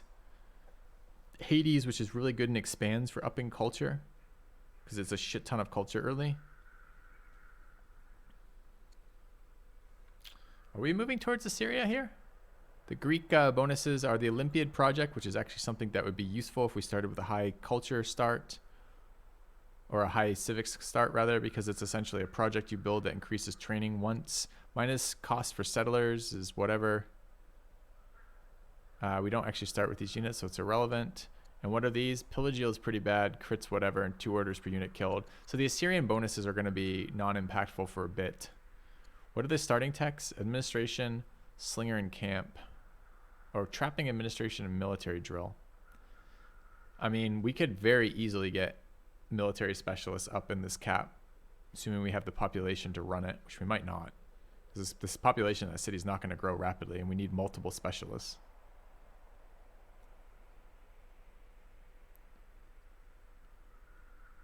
I'm a little tempted, though. These shrines are sick. Do we have anywhere we could run lumber mills? Could we get a lumber mill, like, 7-pack right there? Like there? We could. Although, the deer, I guess, not really. Is there anything we actually would want to border expand to? No, not really. So it could be a Greece start or an Assyrian start based on this, or a Roman start.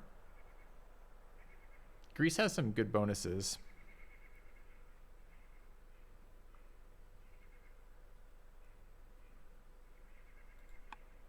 Okay. Filthy's spending 30 minutes working on a play. Ah, Filthy's playing with synergies. This is his favorite thing to do in games.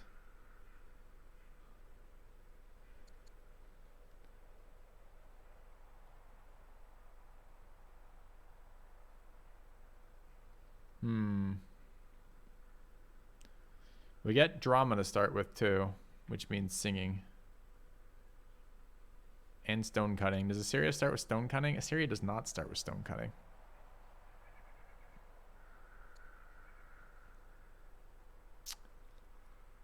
I'm feeling a Greece start. How do you guys feel about Greece with patrons?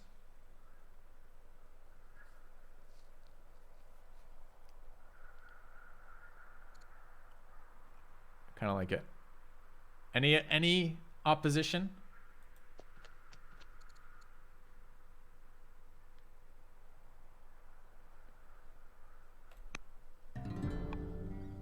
All right.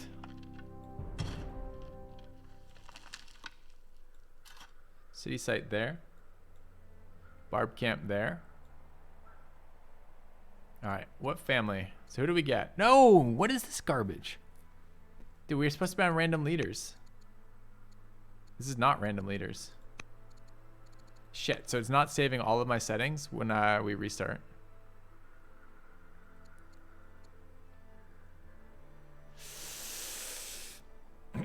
Alright, chat, what do we want? The joy of running through some more starts, or do we want the joy of playing the game that we've started? Copy the map seed? Can I do that? How do I do that? That's the fucking answer, Toady. How do I do that? Where do I find map seed?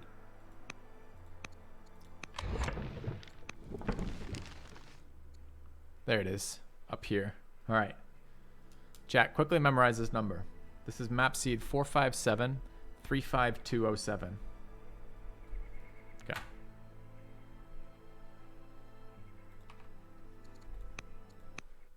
Okay.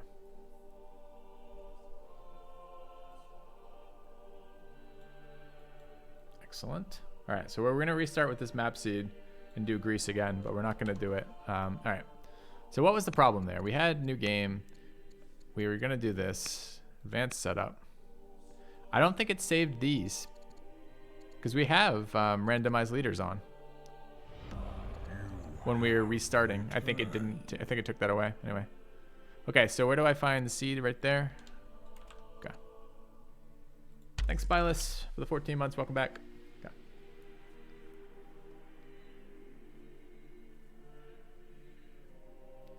I don't know.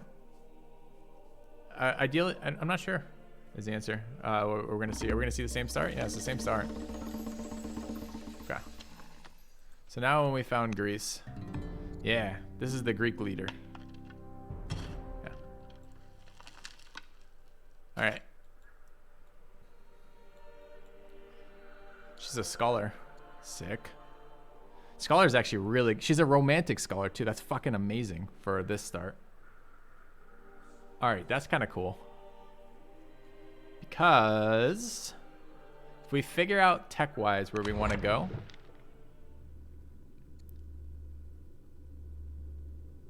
Like I want to, okay, where's our first building that has any impact?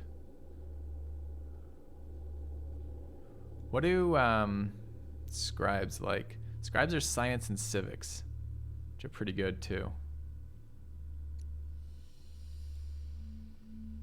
What if we tried like a building rush for like citizenship into scholarship to get libraries and courthouses?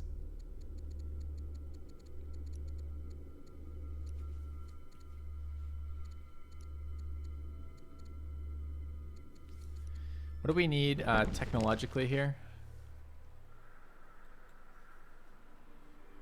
Not a lot. Trapping would be nice for the animal to grow.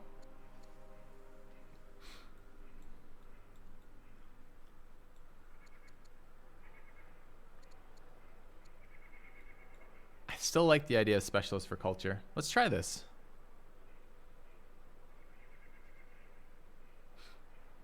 All right. So we're going to give this to, so let's see. So both sages and patrons give us 2 civics per year per city. Family city can hurry projects with money. And family seat -1 discontent, and we get a court minister. The sages give us minus urban specialist cost. Cost is literally the food cost, not time. Inquiry is tech. I mean, early inquiry actually sounds not bad, right? This gives us culture, right? I feel like this is like 3 pushes for this, but let's take a look. Right. And what does it do if the scholar, if we have a scholar? -1 from an archive. That's not what an inquiry does. Okay, inquiry unlocks this. If scholar leader, okay. Exactly. Double tutor the kids is absolutely right. We can get some sick kids out of this. The question is, which of these do we want? Do we want culture per specialist and rushing projects with money, or do we want random tech?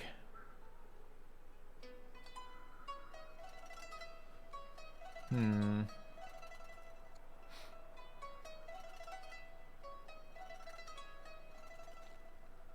of like this idea here. Civics level is actually really important for us, or a culture level is really important for us, because if we're going to try this building rush, we need to be able to get multiple buildings ASAP. So I think we're gonna let's try the patron start. Okay. Male minister is actually really good for us. He has actually pretty good stats too, with a lot of science on this guy, which is surprising. With a warlike governor too, which is sick. All right. So we've started a start I've never started, which is nice.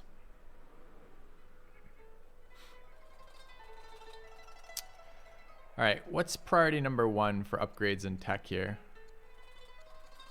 Yeah, we'll marry the hell out of him in a second.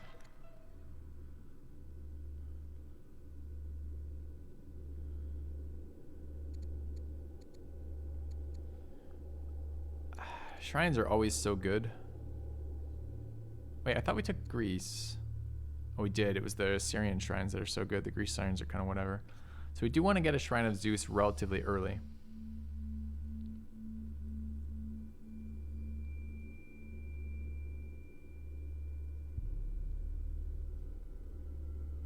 And a Shrine of Athena is fine. So the question is that or straight. I mean, we're gonna run into population issues with this city. We're gonna build more specialists and we have population that we can support it with. So a part of me wants to get this online pretty quick. The deer on pretty quick.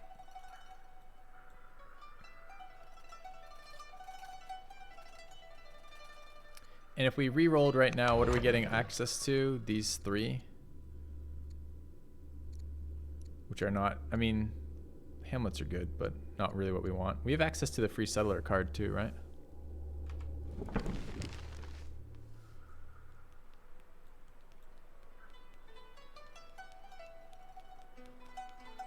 I feel like early civics is just too good for us. All right, let's grab divination. I love shrines. I'm a shrine junkie. I'm gonna admit it. All right. Although camp gets us a fucking elephant too. Shit, I didn't even notice. I mean, what's our upgrade priority going to be? It's going to be basically marble, marble, deer, or something very similar, and elephant's like 4th. So not a huge rush for that. Okay, let's start here. What do we want the worker to do? Get that going. So chop 2, 3. So it's, hold on a minute. Chop is 1, move is 2, chop is 3, move is 4, begin is 5. So I can't do both those. I have to give up 1 chop if we want to get her married, and we want to get her married immediately. So we're gonna marry the minister.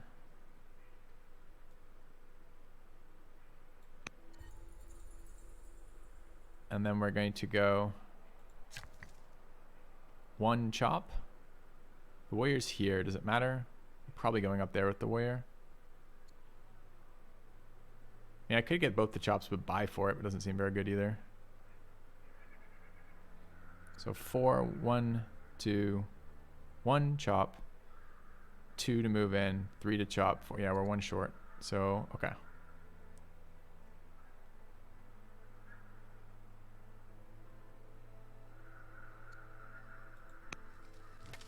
Ooh, we can skip.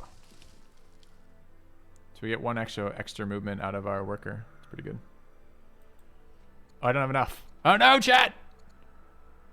What does it require? It requires iron. Fuck. How the fuck are we gonna get iron in this start? There's no hills. There's literally no hills in our...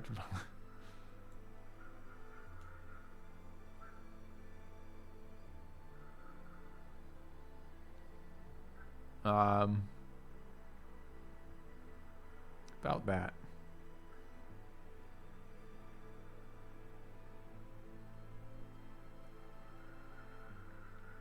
Can build a mine anywhere.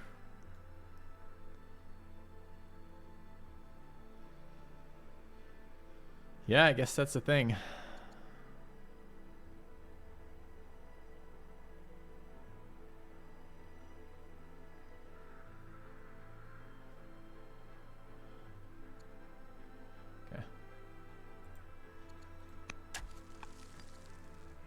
All right, less great now that we don't get to do our cool upgrades, but okay.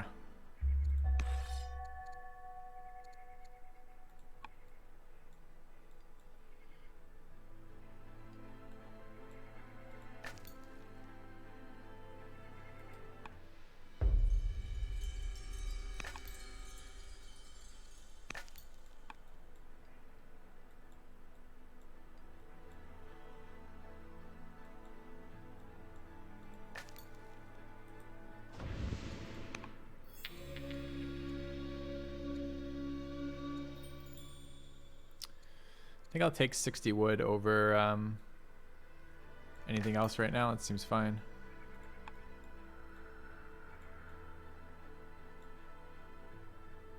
Two AP left.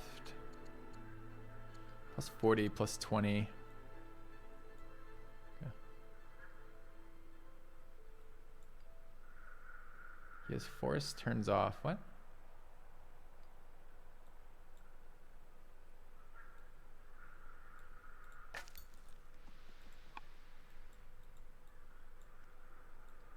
So we're peace with them for the moment. I think we want to go up this way. I don't have force off. They're right here. Okay. Building this settler that we're not at all excited about, but okay.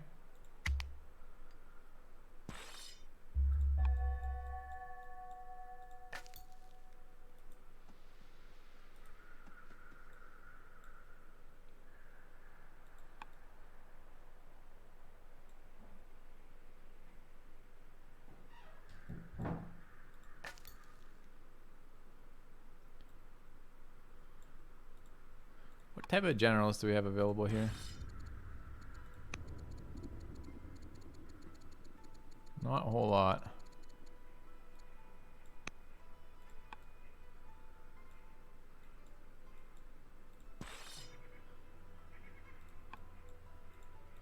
I don't want to harvest this. We need resources this early.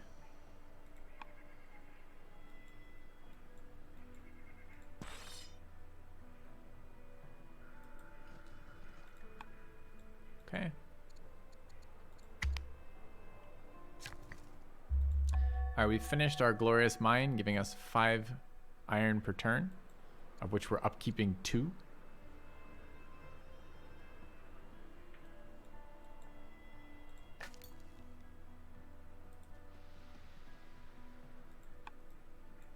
There's no growth in this city really either. Gain a warrior. Fuck yeah.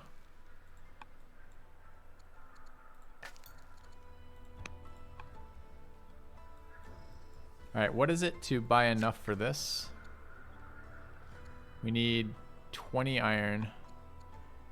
4 each. So we're not quite there.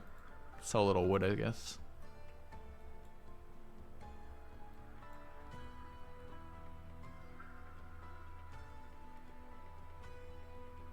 They spawn a unit in 1 year. We could wipe that out if we reinforce. Alternatively, we could run.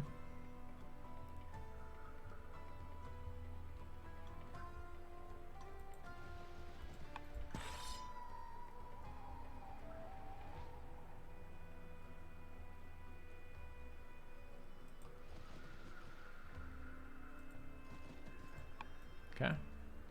Not at war with the Danes? I thought we just chose the option that gave us a warrior and put us at war with them.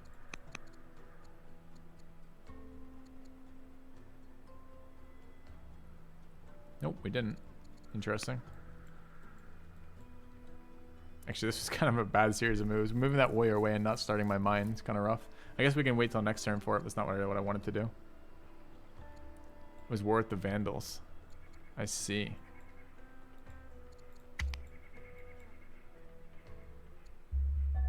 Okay. We are romantic and our husband is wanton. There should be fucking babies coming out of this. Alright. 2 turn settler, 1 turn stone boost. Both good. We're going to grab the settler. We're going to upgrade our thing now. We're going to buy the cost of it, I suppose. 7 left. We should chop a little bit.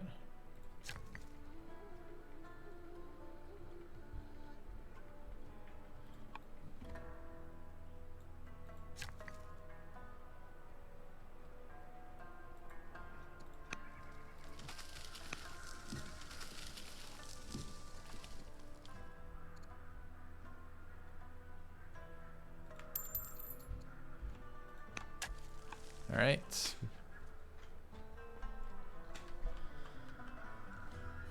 One AP left. I guess we're gonna go clear this barb camp.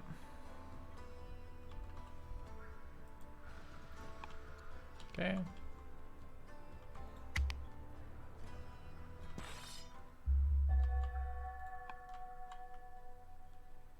That looks like a city that can build useful things.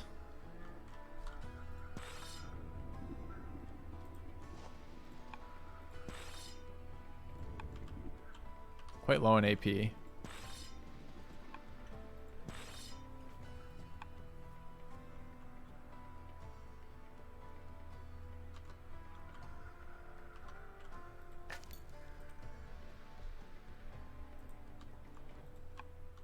Okay. Ooh, that was a big fucking hit. Oh my god. Oh no, it wasn't. Okay. First settler out. Actually should have 2 settlers this turn. We do.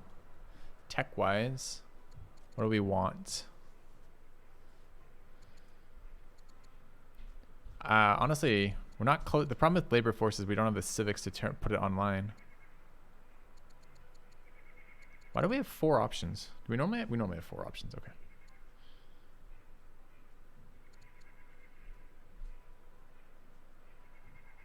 Having some money right about now would be pretty good.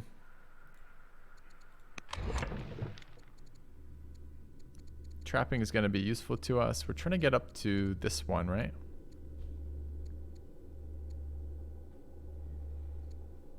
So we are going to want labor force. Maybe we take trapping into labor force. Do we want administration? I don't think we give a shit about administration. The free worker comes off Polis, and I actually would like to tech a worker. This might be Polis right now.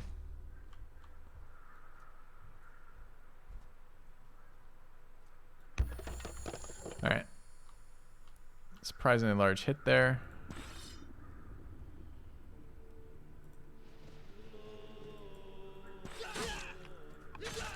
Okay, 2 AP left. It's going to be moving to here. Is that any closer than this? It's going to cost me 7. -7, -5. Okay, bring this one. Love this game. Thanks, Filthy. Thanks to y'all. Appreciate the resub. I love this game too. Super fun. All right. We're about to finish this. We're 1 turn off finishing this. And we are going to want to upgrade that pretty much immediately.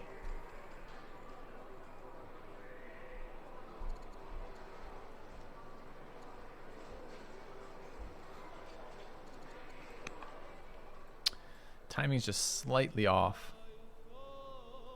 We could run a 1 turn wait. What else could we do that would be useful here?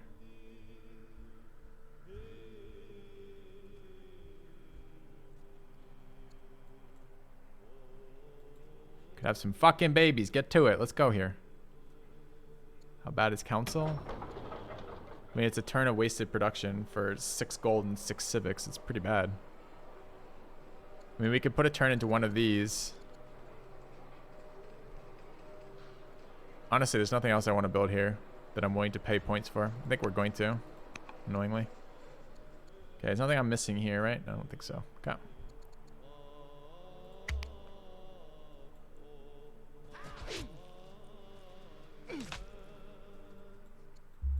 First sun out. Great. Let's kill this. They're 4 years from spawning another one, so we need to kill this relatively soon. The better tiles are, of course, across the river.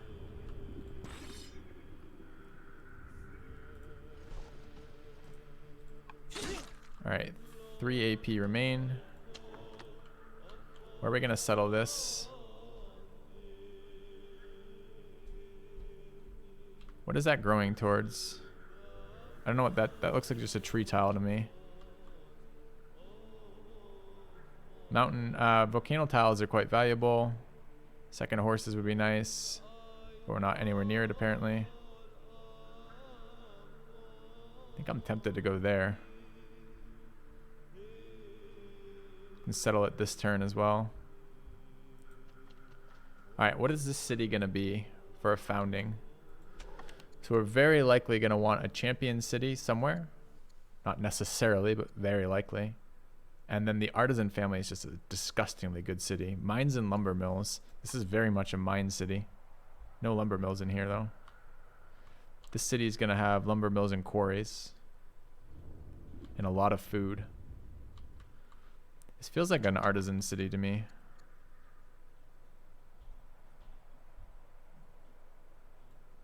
Okay. Alright. Issue is we just got a settler here. Or a worker that we can't use. Okay, we want to upgrade this.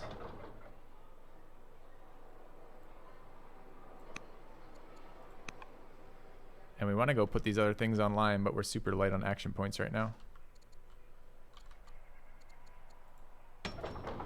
Alright. I mean, what can we even build in here? There's almost nothing. I guess we could build a festival, but it seems pretty bad, especially since we're trying to get civics points right now. I could build a militia here.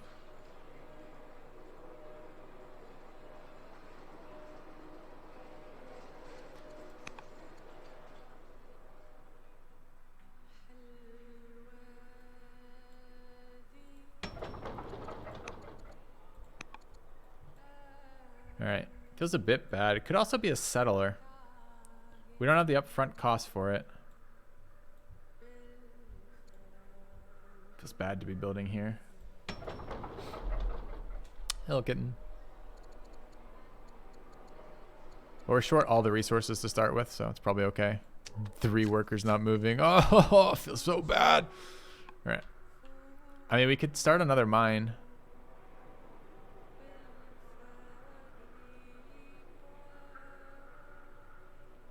All right.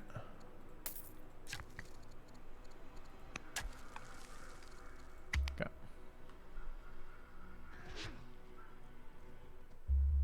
Another child. Fantastic.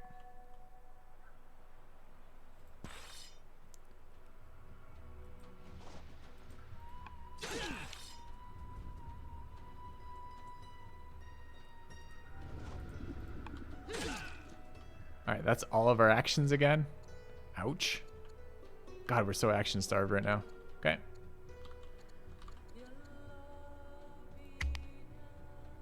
I don't know what's happening with this.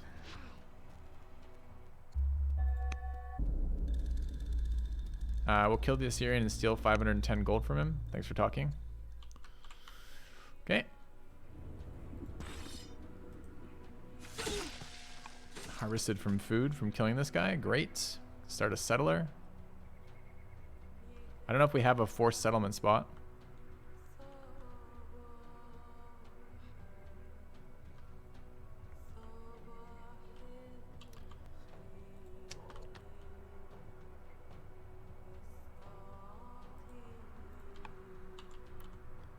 I want that online. Run out of the iron. We have the cash to buy the iron. We want money for tutoring these guys. We're teching polises.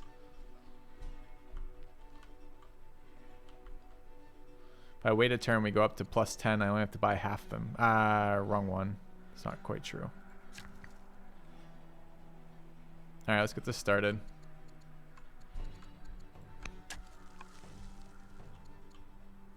Okay. Yeah, good Shrine of Hades up there, not wrong. 1 action point left. Can heal in there in a minute. We're going to want to bring them down here. So I guess this is a scout movement. All my workers are finally taken care of.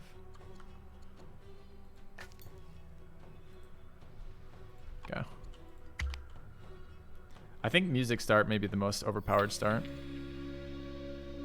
Plus 80 with Persia.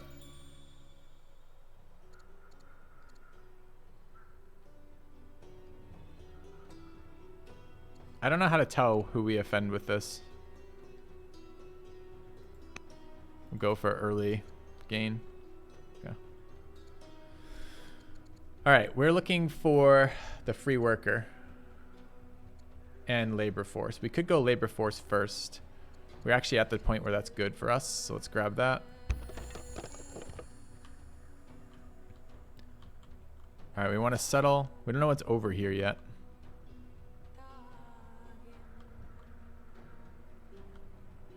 Probably makes sense to grab all this honey. It's entirely useless right now, but it might be useful later. Okay.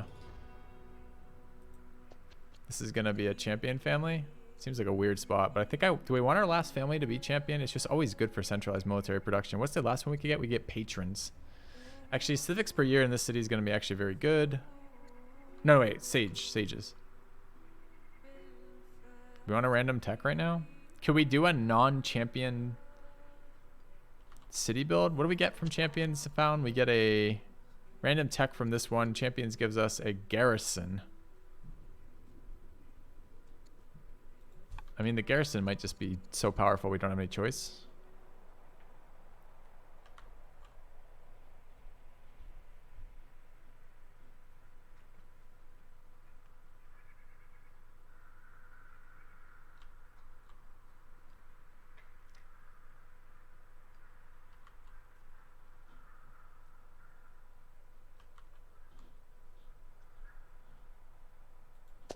How bad is it if we go artisan? We don't. It's not super bad, but it's not super exciting either. I mean, it's culture there, which is fine. It's a good artisan city. It will piss off a family for an extended period of time until we get another city in. Let's try a non-military. I've never built a non-military game. All right, we'll try sages.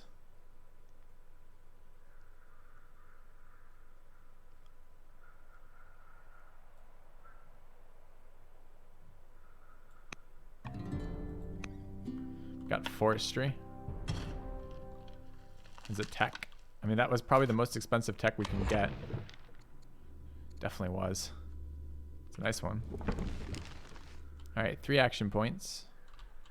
How are they sailing already? All right, we need these guys to heal. I have no workers.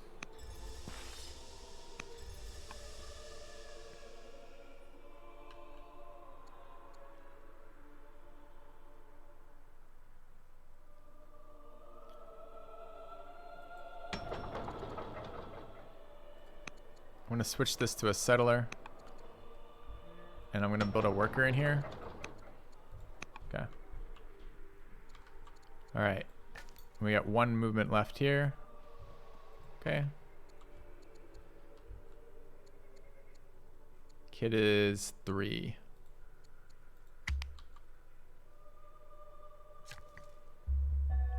All right, mine up. Gonna want growth in this city. We have wood, so this should be a farm.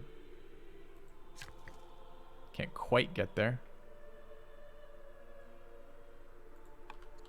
We want shrines, and we want... well, we want a bit of everything here, really. It's gonna be another council. It is.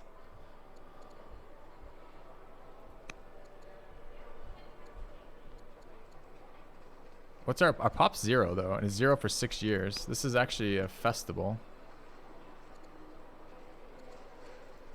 Because we're hurting on growth in this city.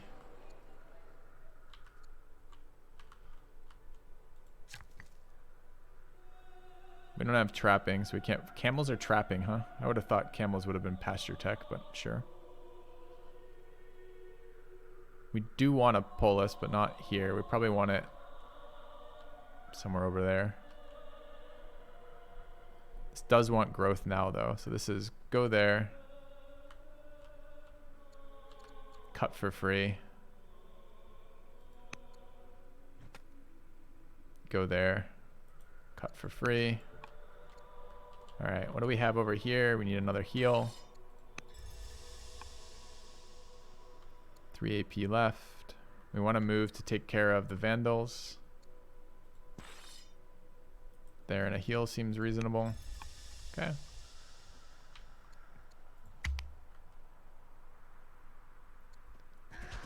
Yes, kill their scouts. All right. We become gracious. Hell yes, we'd become gracious.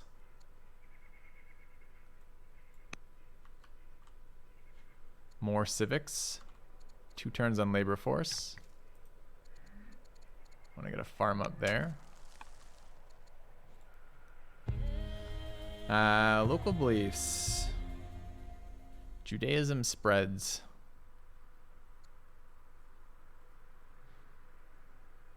I don't really want to spend money. I don't really want... It's immediate culture is a thing. Do we want this?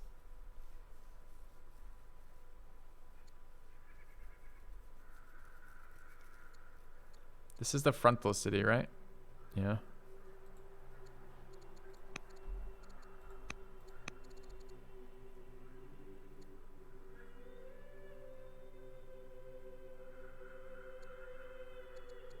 No tenants yet.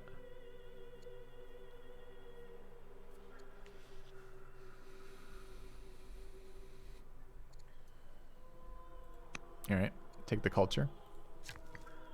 All right, worker done in here. We don't have the ability to put camps online right now, I don't think. So we're chopping. We need wood and polises. Where do we want border expansion in this city? Right there. Shrine of Zeus actually nice there. But I was going to build it there. I guess I could build Shrine then Polis, but I want the money. Anyone else able to chop right now? No. How many more workers? Couple. I have the stone for that? It's 50 stone, man. I don't want the stone for that. It's only 20. It's 30 stone for the hamlet. Okay. What's the other thing of this? It likes...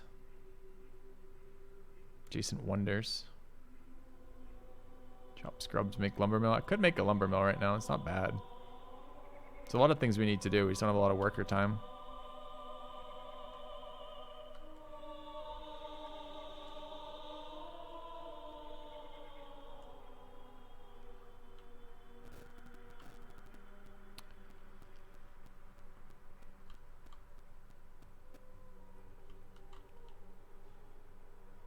It's river, not fresh water, so these aren't particularly great lumber mills anyways. Grab some mines in here, but we have plenty of mines in the other city. So what do we, is there, again, the border expansion I want are the Luxes in here.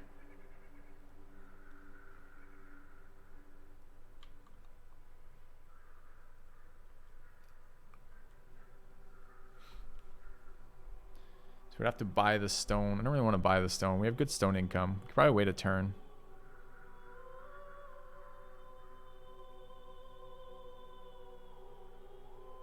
Could just do like a round of chopping. And a round of movement on our military. Could just ignore the worker entirely as well. That is possible. Do this next turn. We'll have 50 stone next turn. 50 stone. It's 50 for the shrine, right? Well, if I go shrine, then Hamlet, and get both resources, that seems okay.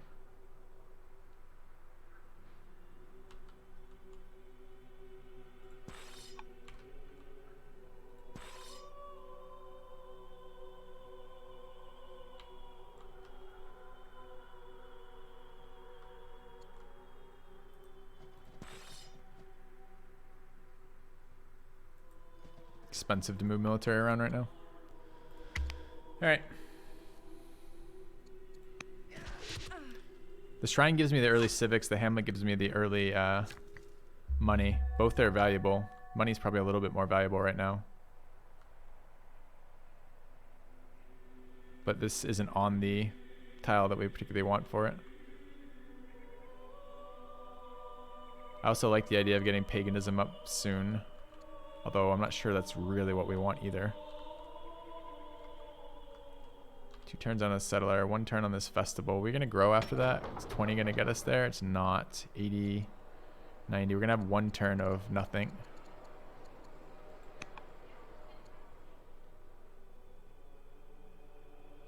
Both Luxes give money. It's a good point.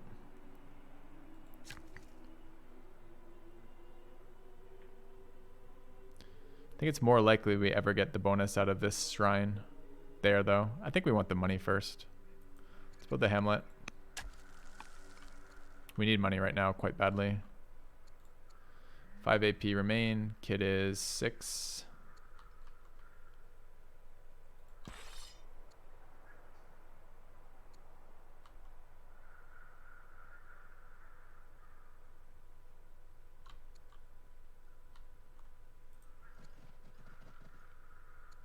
Could idle heal a couple turns here and save some gold or save some actions. Okay.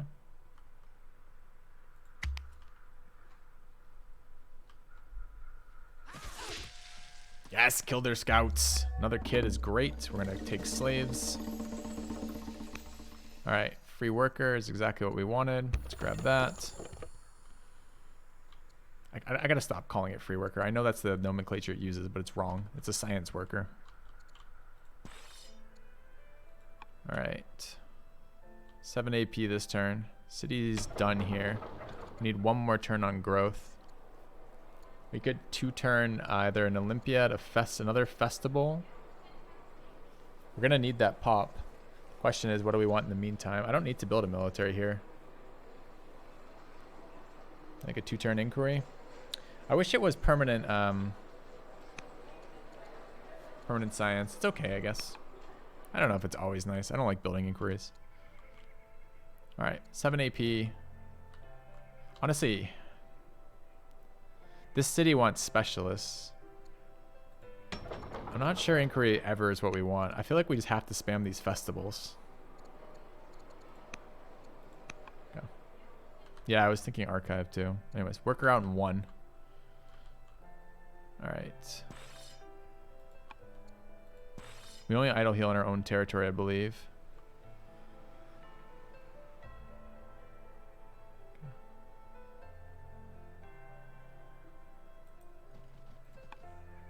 Could actually take a turn to move those. So what's going to be next turn? We're going to have 1 worker, 2 workers to move. This worker, it's probably dropping another, it's probably dropping a polis over here.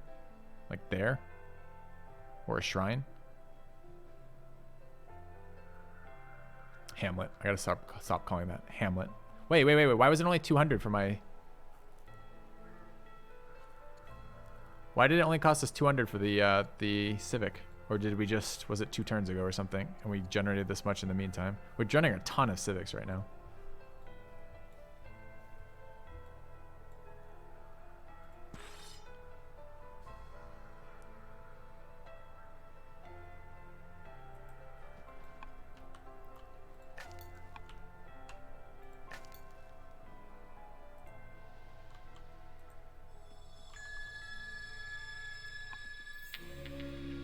Acquire military drill or get a soldier.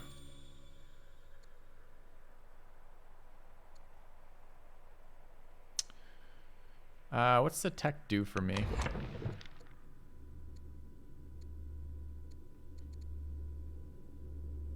Not a lot, honestly.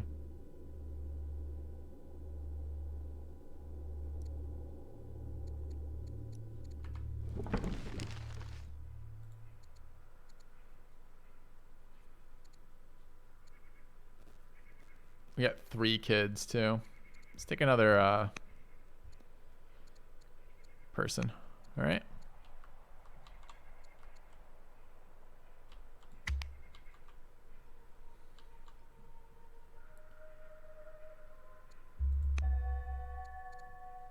All right. Trade partnership. Trade from Persia, 17 gold. Trade to Persia, -6 food. Welcome peace and trade. Ha! We're honorable.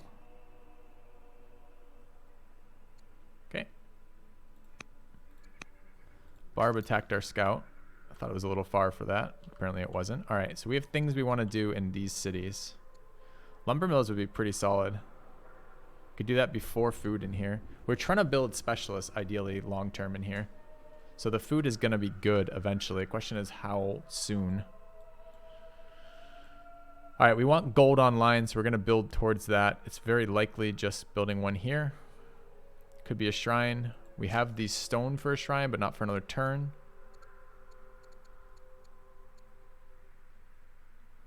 We actually don't have a stone for either of these things right now.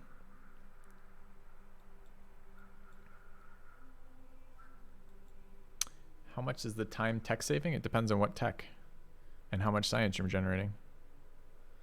So that tech was, the cost was 120. We're making 30. It's 4 turns of tech.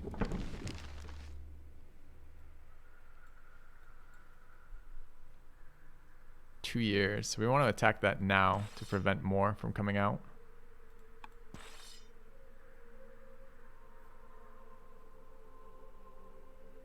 It's kind of awkward, the positioning.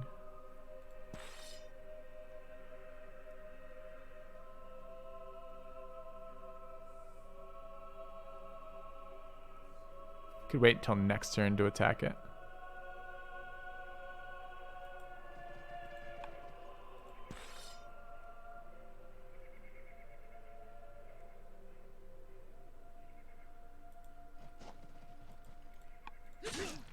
Pretty sure that prevents this decreasing. I think it does that.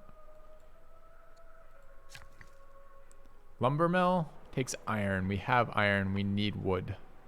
We need wood and stone.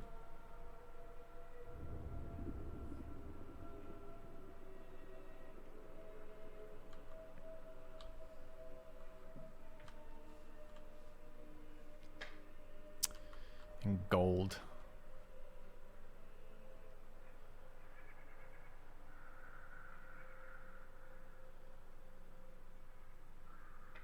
These resources suck right now.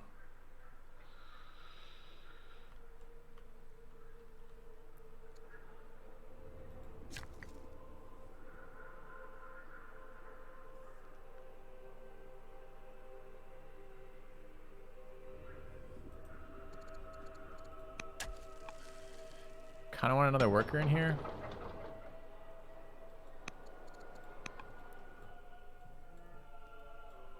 Take one more hit in there. It's okay. Can chop lumber though. So lumber's a better, like, the problem with, I think there's arguments for all of them, Kitten.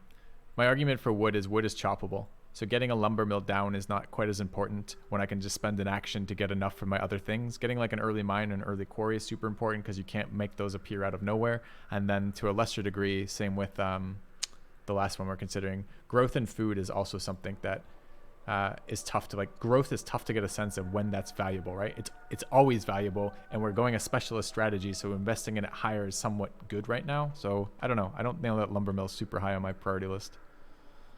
What I really want to do is build a polis there, which is 1 turn away. So I could spend actions to move there and then spend 1 action to hide the scout.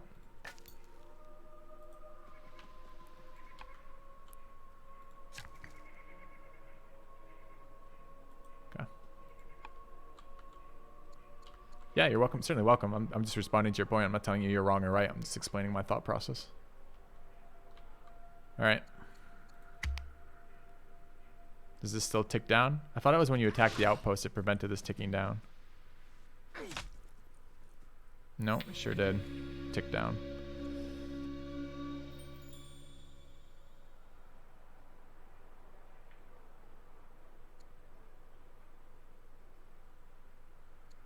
Fuck yeah. 5 border tiles. And 6. Yoink. Alright, I don't know what we just got in there, but push back some fog. Do we want a free court scholar? I think it's time. I mean, free court scholar is a little tempting. All right, so this is going to spawn that unit. We're actually going to get pushed out of here in a second.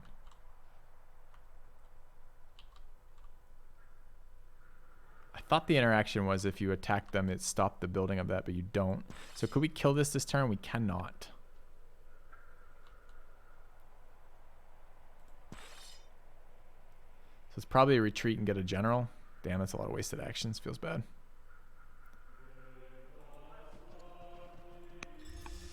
Okay. Wait, this timer is for camp upgrading? Oh, next unit 2 years. Does the unit timer get stunned or not?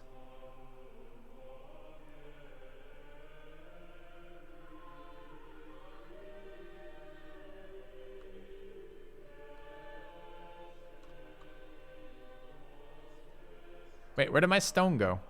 What?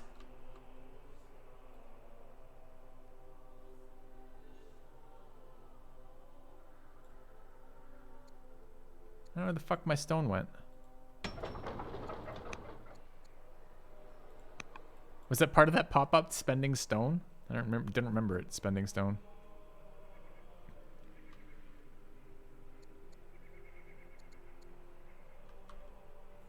I think we're gonna have to take trapping here. Okay. You think it sold my stone instead of my iron?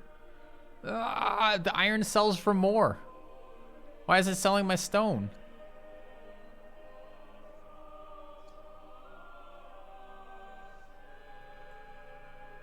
That's not cool. I needed my stone this turn.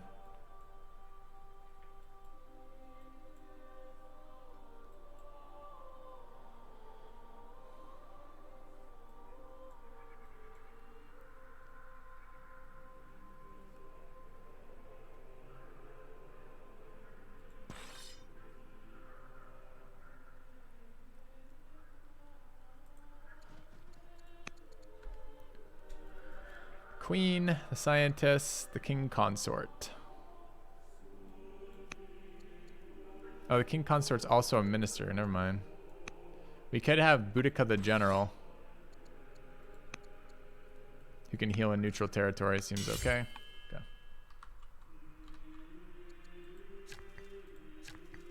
All right, what's the AP left here? We got screwed on stone. I don't know what to do about getting screwed on stone. That totally fucks up my plan over here. Could build another iron mine in here. It's just not very exciting.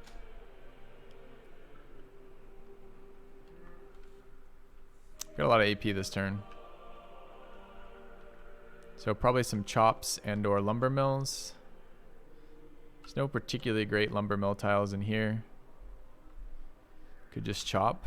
It's a good way to get wood. Oh, I'm annoyed about that. I'm annoyed about my stone being gone.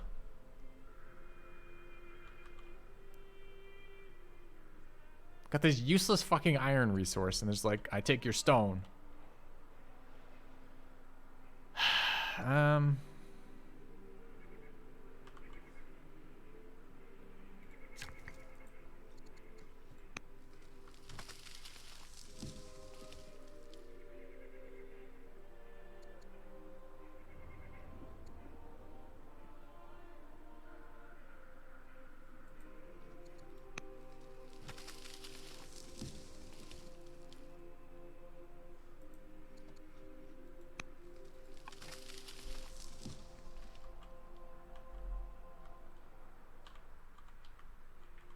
Guess we build a mine. Does it matter where?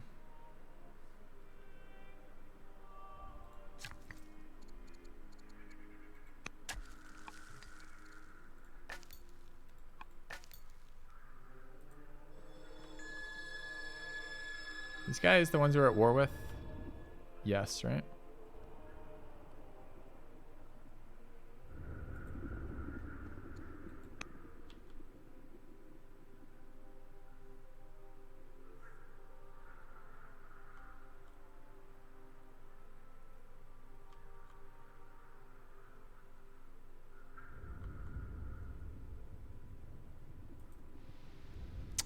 Oh no.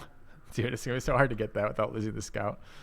Alright, what else do we have for one movement? We have 1 AP left. Kid is 9. Next turn we gotta start. We don't have anywhere near the money to do anything with this. I wonder if I should just suicide the scout.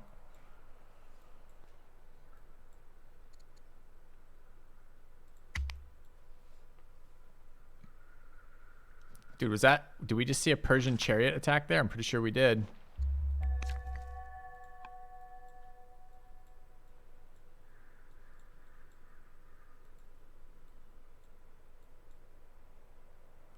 Aren't we at peace with the Danes? Okay. Dude, it is selling my stone. I don't know why it's selling my stone.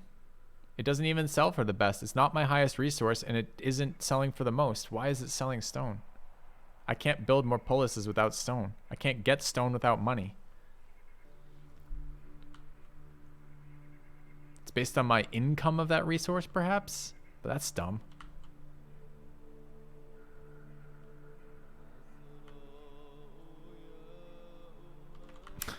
So the only way to alleviate this is to build quarries?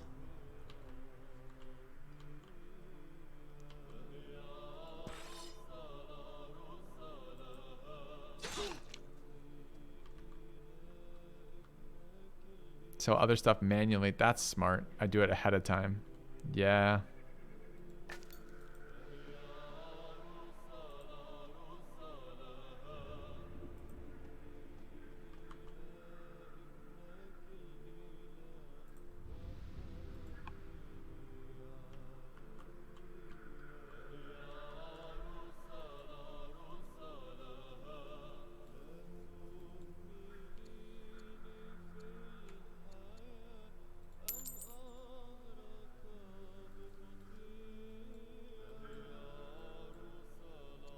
Alright, are we good here? We're 10, we can't tutor. That hurts. That hurts me inside. My soul hurts from this.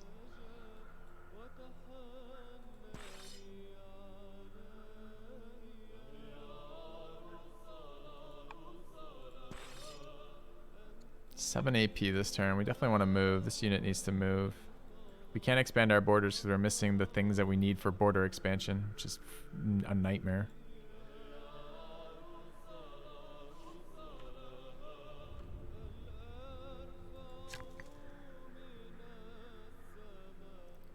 One, two, three, four, five, six.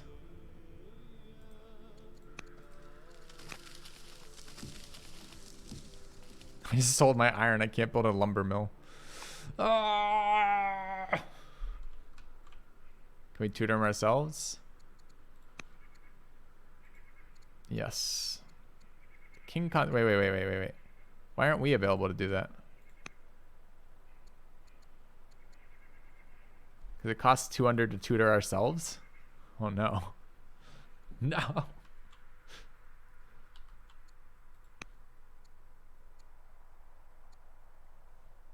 We charge ourselves 200 bucks? Look, our time isn't free. Oh, disaster. What a bad turn for us. We have 2 gold resources that we just need to get online. We're so close to getting online. All right.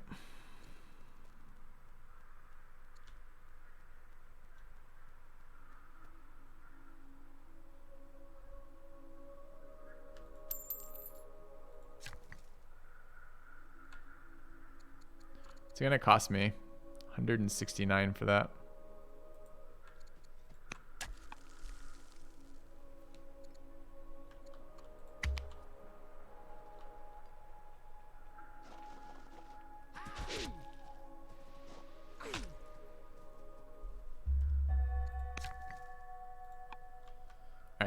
2 kids capable of being tutored, no money.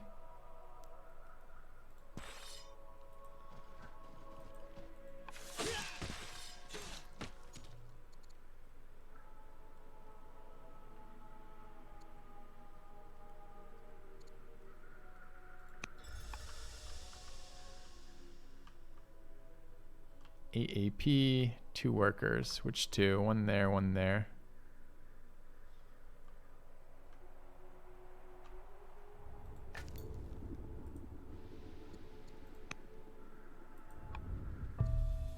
Two citizens is nice, but I want a gold. Becomes deceitful.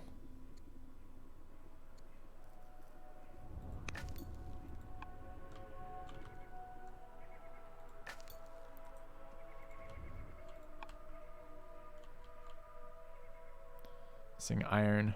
Building an iron mine.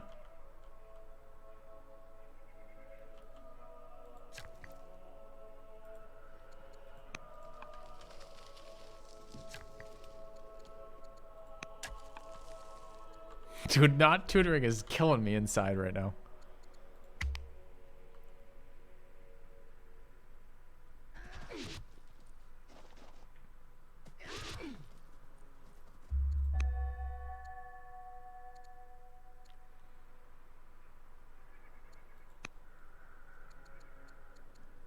All right, animal husbandry, okay here.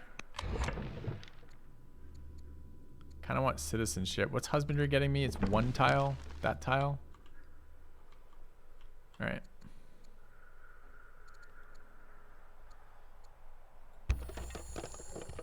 Where is Alexander? It's a different timeline.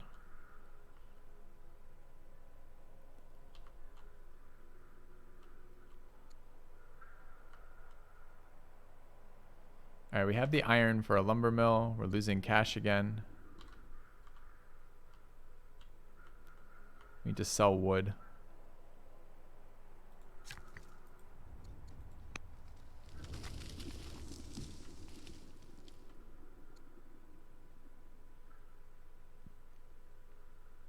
Oh, I should look at these pop-up events.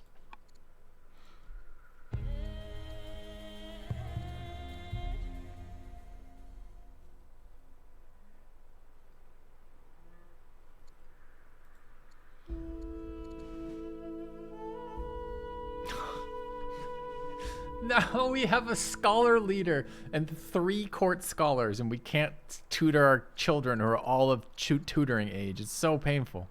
It's so painful.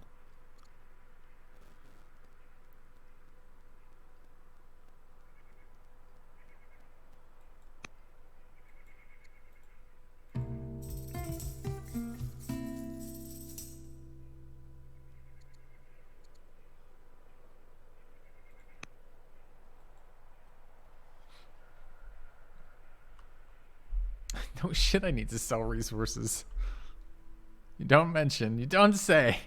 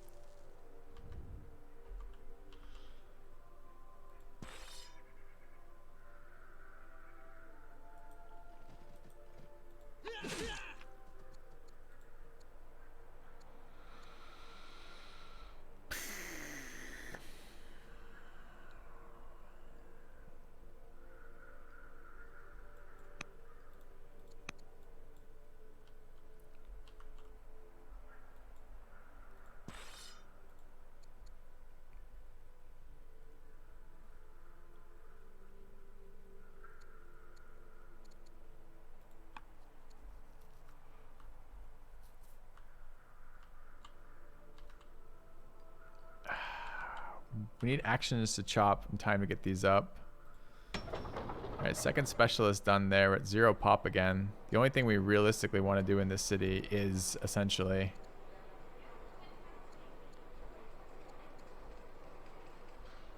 Dude, it feels so bad. The start looks so promising, but it has been not what I was hoping for.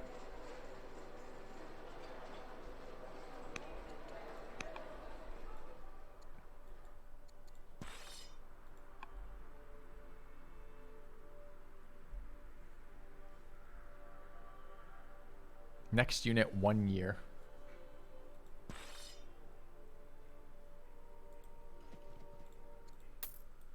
Wait, I told you to move there. Oh no. There's 2 moves apparently.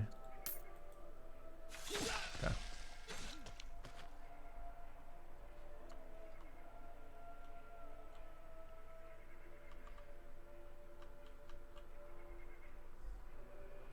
I don't want it selling stone.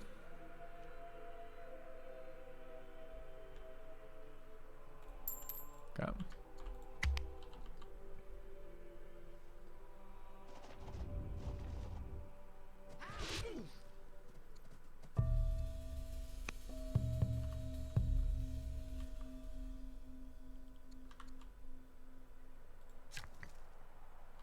Do we have a preference where it goes? Doesn't really matter, I don't think.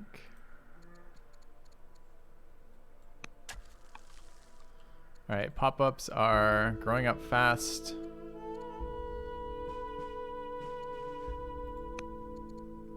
Leader of the Faith. Estranged. We can lose legitimacy, become endeared. Sure. It's kind of a bummer. No ambitions, hurting a little bit on the orders again. So ambition is not free to give up. We have no resources this turn. Still never going to be able to tutor ever again.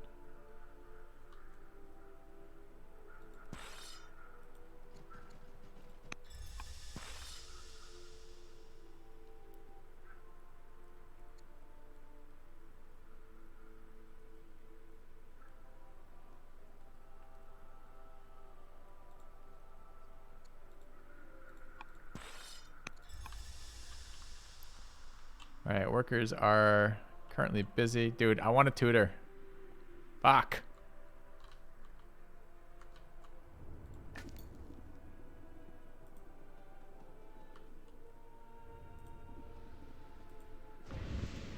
Okay.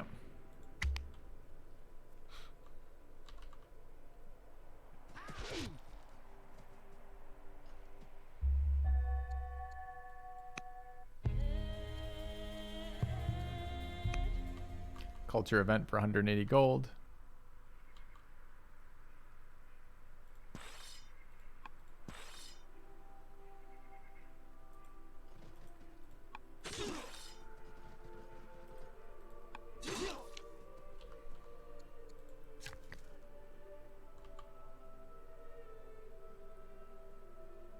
They're both 20 a year.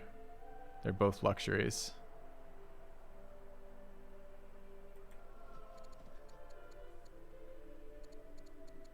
I don't have wood. Ugh.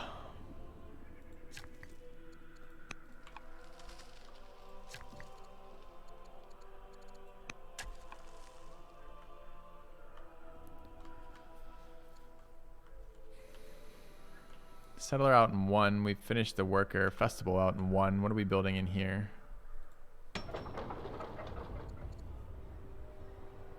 Could build specialists. Why are these modified?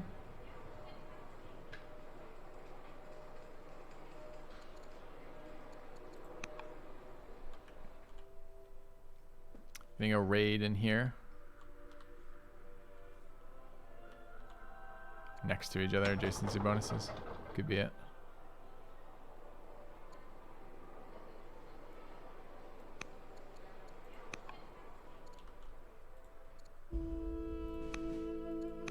Duchess becomes exotic. We have 200. Could buy double AP and tutor. Selling off iron. What do we need iron for? Lumber mills, which we actually do want more of. Need resources.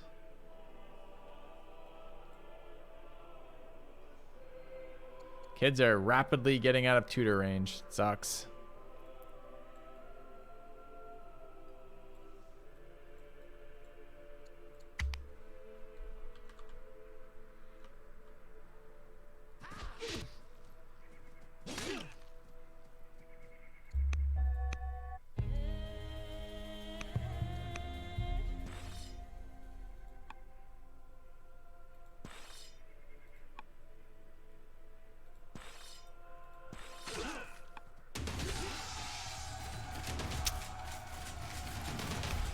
crippled on our leader there.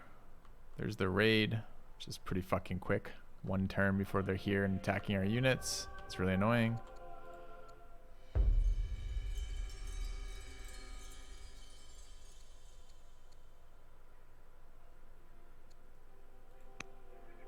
Okay. This warrior's got a weird title called the Warriors of God. Order boost, useful but not incredible. We want to re-roll.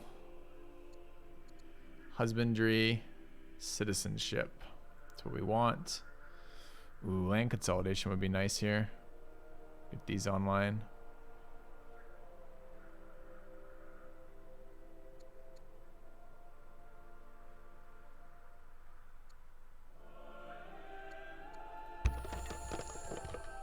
After maybe. All right, what are we doing in here? I mean, we're barely, our culture sucks. We're not like anywhere near where we want to be with this start. I guess we're going land consolidation for the other stuff. All right, I can build a slinger.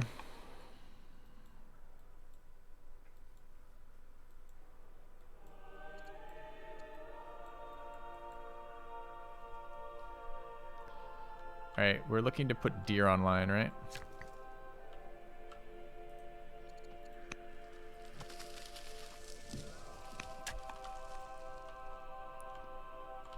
We finished the one. We're looking to put a specialist out. We need to wait 3 years for it.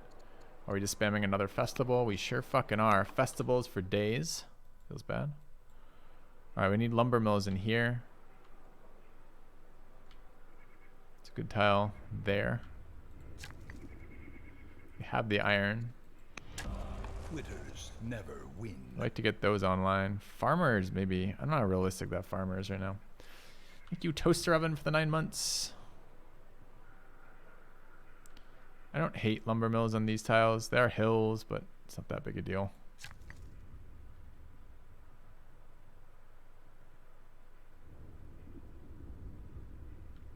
I would like another polis for the cash. The places I want to build those are not in this city particularly. I mean, we could get one over here.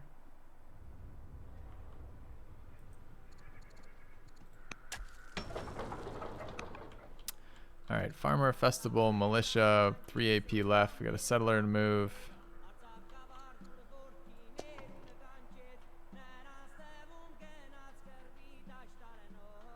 We could maybe tutor this round. Be nice if our kids weren't stupid.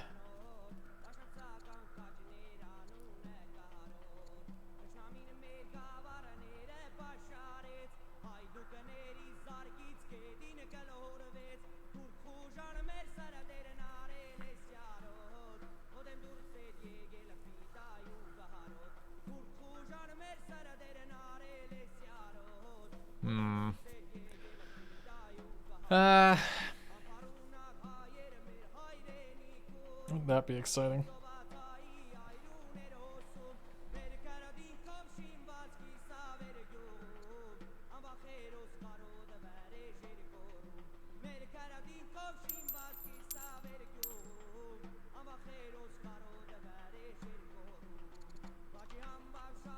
Okay, so that is a tutor action here. We use the scientist. Will we? No. Okay. I can move just a little bit closer.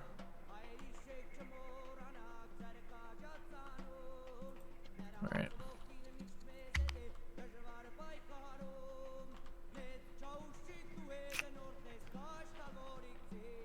Double raiders right now are really annoying. Our son and heir has died. He starts a fight with a fellow reveler at one of his favorite taverns. He's struck by a broken vessel and bleeds to death in the arms of a friend.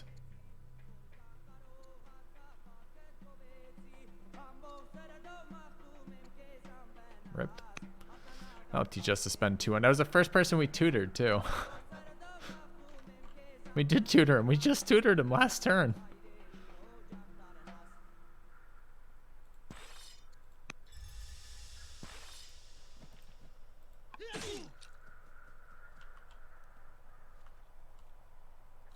Let's just 4 years out. And we're being attacked in this city with no units anywhere near it. I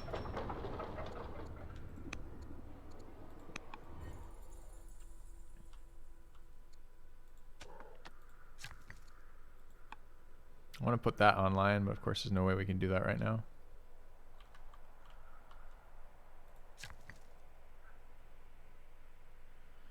Build quarries over here. Build a shrine in there.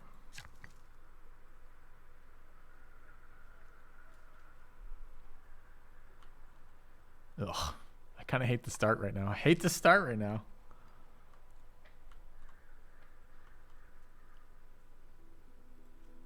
I was excited about it too, but I'm not sure what's going on with it right now. It's not doing what we want it to do.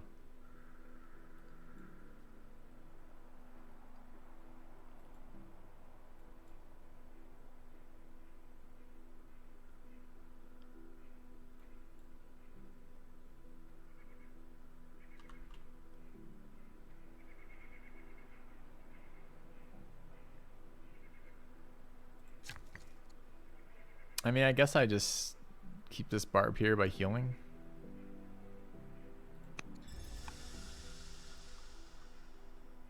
We're not going to clear this before. We'll probably clear it before it spawns another one, probably. So I could bring the settler a little closer. We have no other mobile units right now. 8 AP, our kid's dead.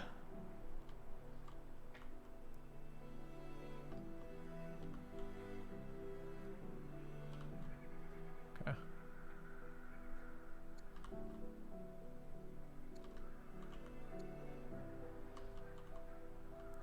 So I could rush this with civics.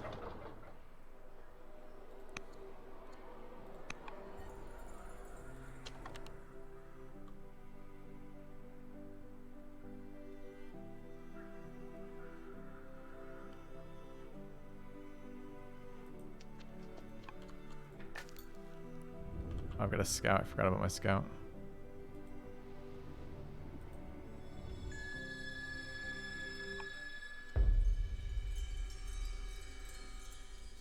Ha! All their resources. Yeah, I'll take all their resources.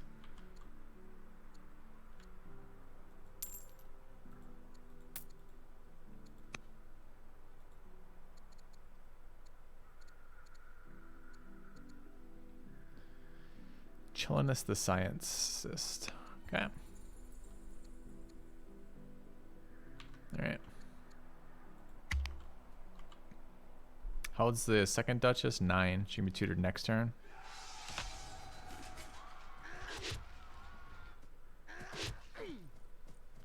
Alright. Comes disappointed. Rank up.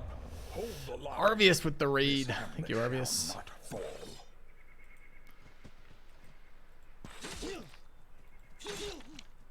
I don't know if we get that next turn.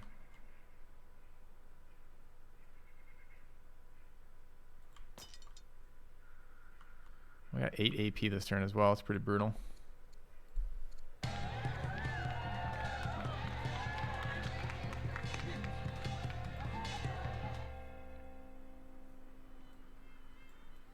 Any workers? Just this one.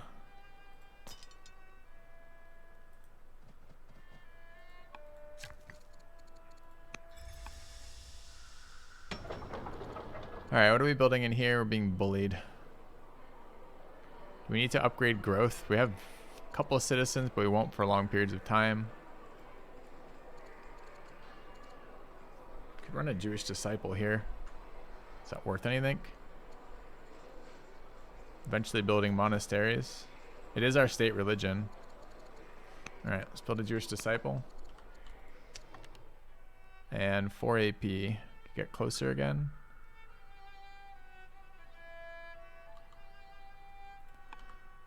We could maybe get enough to tutor. She's not busy right now.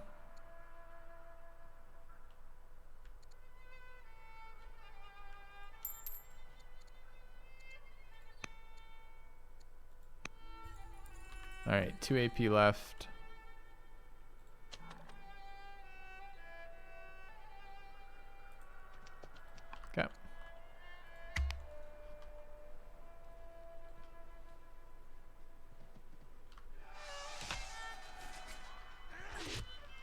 Attacking the worker.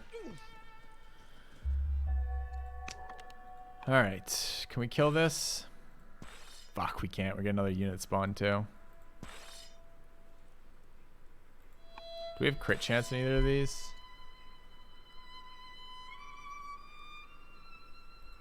Okay.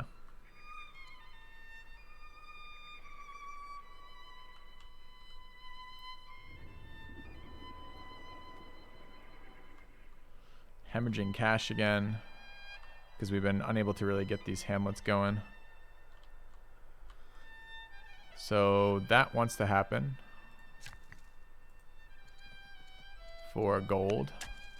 This city wants to upgrade this specialist. It's quite an upgrade.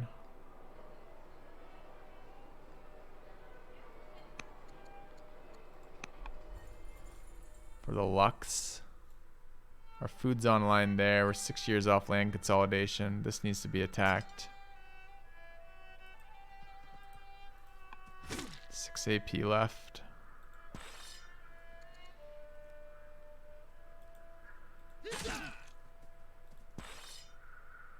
Have to run here or we die, right? This unit probably dies. We probably lose this unit right now. Fuck. Okay. I think we're gonna lose here. Like, I'm like, I don't know if it's worth living after this turn. Alright, 4 AP left over here. 4 workers. Who are the other 3? The settler. Oh, these guys. We need a quarry up.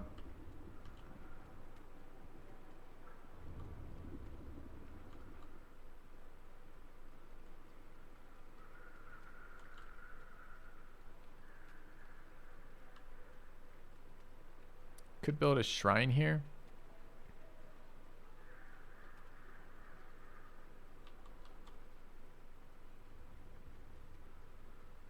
It's not going to be a very good way to border expand though.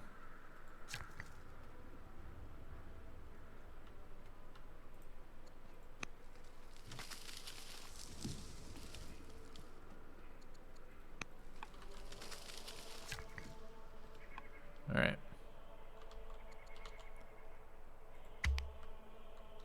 I'd love to get the silver mine, but we're busy. We're actually gonna get screwed this turn too. Where's the spawn unit? Okay, spawn unit didn't attack. It's a little bit more reasonable. Unafraid of invasion. Tribal invasion. Rip. Okay. I can't kill this turn.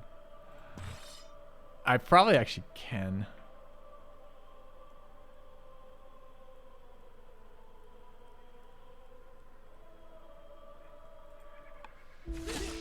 Gain a warrior or gain 130 and 150 resources.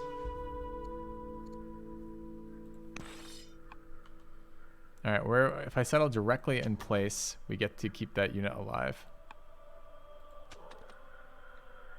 It's kind of a bad reason to settle a city.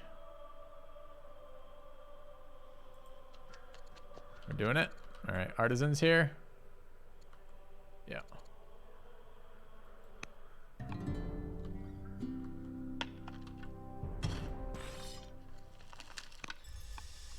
Okay. +1 wisdom. Make her a judge or a builder. We'll make her a builder. Heir's education. So this girl's 18. So this girl's tutorable at 12. She's a builder. Probably want a military guy. Let's go tactics. Okay, they're killing my unit here. Alright, this thing is still wandering around being an absolute pain in our ass. We want a quarry there. We want a lumber mill here.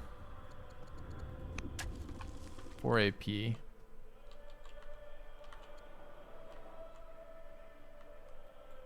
This unit's not busy. 2 rounds now.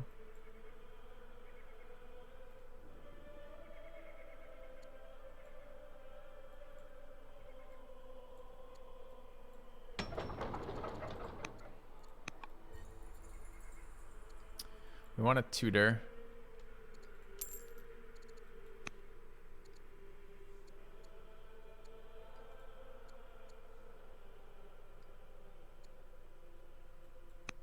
What's the queen doing that she can't tutor?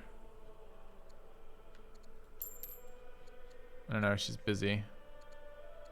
No one else can be tutored this round. That's fine. 2 AP is the worker. These are probably coming our way.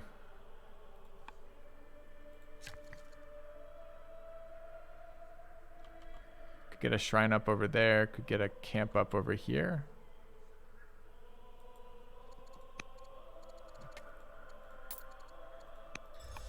Okay.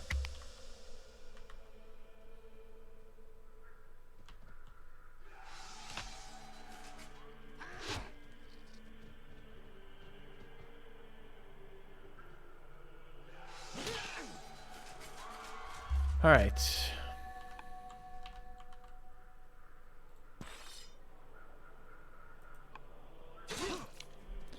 Tracker tough or discipline. Global stats for that. Heal here. Gotta be careful there.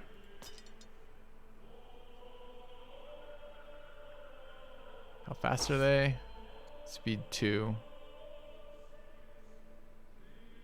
Not quite able to get in range, I don't think.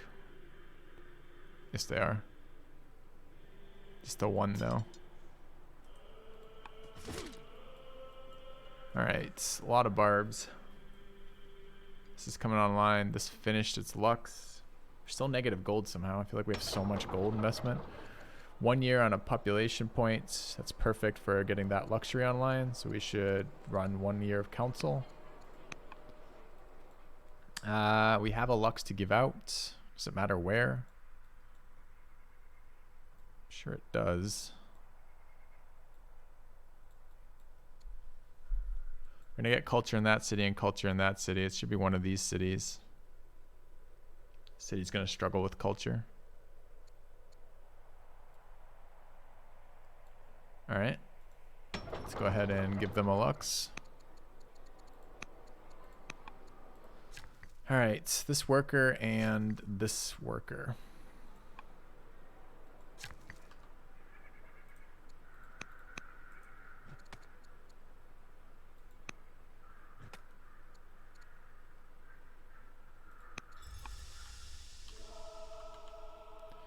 All right, no lumber mills in here. We don't have husbandry. We do have camps, though. We could get the elephant online. That seems reasonable.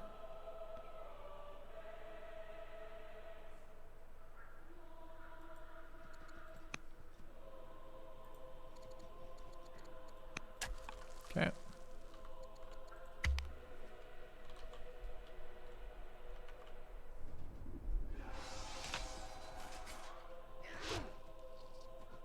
Uh-oh. Yeah, they didn't go directly there. Bold as a bear. Duchess Olympias becomes bold, romantic, or ruthless. Let's go with No, let's make her bold. Alright, no other pop-ups. Alright, we need to go help over here.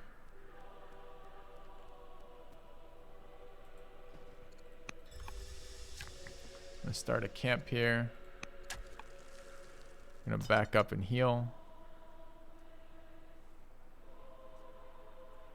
We guess we can't actually escape with this unit. I'm gonna have to force march this fucking unit to get it away.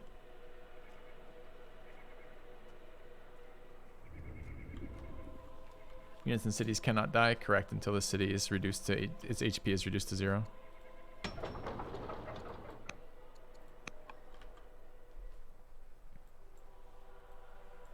Wouldn't mind a second polis over here, or whatever it is. So he's got 2 more turns of being wounded. I do need this guy to live, so I guess it's there.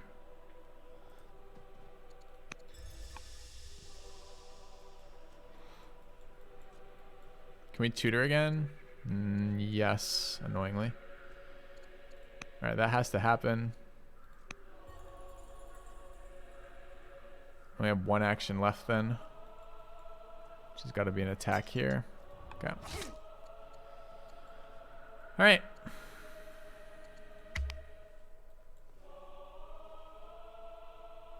Dude, no ambition hurts for legitimacy.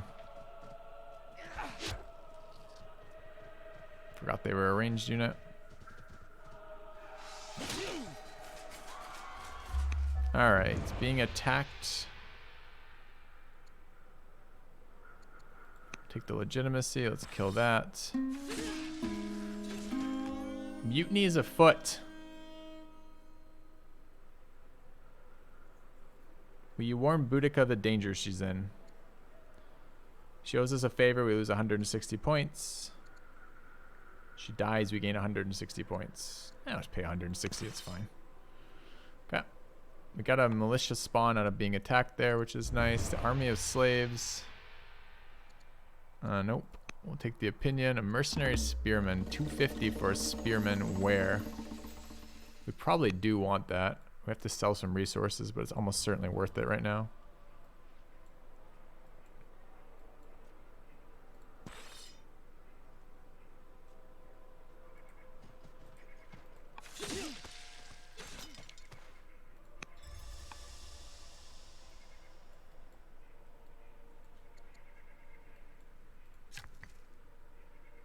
Could build Shrine of Athena here. I think I'd rather build Second Hamlet.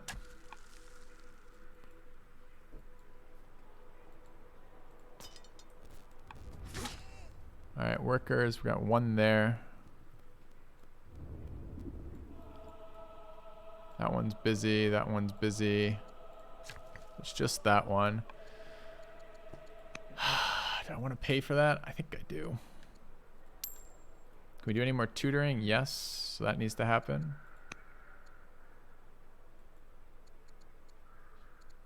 She's still in good health, so that's fine. All right, and if we hire...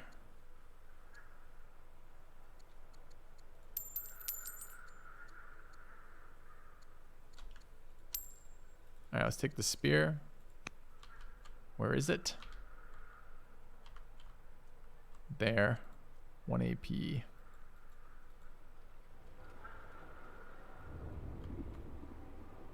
Two years off land consolidation. Probably just wait for this.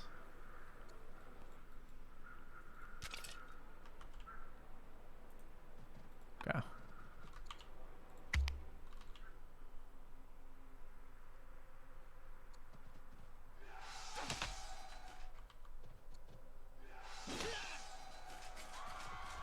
Attacking our city center. Barb's to the right as well, okay. Duchess becomes tough heckler or swift or get a new soldier. Take a new soldier. Okay. Alright, this is up. 2 more barb spawns. We can take the city center to attack from to preserve HP. I think we're okay to attack just to there. This is raging barbs, by the way. Want you to heal. You're healing. 3 workers. 1, 2, 3. All right, you. We're gonna build me a quarry.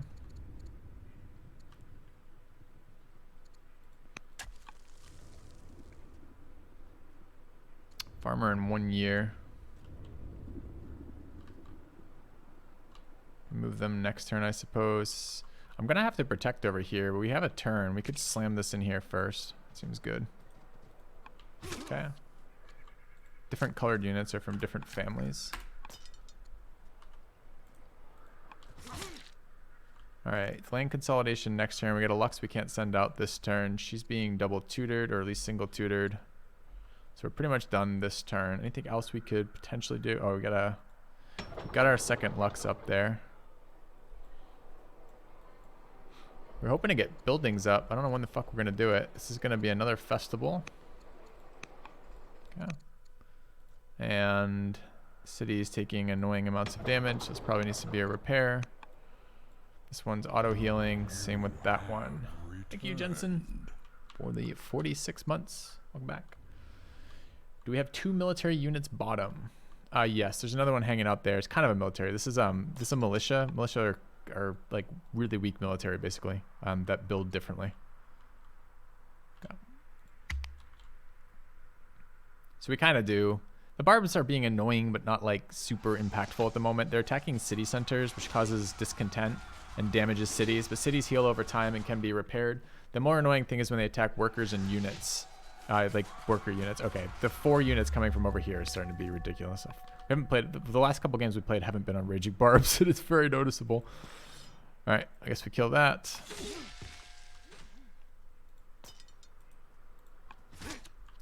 Get a free hoplite in Pella for 4 turns of tech. That's in here.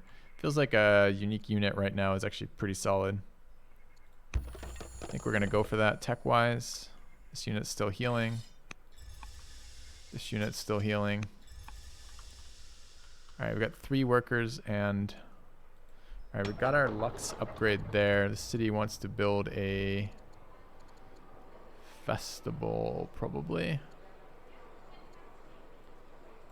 Okay. Is this better than Civ 5? Yeah, a lot better than Civ 5.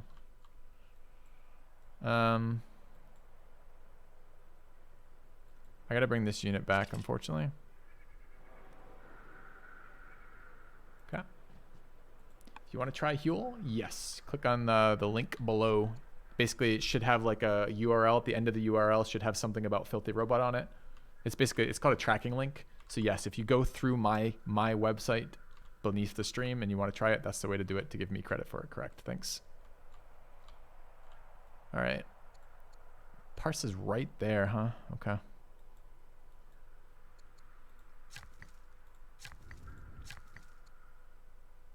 All right, we want to get that online.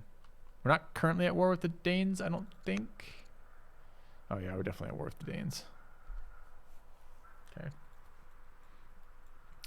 So another mine is fine, but not exciting. We did finish tutoring. We need to tutor again, so we need money. Money is sale of resources.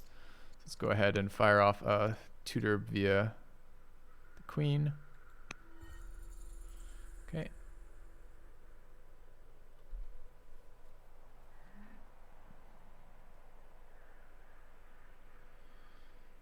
Yeah, okay. This city got repaired. It's still taking damage. It's going to take this damage again, unfortunately. So I think we're going to do one more. Well, let I hit it once more, repair after. I guess it's next turn, I guess. All right, so what are we doing in here? This unit has attacked. Trying to get land consolidation resources online. Let's go there and start. Festivaling, acolyte, worker, festival. This unit hasn't done anything. Is there a river in there? No. There's mines in there. We're gonna have these online in a second. Did we finish? We finished land consolidation tech. We haven't had citizenship yet. Okay. So this worker's not super useful here. We have both levels of hamlets up. We could build a second shrine. We don't have more shrines in our empire and we'd like it. There is a science shrine. Oh, we have horses we'd like to get online.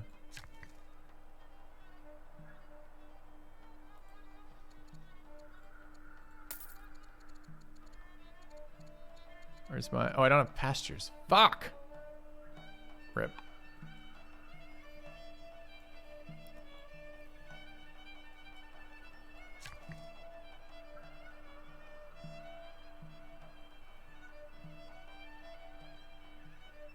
All right, I guess we're moving just a little bit closer. Okay. All right. Festivals for population, so we can build more specialists. Hopefully these barbs are going to stop invading us at some point.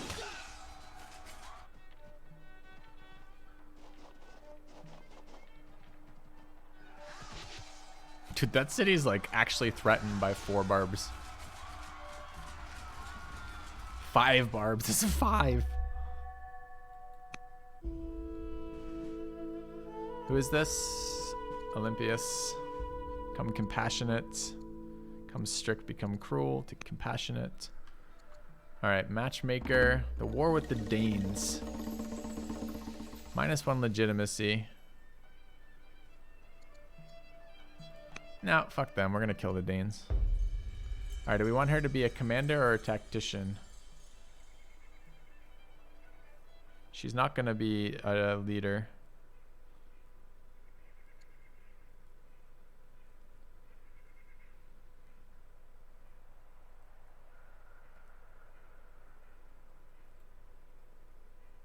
Let's make her a tactician. The stun, I guess. Let's kill this barb. Alright, we can put this land consolidation resource online. We have a Lux to give out. Tutoring's done for a bit until we get children again. No steadfast too. Tell me again why we didn't go champions with raging barbs. Like, what were we thinking? Clearly not a lot.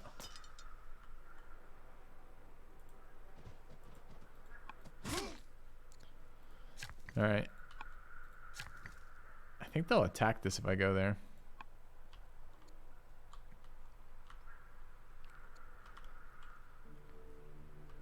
I want to, but it's in range. We're at war with the Danes. If I just put a silver mine here, we get attacked. It's in range. They'll move over and attack it. I don't have a free military unit to protect it at the moment. Once we clear this out, we can. I think I might have to bring militia back to help in here as well.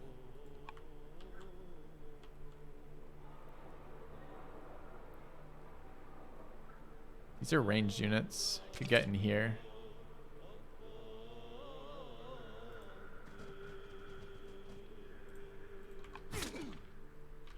I'm worried that's not going to be enough.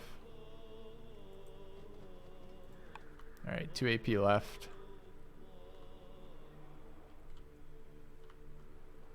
All my workers are busy? No, I got 1. What is it? It's this one. This culture... Oh, we could assign the second Lux to here. Okay.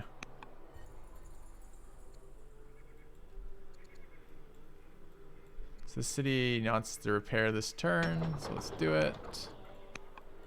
This city is healing, getting a festival, getting a worker. We'll have to attach a general. Go.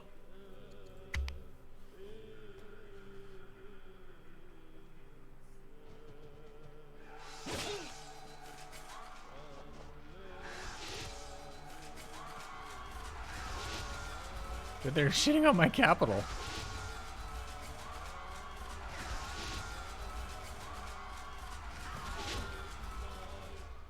Alright. 2 militia and Pella. You bet. Romantic evening. Absolutely. What? No, we want to... The king consort. Well, we're 51. Do we care if the king consort's in love with us? Not that much. Find yourself drawn to... You shall study the world together. Okay. Alright, I want this unit dead. I can do it with the militia, which means I could move the other unit somewhere useful. It's reasonable.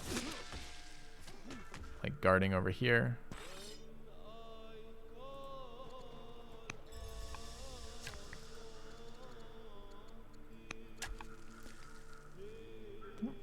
Oh, I am second tier of... We could have been building the other hamlet while we were waiting there, which would have been good.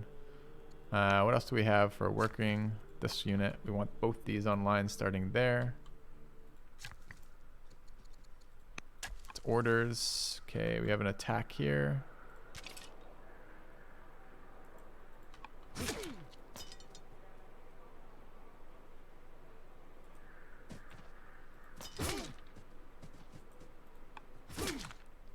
I guess we're repairing this city.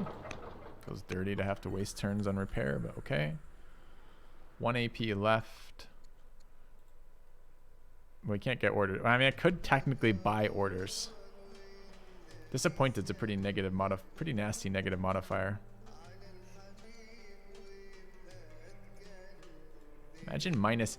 Influenced is plus 40. Disappointed is minus 80.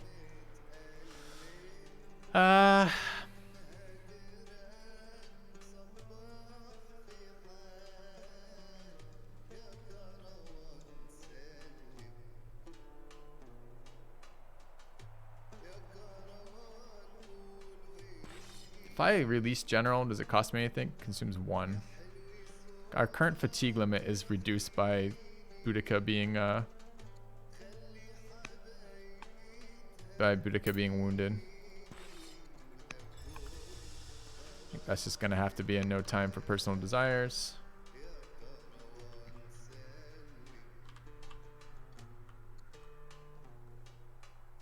All right.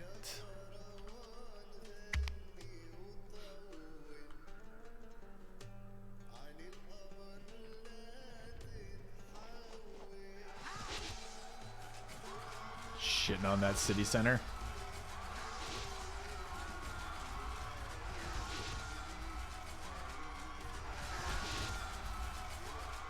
Okay. Influence king consort for free. Sure. It actually is irrelevant. The guy's at minus 70. So minus 50 or whatever it is, or I think it's plus 40. It doesn't matter. It doesn't change that. It's not enough. Alright. So what's going on in here? We're still being attacked by hordes of barbarians.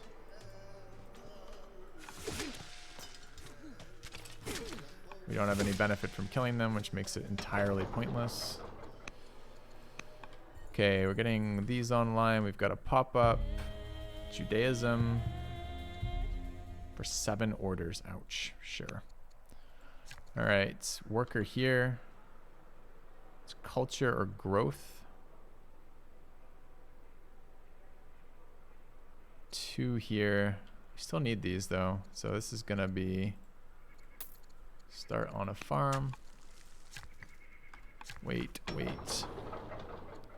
Worker completed. We need more settlers. We don't have any food though.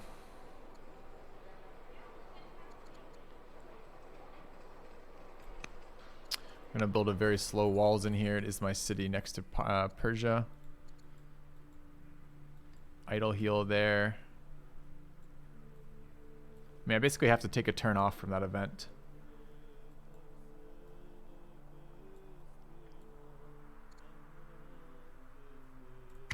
All right.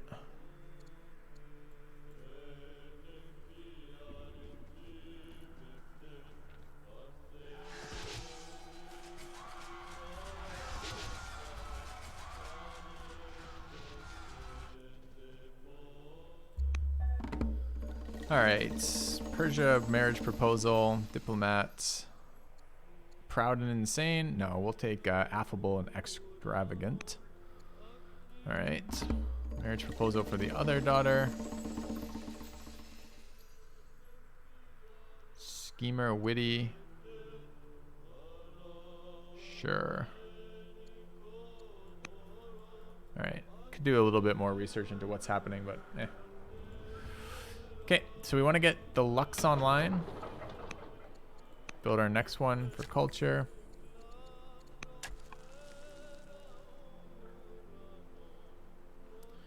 Really like to border expand in here, but I don't think that's super likely at the moment. Get another quarry. We want to re-roll these texts. I want citizenship. I've got a disciple. We've got this in here. We now have a hoplite too.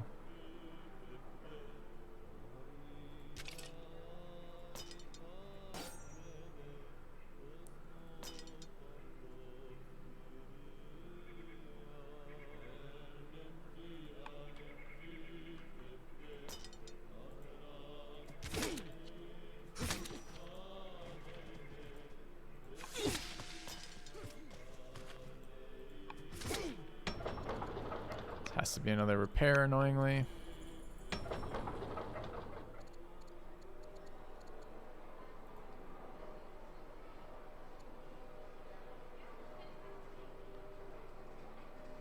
I gonna invest in a growth? I mean, it gets me the horses with 1 more building. That seems okay. We'll grab that. It's not terribly exciting. All right, 5 AP left.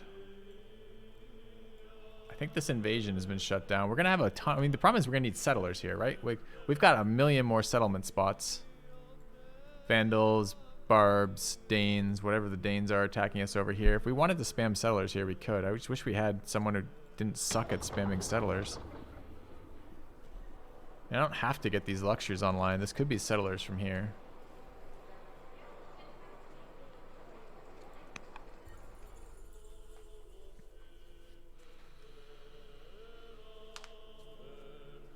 Just so slow.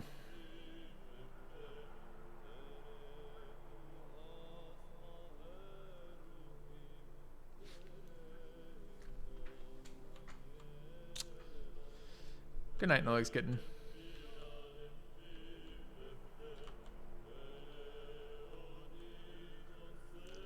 $1,100 civics. All right. Well, we know what we're doing with 1,100 civics. Let's rush some specialists. Oh, I don't have developing in the city yet. We're getting close. Okay. I think we should commit our daughter, general daughter, to one of these units. Probably this warrior. Hoplite would be a good spot for her too.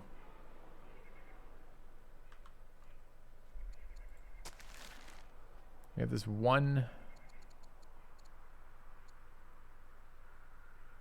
Need monasticism for that. I mean, we could spread it, I suppose. Really what we want to do, huh?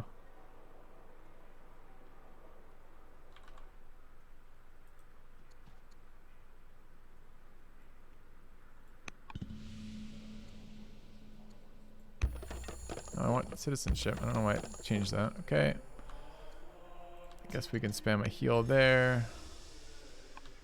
2 AP. Do we wish to influence anybody? Marry anybody? Attach a general? I think the answer to all those is no. I can take promotions. We've got a promotion here. And a promotion in here.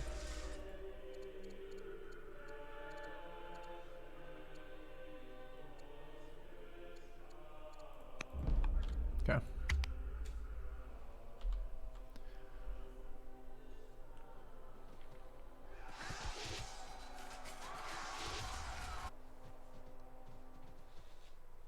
They're generating so much unhappiness for us.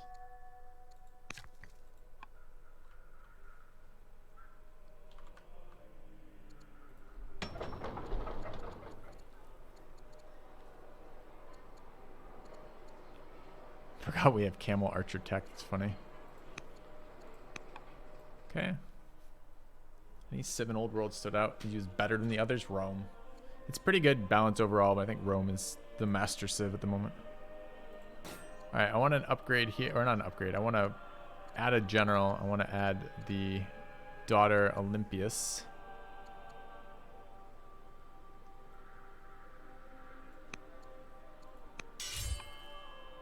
We want to soften this up for next turn.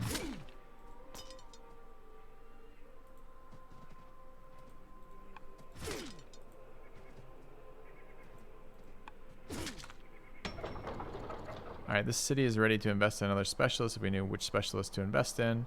We don't have any population, so it's absolutely irrelevant. I guess I could build walls for happiness, I guess.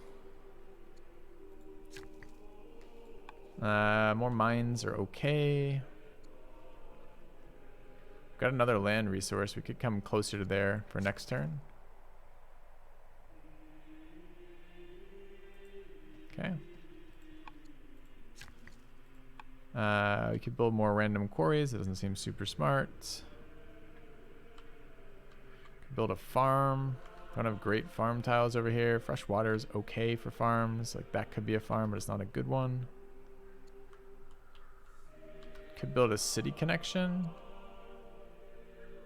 That seems like it might be worth some time.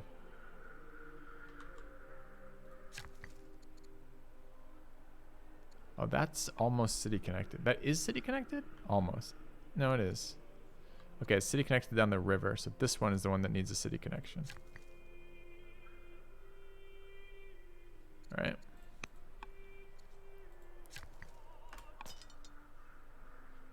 Can chill.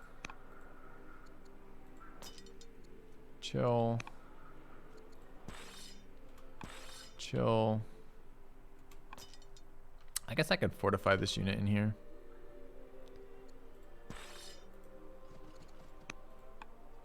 Alright, what else do we want to do with these 2 AP?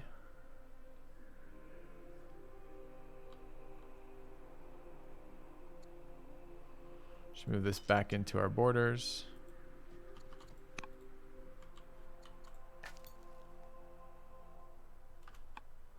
One AP left.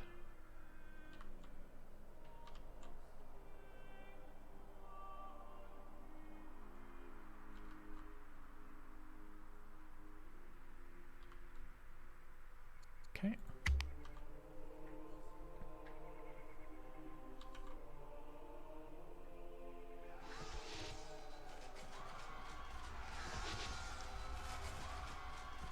More reinforcements. Okay. More fighters, more orders. Citizen and repair damage. Citizen's great. It's basically, we needed that anyways because we needed the people. Alright. Daughter can clean up.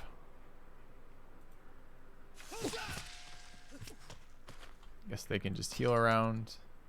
Can't heal. Oh, I'm not in my territory.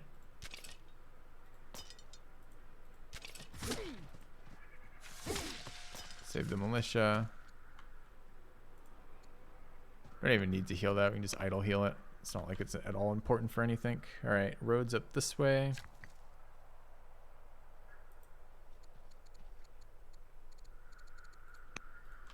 Work on our city connection. I want that tile improved.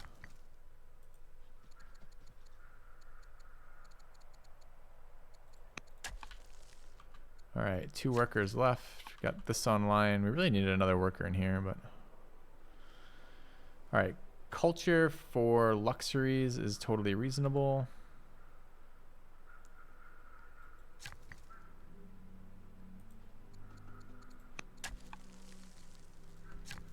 And we got this mine online.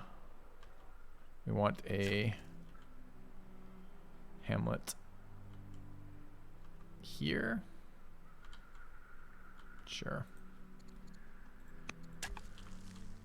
Alright, 1 AP left. You're fine. You're fine.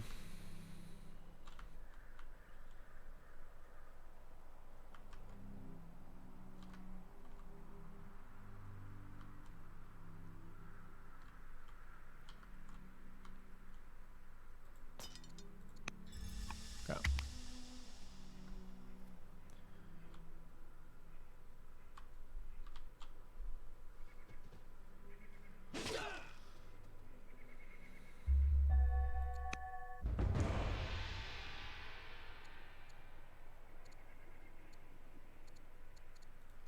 Alright, don't get any real options about that.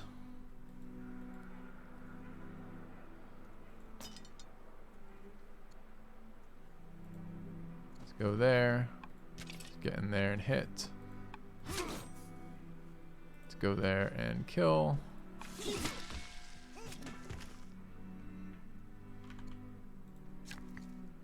Got a road in here. And quarry done there, huh? Could do lumber mills in here. Gonna run out of locations for buildings if we're not careful.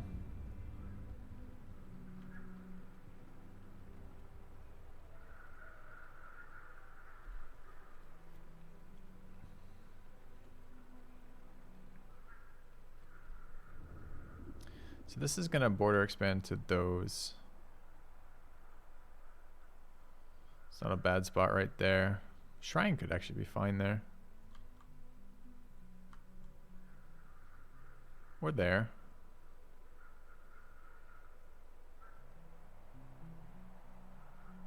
It's gonna border expand on its own. Do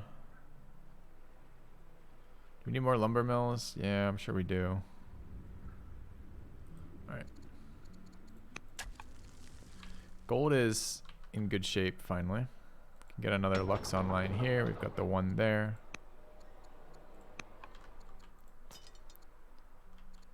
You can chill and or heal.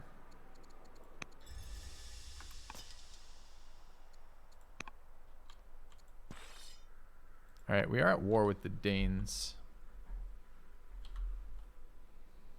I could kill that. It's just... I don't really want another city right now.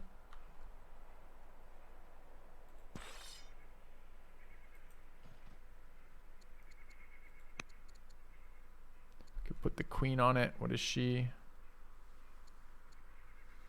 Makes us go faster. Adada the soldier.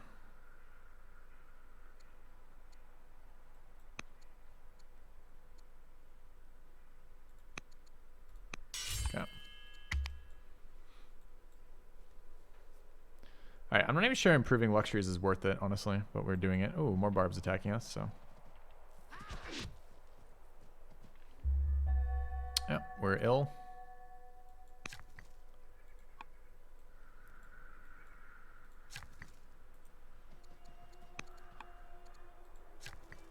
Alright, this luck's online. Could build a shrine. Let's do it.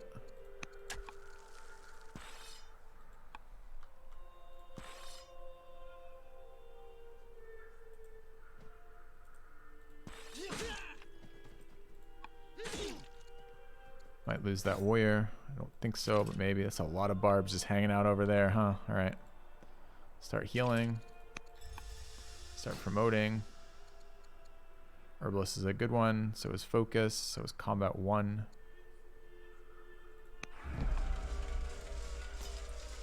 You can chill. Is that really it this turn? 3 walls and 3. Disciple and 6. Gardener. There's way too many gardeners in my empire.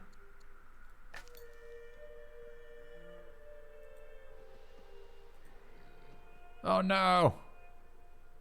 Rip Scout.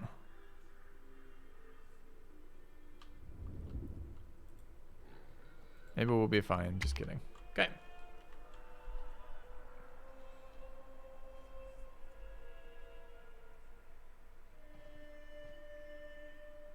Dude, did it just unload on water? No. Okay. Rip Scout.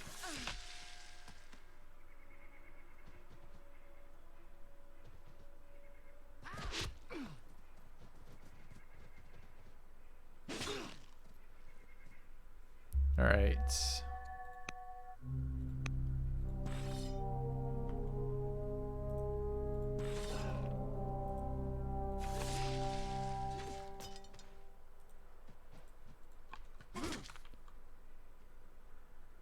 Don't have pasture tech yet. We're going for citizenship. We're trying a library rush, which we haven't done yet. Took damage in here. Is the worker wounded as well? Of course the worker's wounded. So annoying.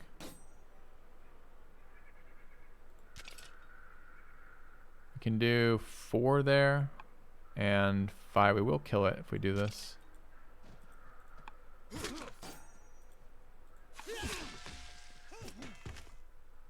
Okay, they can heal on their own.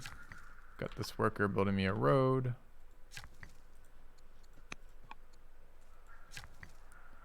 This worker building culture.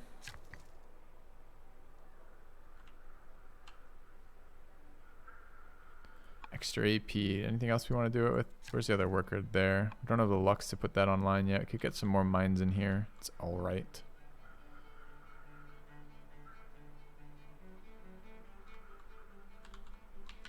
Could help over here to get this online too.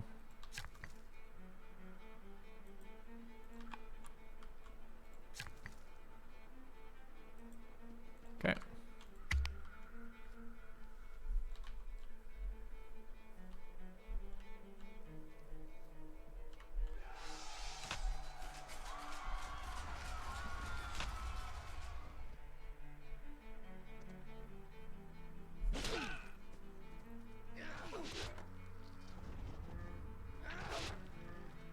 Alright, Militia did his job, baited a hit.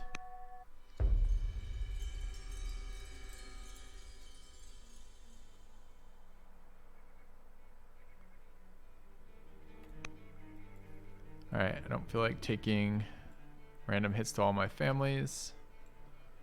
I want this online. I want that online. I want to kill that unit.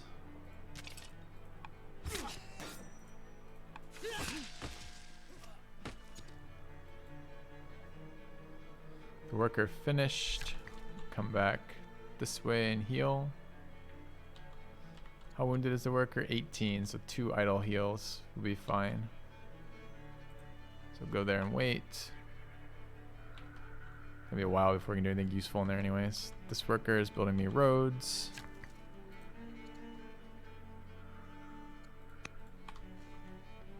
Alright, we need to heal this unit.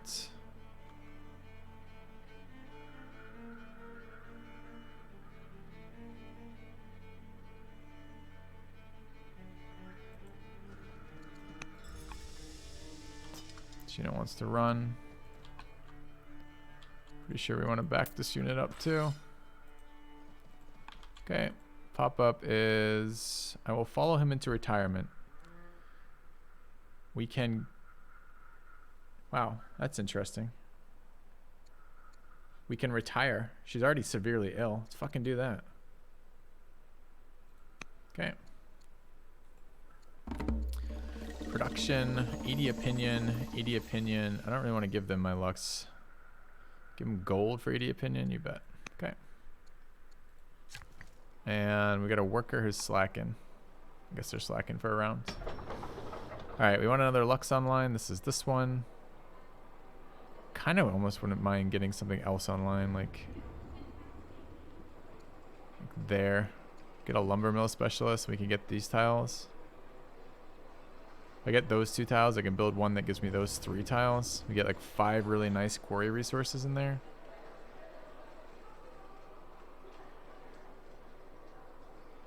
Is that our luxuries? I really don't know. I'm never actually convinced that it makes any sense to get luxuries going. The culture is like the biggest thing the luxuries do for me in the end. Don't have any action points left this turn. Alright, we got an unassigned lux. We're going to have another one in a minute. We need actions to do it. Okay. We have a consort. Okay, so we have our first kid, 2.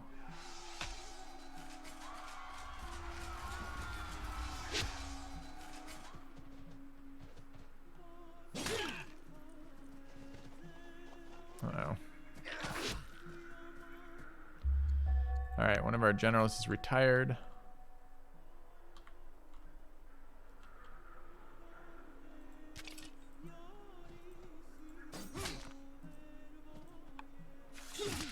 That's wisdom on our leader.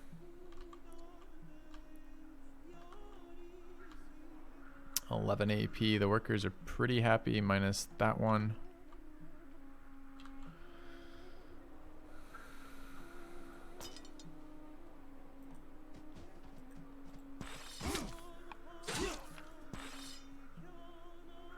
Pretty sure this unit kills us if we stay around.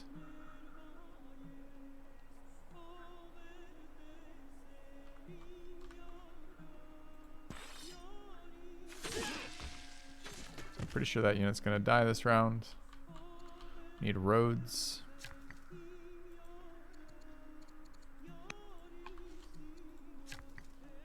Alright, we're idle healing. Building luxuries seem entirely useless, but we should assign those luxuries if we're going to waste our time developing them. So this city has some culture off luxes we care about. This one's about to hit strong on its own. This one is pretty low development. This one's going to get huge culture, so it's going to be an Umbracia here. So we need to give them honey and wine.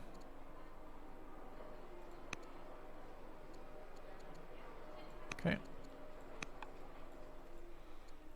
That's all of our actions this turn. We finished walls. We don't know why we built walls, but we're excited we did. Alright, we want to upgrade our lux. Finished gardener, looking for gardener. Alright.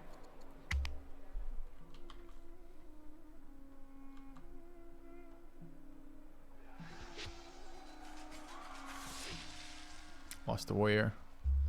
Okay.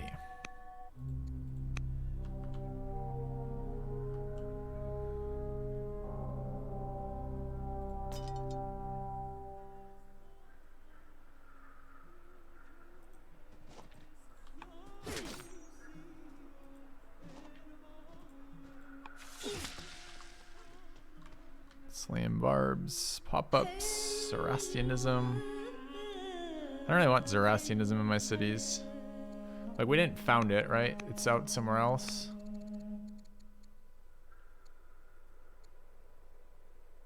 Wait, are you kidding me right now? Persia has founded 2 religions? It's annoying. Fine. We'll take multiple religions in our city. Alright, new soldier, yep.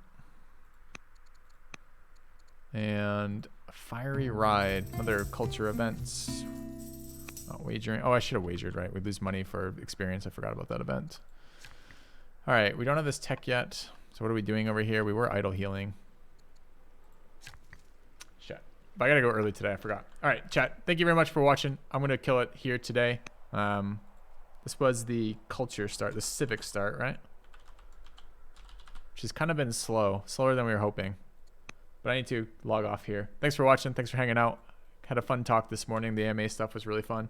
I'm probably not playing a whole lot more Old World on stream for a little bit. I really enjoy it. I think it's an excellent game, but the viewership is just really, really bad for it. Not a lot of people know about it, unfortunately.